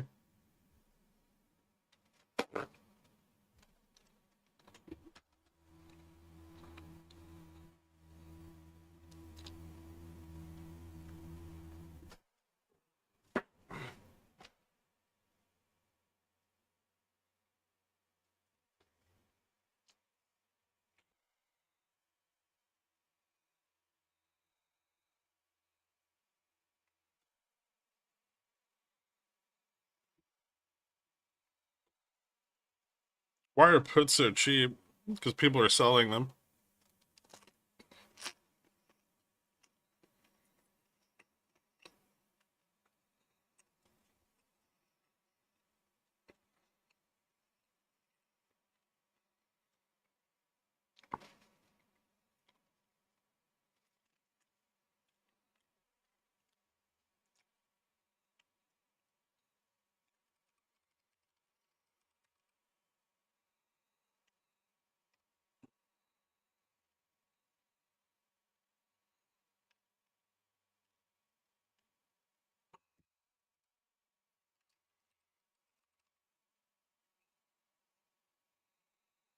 Isn't Buffalo like the 12th most violent city in the US?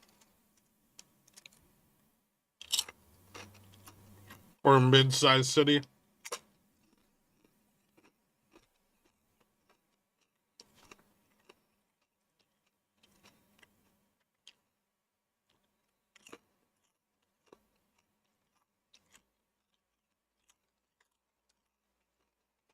I'm gonna look it up.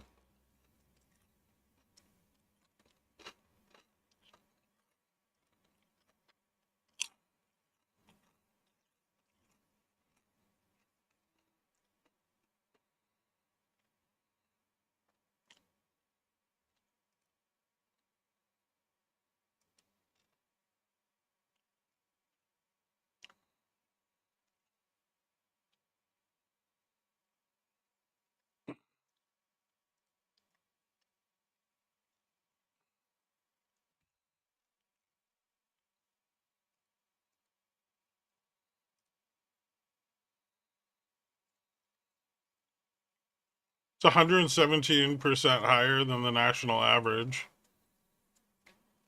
for violent and property crime.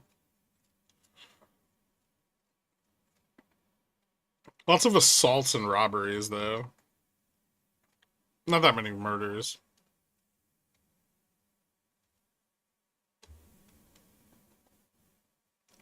Well, also a lot of murders.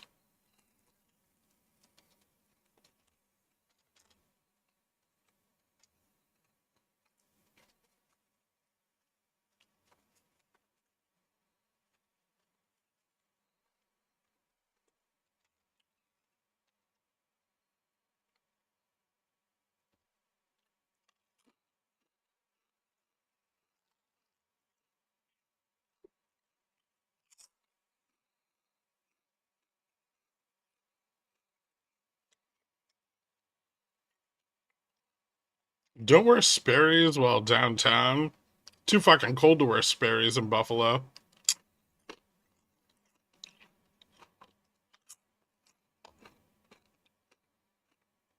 Have you ever been there?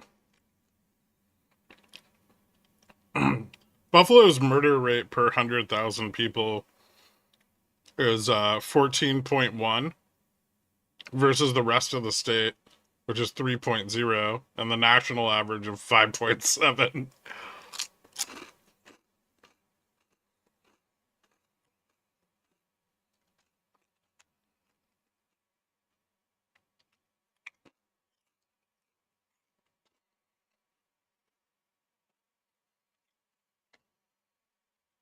That's a lot of freedom.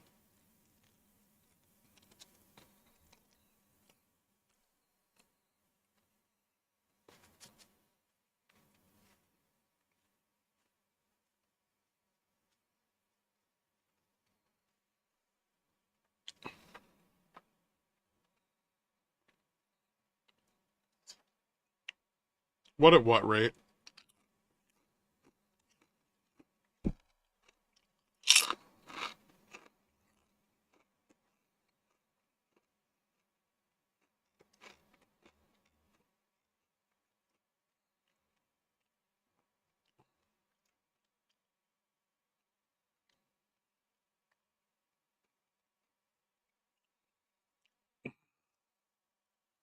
I know someone who lives in like fuck is the name of that town? Like Amherst or something?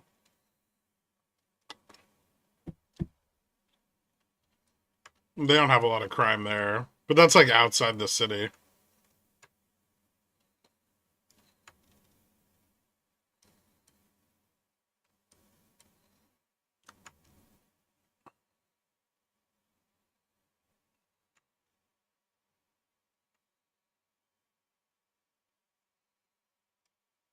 The worst parts are like the southwest and northwest sides.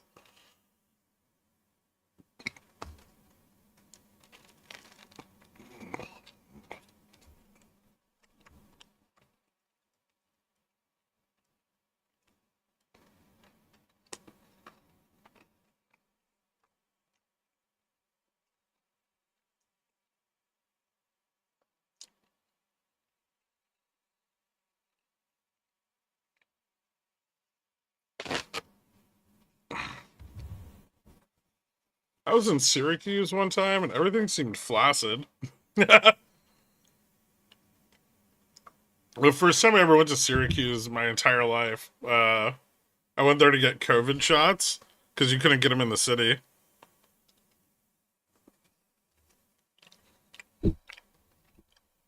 And they have like the state fairgrounds there, so they had like the whole like military COVID like vaccine operation.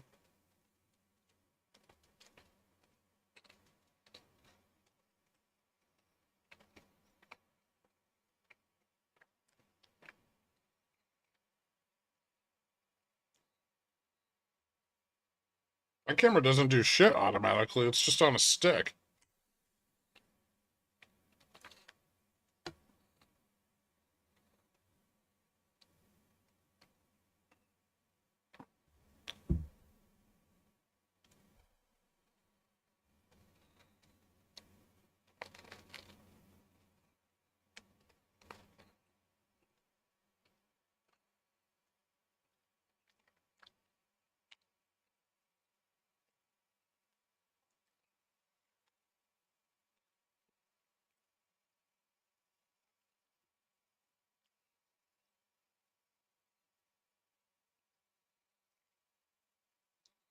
I knew a guy went to dental school up there.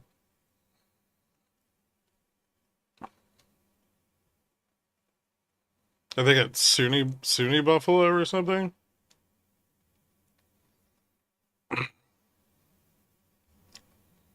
That's on the week for Tesla. I mean, as long as correlation's continuing to break down, Tesla will probably be a beneficiary of it.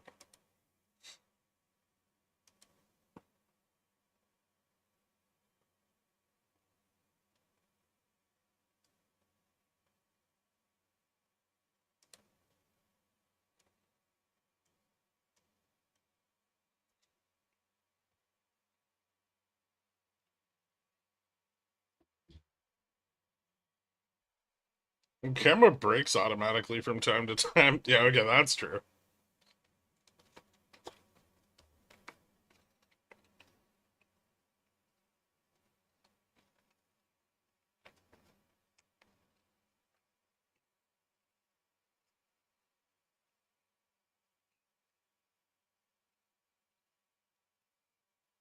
Yeah, I know it's a really good dental school.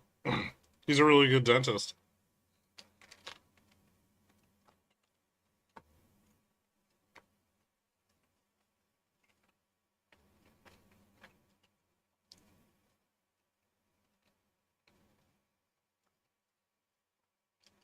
You're a dentist?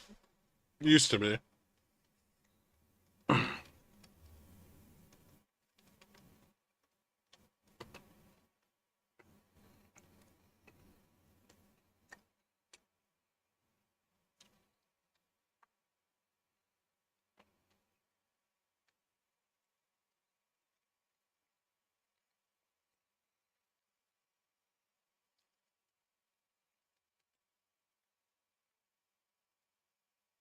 Buffalo suburbs are pretty nice. Yeah, I mentioned I know somebody who lives like up in the like Amherst area. And they like it there, but holy fuck is it cold in the winter. Global warming is going to really need to kick up a notch before I'd consider living in Buffalo.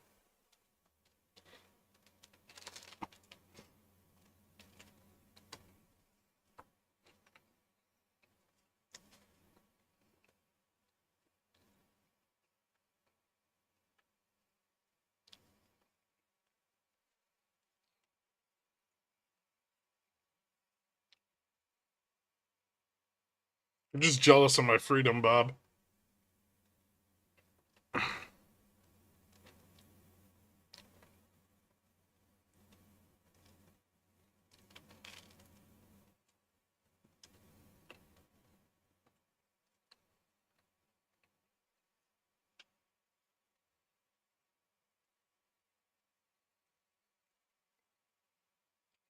I mean, Google is hella cheap for a reason.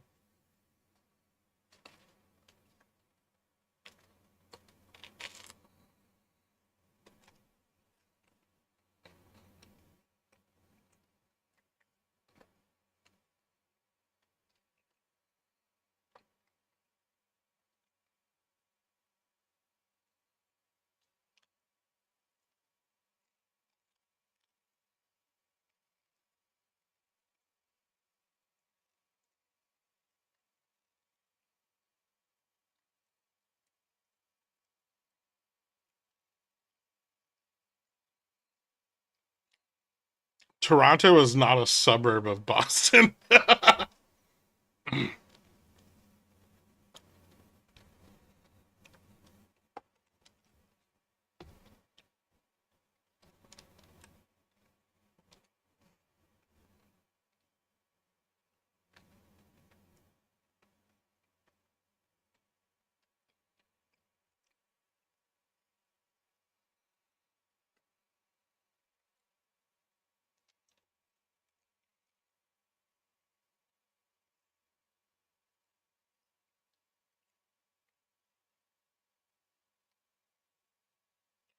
Have you been reading the Little Gherk's Hooked on Phonics books, Pterodactyl?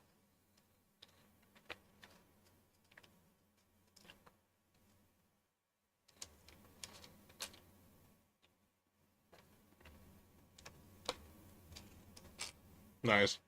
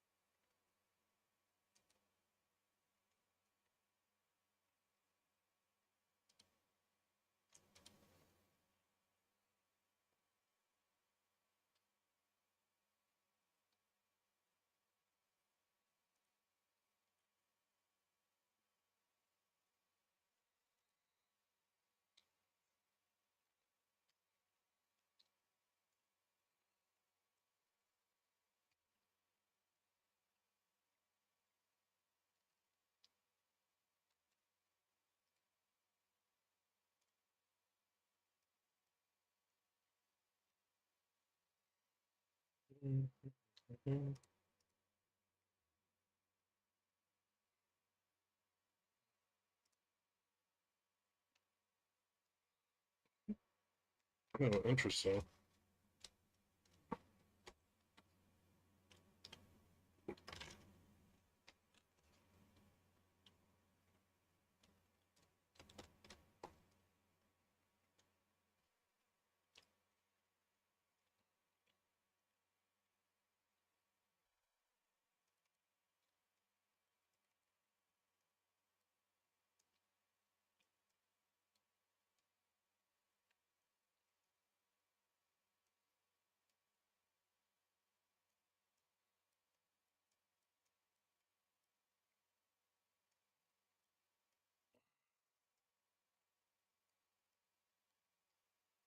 Mhm. Hmm.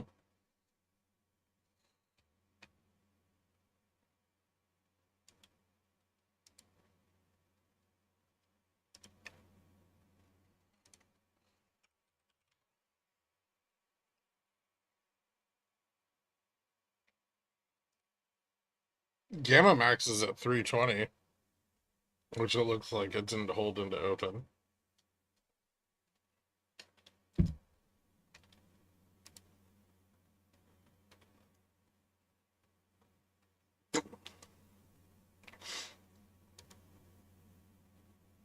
But it looks like there's plenty of at least short dated interest out to the upside, out to like 330.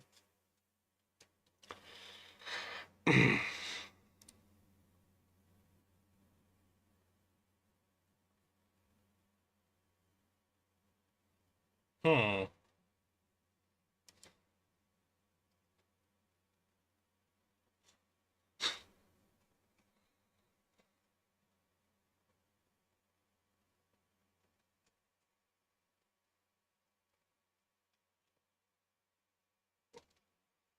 I straddled Friday. I'm probably gonna straddle today as well. Actually. Hmm.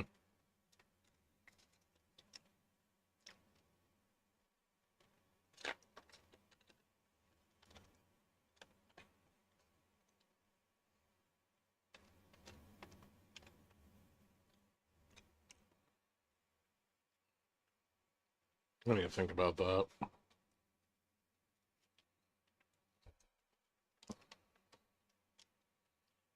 I guess it depends on how high we close relative to Gamma Max.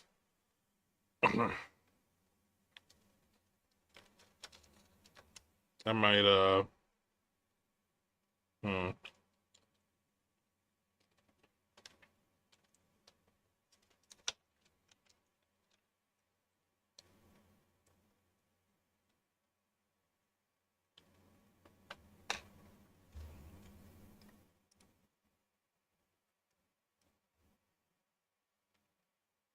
I might not buy so many calls.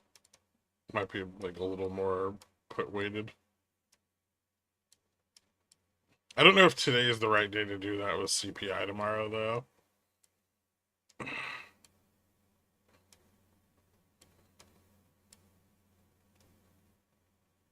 We'll see where we close. I have to think about it.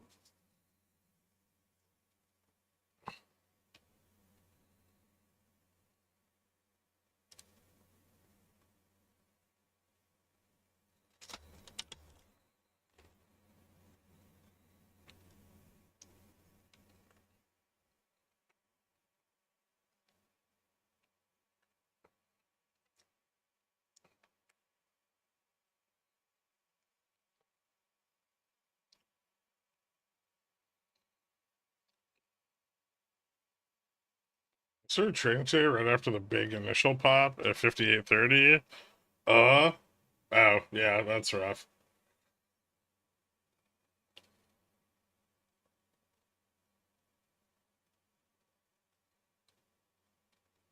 What's your opinion about Misty high yield dividend? I think you asked me this earlier. If you can time the rise and fall in the volatility on it, then it's worthwhile. Otherwise, I don't like it particularly. Like, over time, your losses on the underlying equity kind of end up being more than you yield on returns.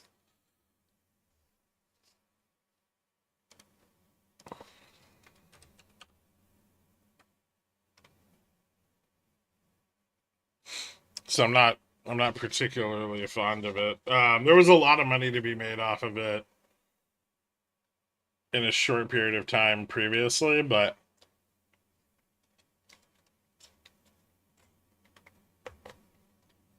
I think the larger part of the crypto bull run is like well over for now. And so future returns are likely to fall. Don't get me wrong, the IV on MSTR is still fucking juiced to the tits, but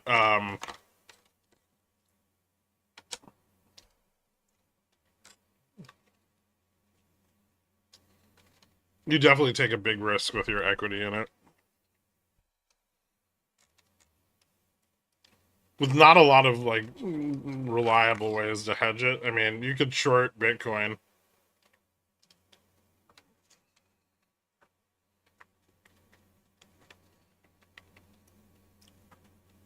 Or MSTR.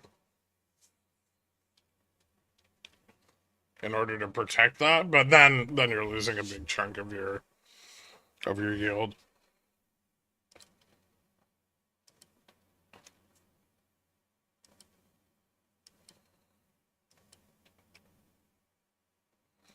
So it's really good if you can catch the lows in the volatility, though.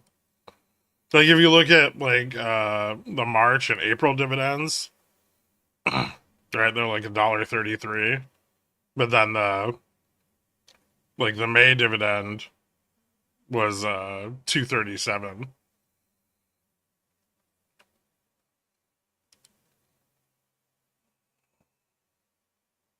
No, it's definitely popular.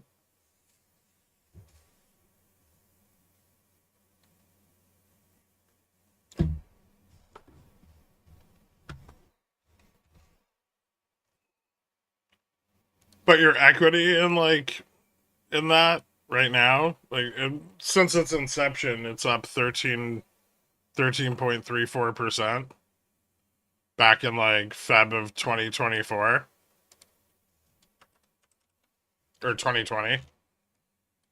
And if you go back to Feb of 2020 on MicroStrategy, you could have bought it for $9.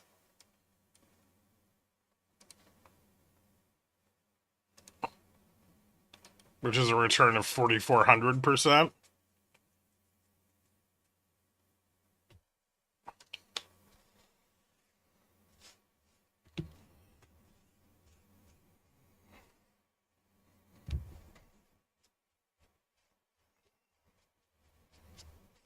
So when you look at it like that, that dividend yield doesn't look so hot.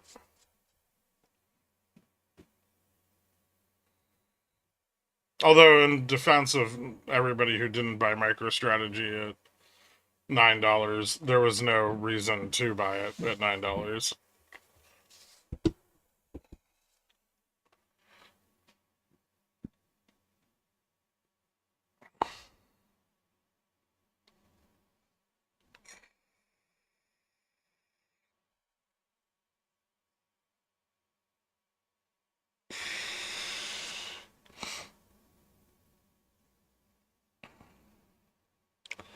Damn, the 3-month is at 4.4 right now?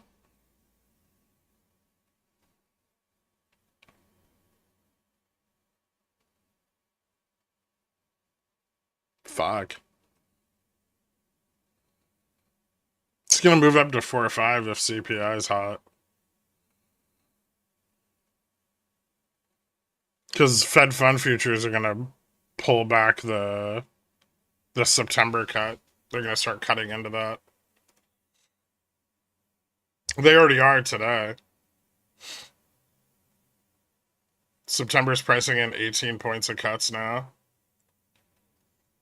Down from 25 last week. So we've gone from a full rate cut down to like 3/4 of one.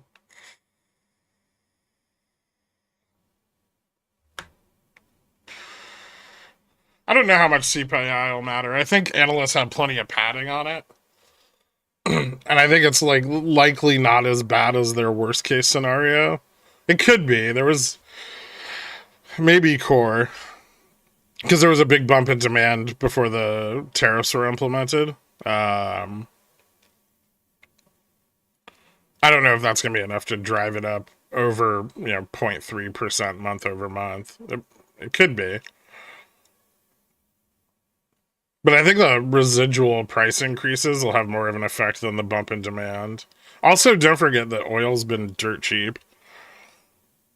That doesn't mean gas at the pump has been significantly cheaper. which it really hasn't. But it's still a significant portion of like household expenditures. And so a reduction there can be a big deal. Inputs are cheap. Yeah. Depends where you live. There's some states with less taxes on their gasoline, and those have seen gas prices fall a bit more. It's still like fucking $3.50 a gallon here.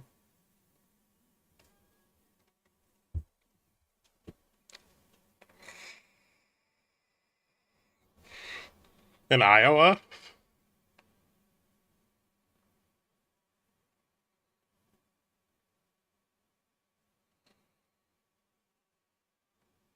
Hmm.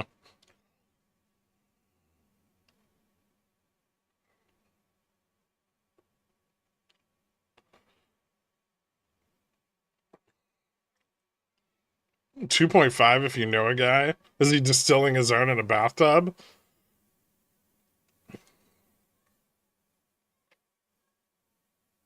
California special gas sitting at $4.60 in Orange County.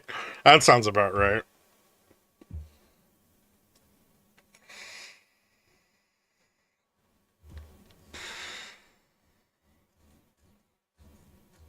I thought he lived in Indiana.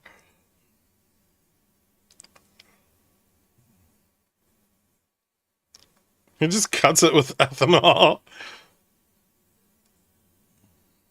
You ever catch your own reflection in the microwave while eating shredded cheese out of the bag at 3:42 a.m.? I don't buy shredded cheese. They put, like, cellulose in it. It's gross. So that can never happen to me. Have I ever just bitten a chunk out of a block of cheese? Yes.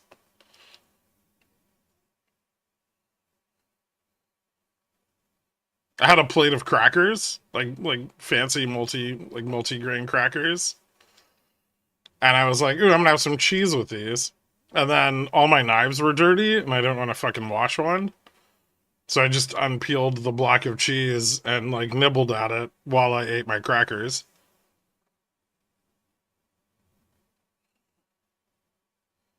But it was like a hand-sized block. It was very small. You don't have a fancy cheese wire slicer? I do somewhere.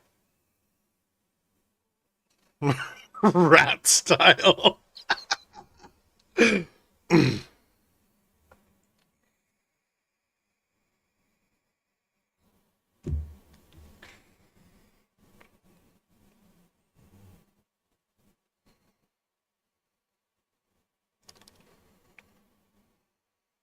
It wasn't like a hunk of cheese. It was a block of cheese, but like a small one. Like a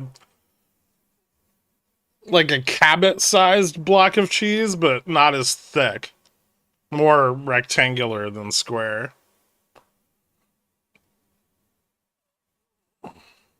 Better than cheese in a can. It's true. Although I feel like I remember that stuff tasting delicious. I don't know what it's made out of. It was like banana Laffy Taffy, where the flavor is so much more intense than actual cheese.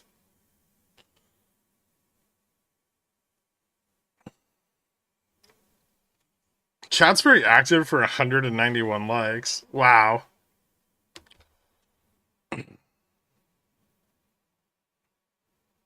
That's all we have? Fuck.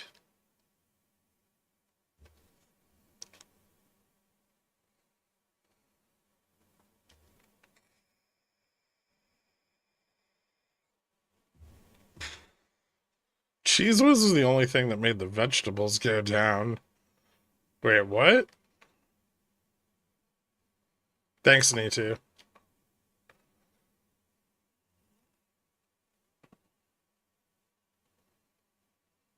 The Goof Troop movie made me want canned cheese as a kid. Leaning Tower of Cheesa. Oh, God.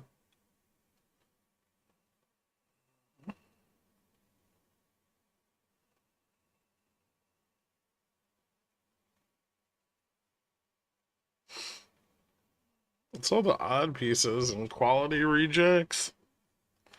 I don't know if there's actually any cheese in a can.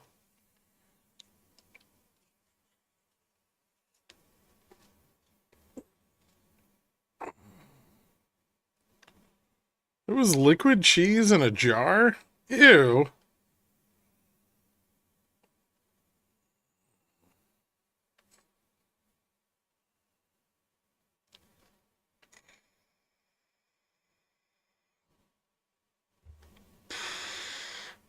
Big Dairy would never lie to us.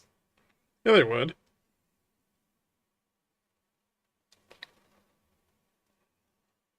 I'm not proud of it, cheese nibbler. I'm not embarrassed by my nibbling of my block of cave-aged Irish cheddar.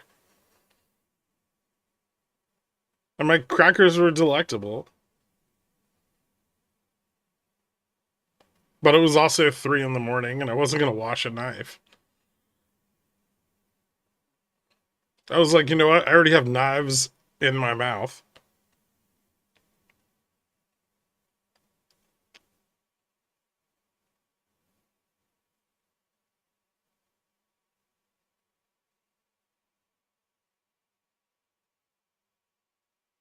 I don't do it anymore. I gave up vegetables. I actually know someone in real life who doesn't eat vegetables at all. And it's the most abhorrent thing I've ever seen.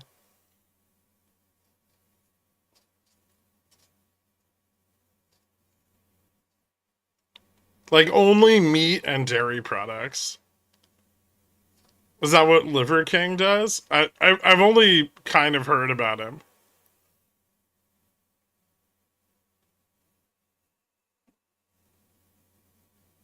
I previously worked in Big Cheese and Milk. I can confirm canned cheese does contain cheese to some extent. How do they make it shelf stable?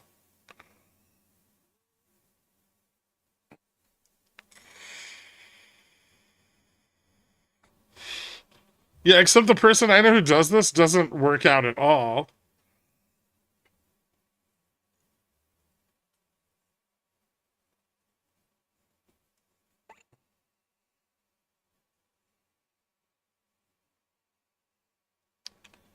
You live fine on no veggies. Not fine. You can live on no veggies. But every time you go to the bathroom, you're going to die a little inside.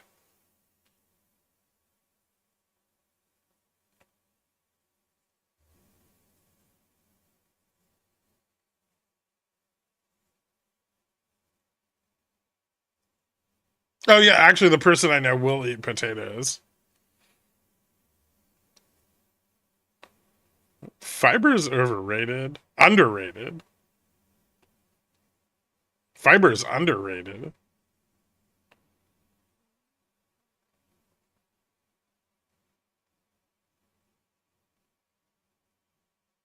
Fiber's actually the best.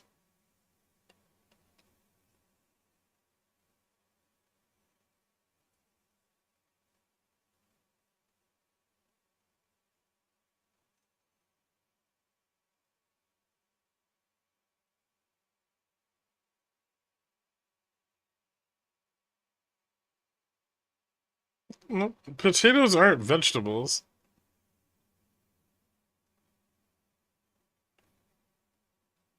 It has some benefits, but minor. Fiber? You're kidding? Where do you get your medical information?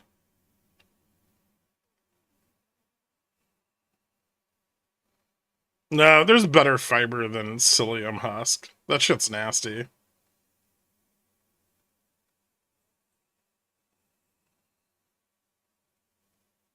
Shut the fuck up, Dago.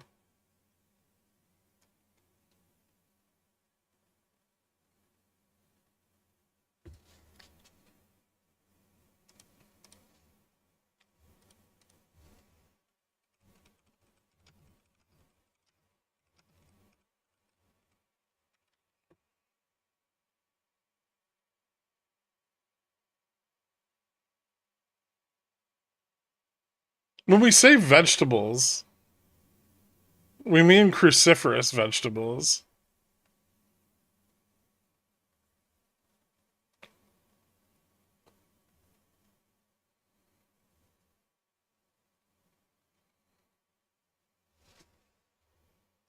Every vegetarian I know has some funky BO. Maybe that's just an Iowa thing.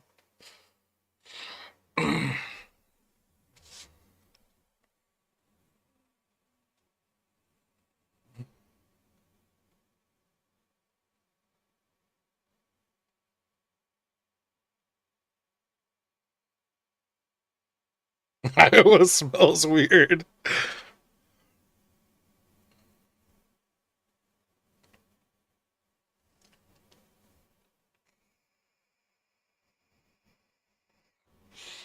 So when you tell us, like, you used to live somewhere more civilized, was that just Colorado?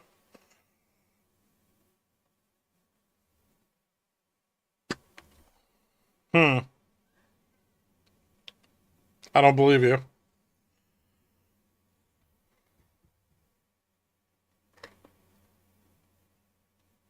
No, Iowa's not the worst state. It's up there. Top 10.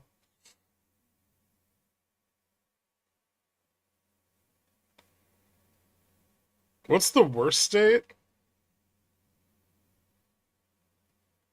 Alabama.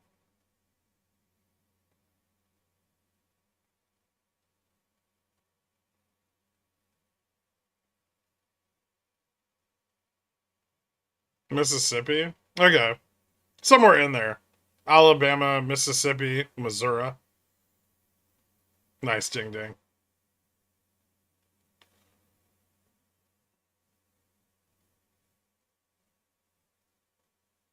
And then probably Oklahoma. Wyoming. Nebraska. The Dakotas.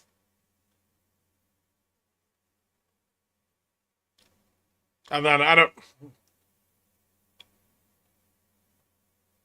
Utah? Utah's pretty shit.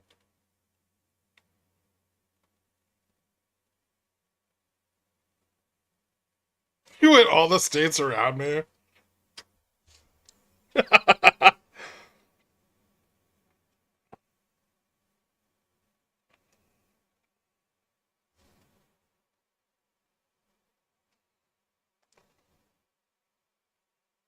Now I want to make a list.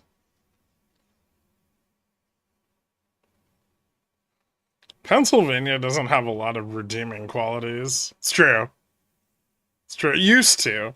Those have started to fade.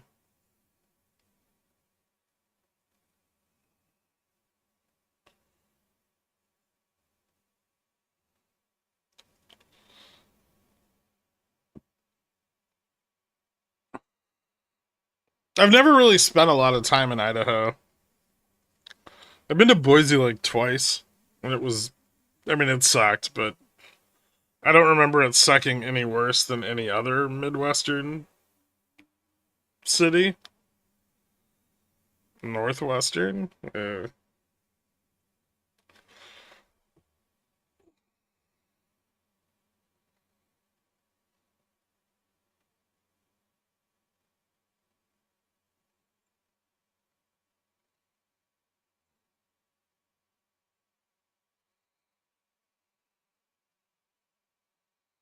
I think it was low-key not as bad as most states. Like, what makes a state good? Stuff. Stuff and access to stuff. We're Americans. If there's any type of impingement on your consumption of goods, you live in a worse place. Goods or services.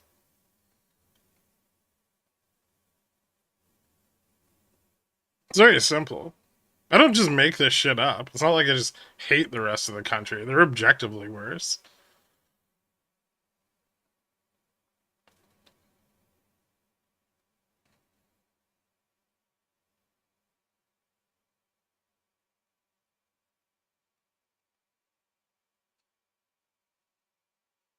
If you can't get avocado toast at 4 a.m. from Uber, Gherkin cannot live there.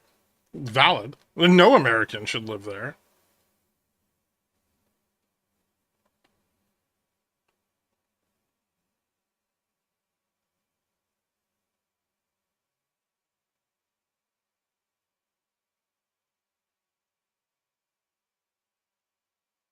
Something about living in overcrowded shitholes offsets having quick access to stuff in my mind. Why does it have to be a shithole? I mean, it's not overcrowded. It's just crowded. There's space for everybody. I've never seen two people occupying the same space without consent in New York before. I think. Yeah, that's the best. That's best. That's for the best.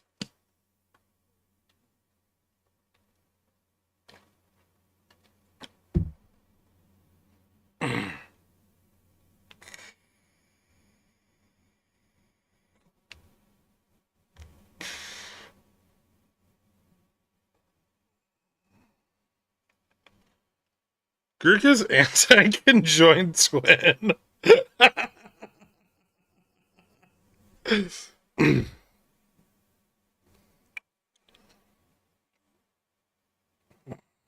My sister-in-law had one of those railroad apartments in New York City. It was interesting. Oh, God. So she lived in, like, an old tenement. Those apartments are worth a shitload of money now if you can find one that hasn't been subdivided into 3 separate, tinier apartments.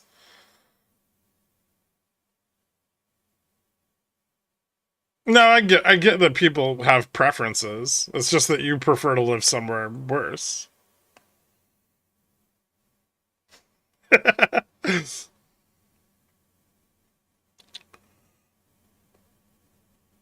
like an 8-floor walk-up. Yeah, they all are. All the old railroad buildings are walk-ups. I lived in one briefly for like a month when I was younger that had a communal toilet. Like the whole floor had one toilet.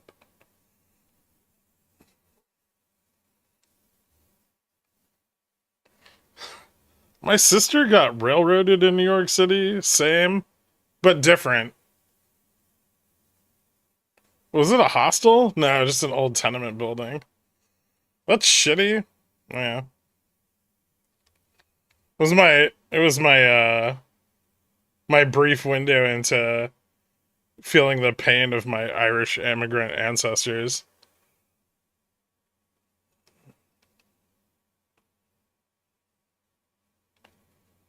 It was gross. And then I thought there used to be like 50 people on that one floor, all shitting in the same toilet.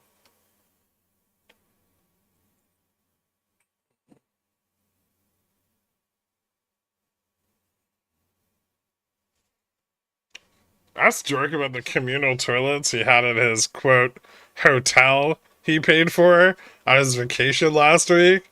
I don't want to know where Dork spends his time. I assume someplace with bed bugs.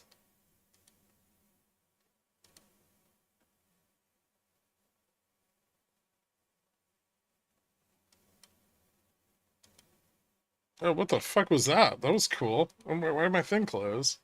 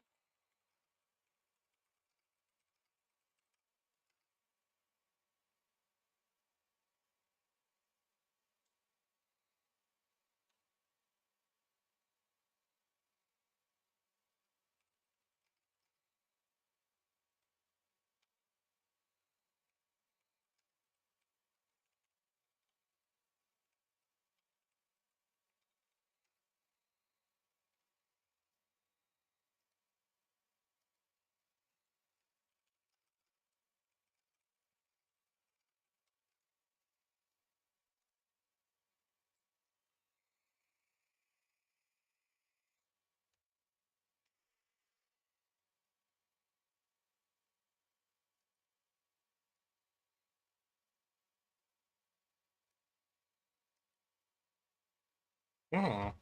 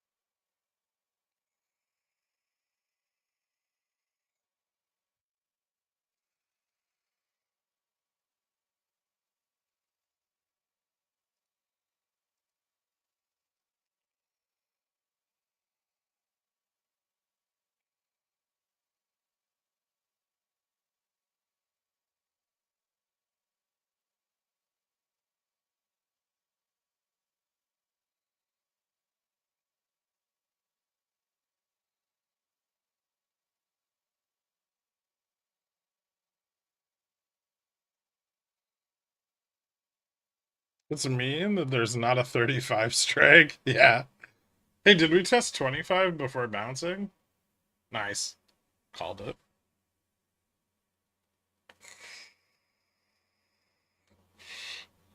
Now in the last 6 minutes, bulls push for 50, right?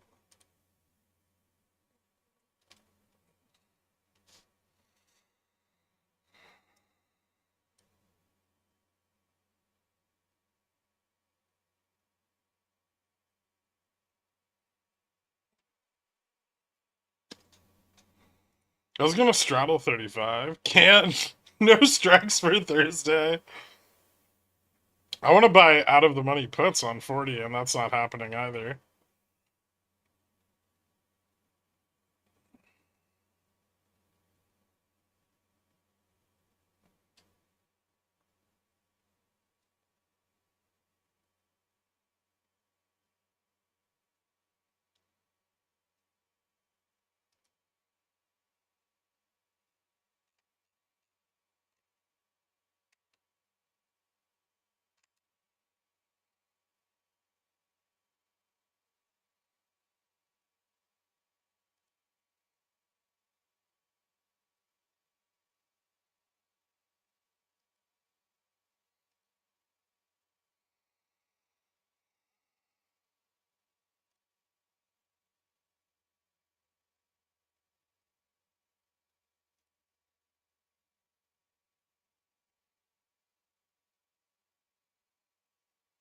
Hmm.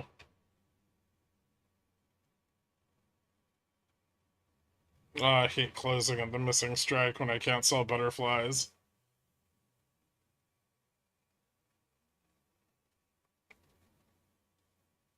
How much is the 40 call right now?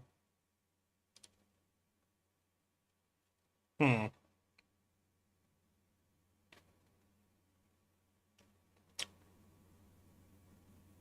Why are there missing strikes? Because we went up 3% overnight, and this is only looking at the 0 DT.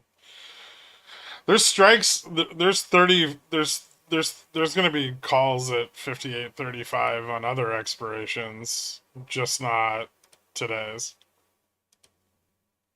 And technically, they should have opened them, but and they probably did, just to people that aren't us.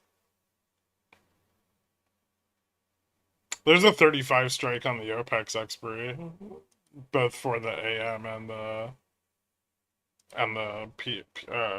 weekly contract. Do it.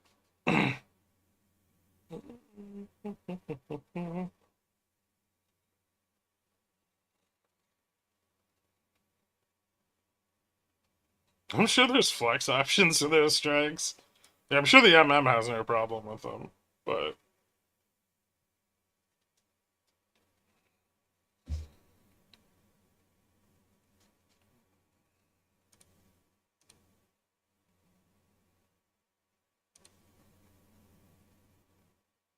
look at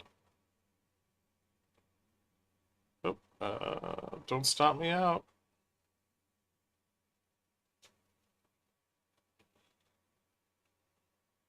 Two minutes. Come on, bulls. Yes. Fuck yeah.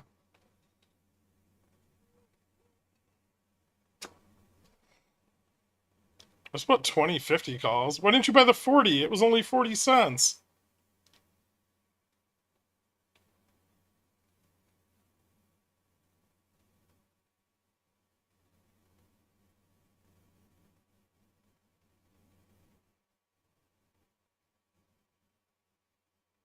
Rim's here to play the lotto.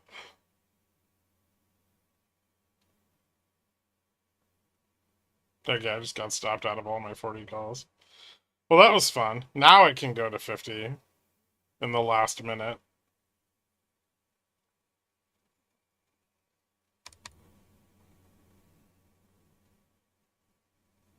I splurged 55. Well, they hit 3.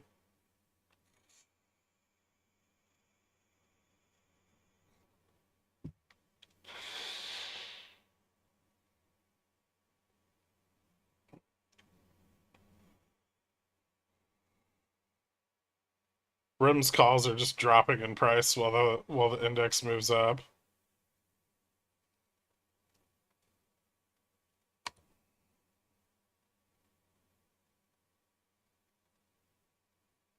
Damn, that was a good 4-minute to expiry.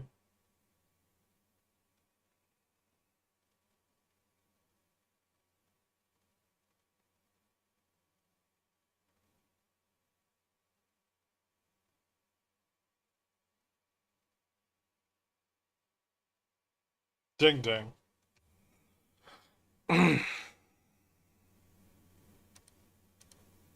Sounds like Ribs is going to be living in Buffalo after all.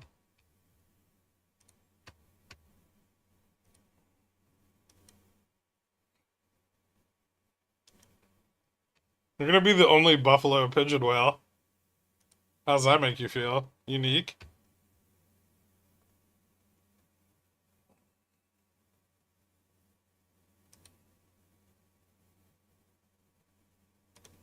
Alright. Well, I tried to nail the end of day. But, we didn't stay at the downside test. A little pump there into close, but still closing below Gamma Max on the weekly. Tonight's data is going to be really interesting to see where things have repositioned with the absolutely insane 3.35% move to the upside today. And so I expect that there's probably still a lot of in the money repositioning that needs to occur. And more support probably needs to be added at spot. But we'll see how much Gamma Max moves up relative to today's price action. Because we did get a pullback in the earlier part of the day, which is going to have incentivized at least some out of the money call buying. And probably some now out of the money put selling. CPI is going to be tomorrow morning. Analyst estimates are around like 0.3% month over month, 0.2 to 0.3 for core. I think headlines 1 to 0.2. Those may come in a little bit hotter depending on the durables demand we saw prior to tariffs being implemented. But I think analysts have more than enough padding there that it's probably not going to have a significant impact on markets unless it moves substantially to the upside of where current expectations are. Out here on ES, we broke above the bull signal and tested 58.76 to the upside. Continued support at the bull signal is a good sign of bulls building up some support here. The next upside test of any real importance is probably around 5,900.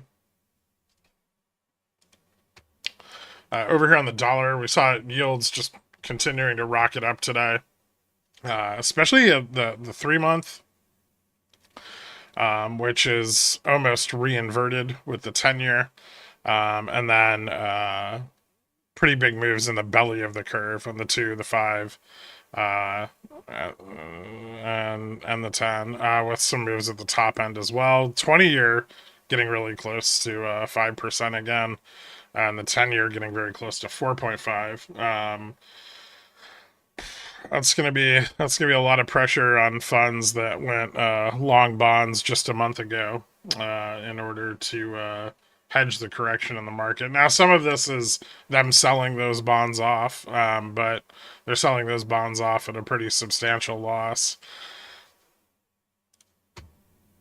Commodities not doing so well today, but mostly a drop in precious metals. Gold down 3% on the rising dollar. Obviously, a little less dollar risk with a trade deal being worked out with China. Oil up today, 1.43%, settling out just under $62 a barrel. And then anything else really interesting? No. Correlation fell sharply, obviously. probably the strongest, one of the strongest drops we've seen since the 90-day tariff pause. Such a steep drop in correlation could lead to MMs getting a little bit overexposed to gamma, but I would say probably a lot of this banking on specifically NVIDIA earnings, which is the last of the Mag 7 that has not reported yet. So it could be interesting if NVIDIA's earnings don't come in where expected, and they should be starting to flatten out a bit. So I think NVIDIA earnings will be a pretty interesting inception point. Also, this week is going to see the peak of buybacks. We'll probably see buyback flows peaking this week and then starting to fall off following this week out until the next blackout period starts to begin around June 13th. So for the next, after Friday, for the next like 27 days or so, buyback flows should start to recede. And this should be their peak for this quarter between now and Friday.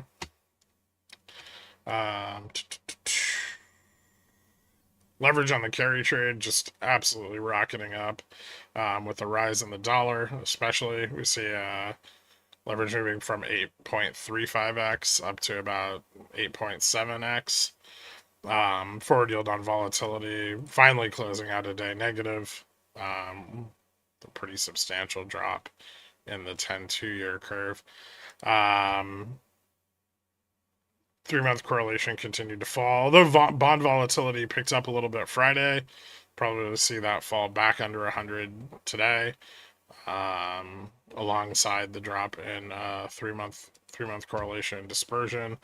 The out of the money put demand that came in last Friday clearly got burned, and we should start to see skew rising once again. This is maybe a little interesting, but also probably a factor of repositioning in short puts, is that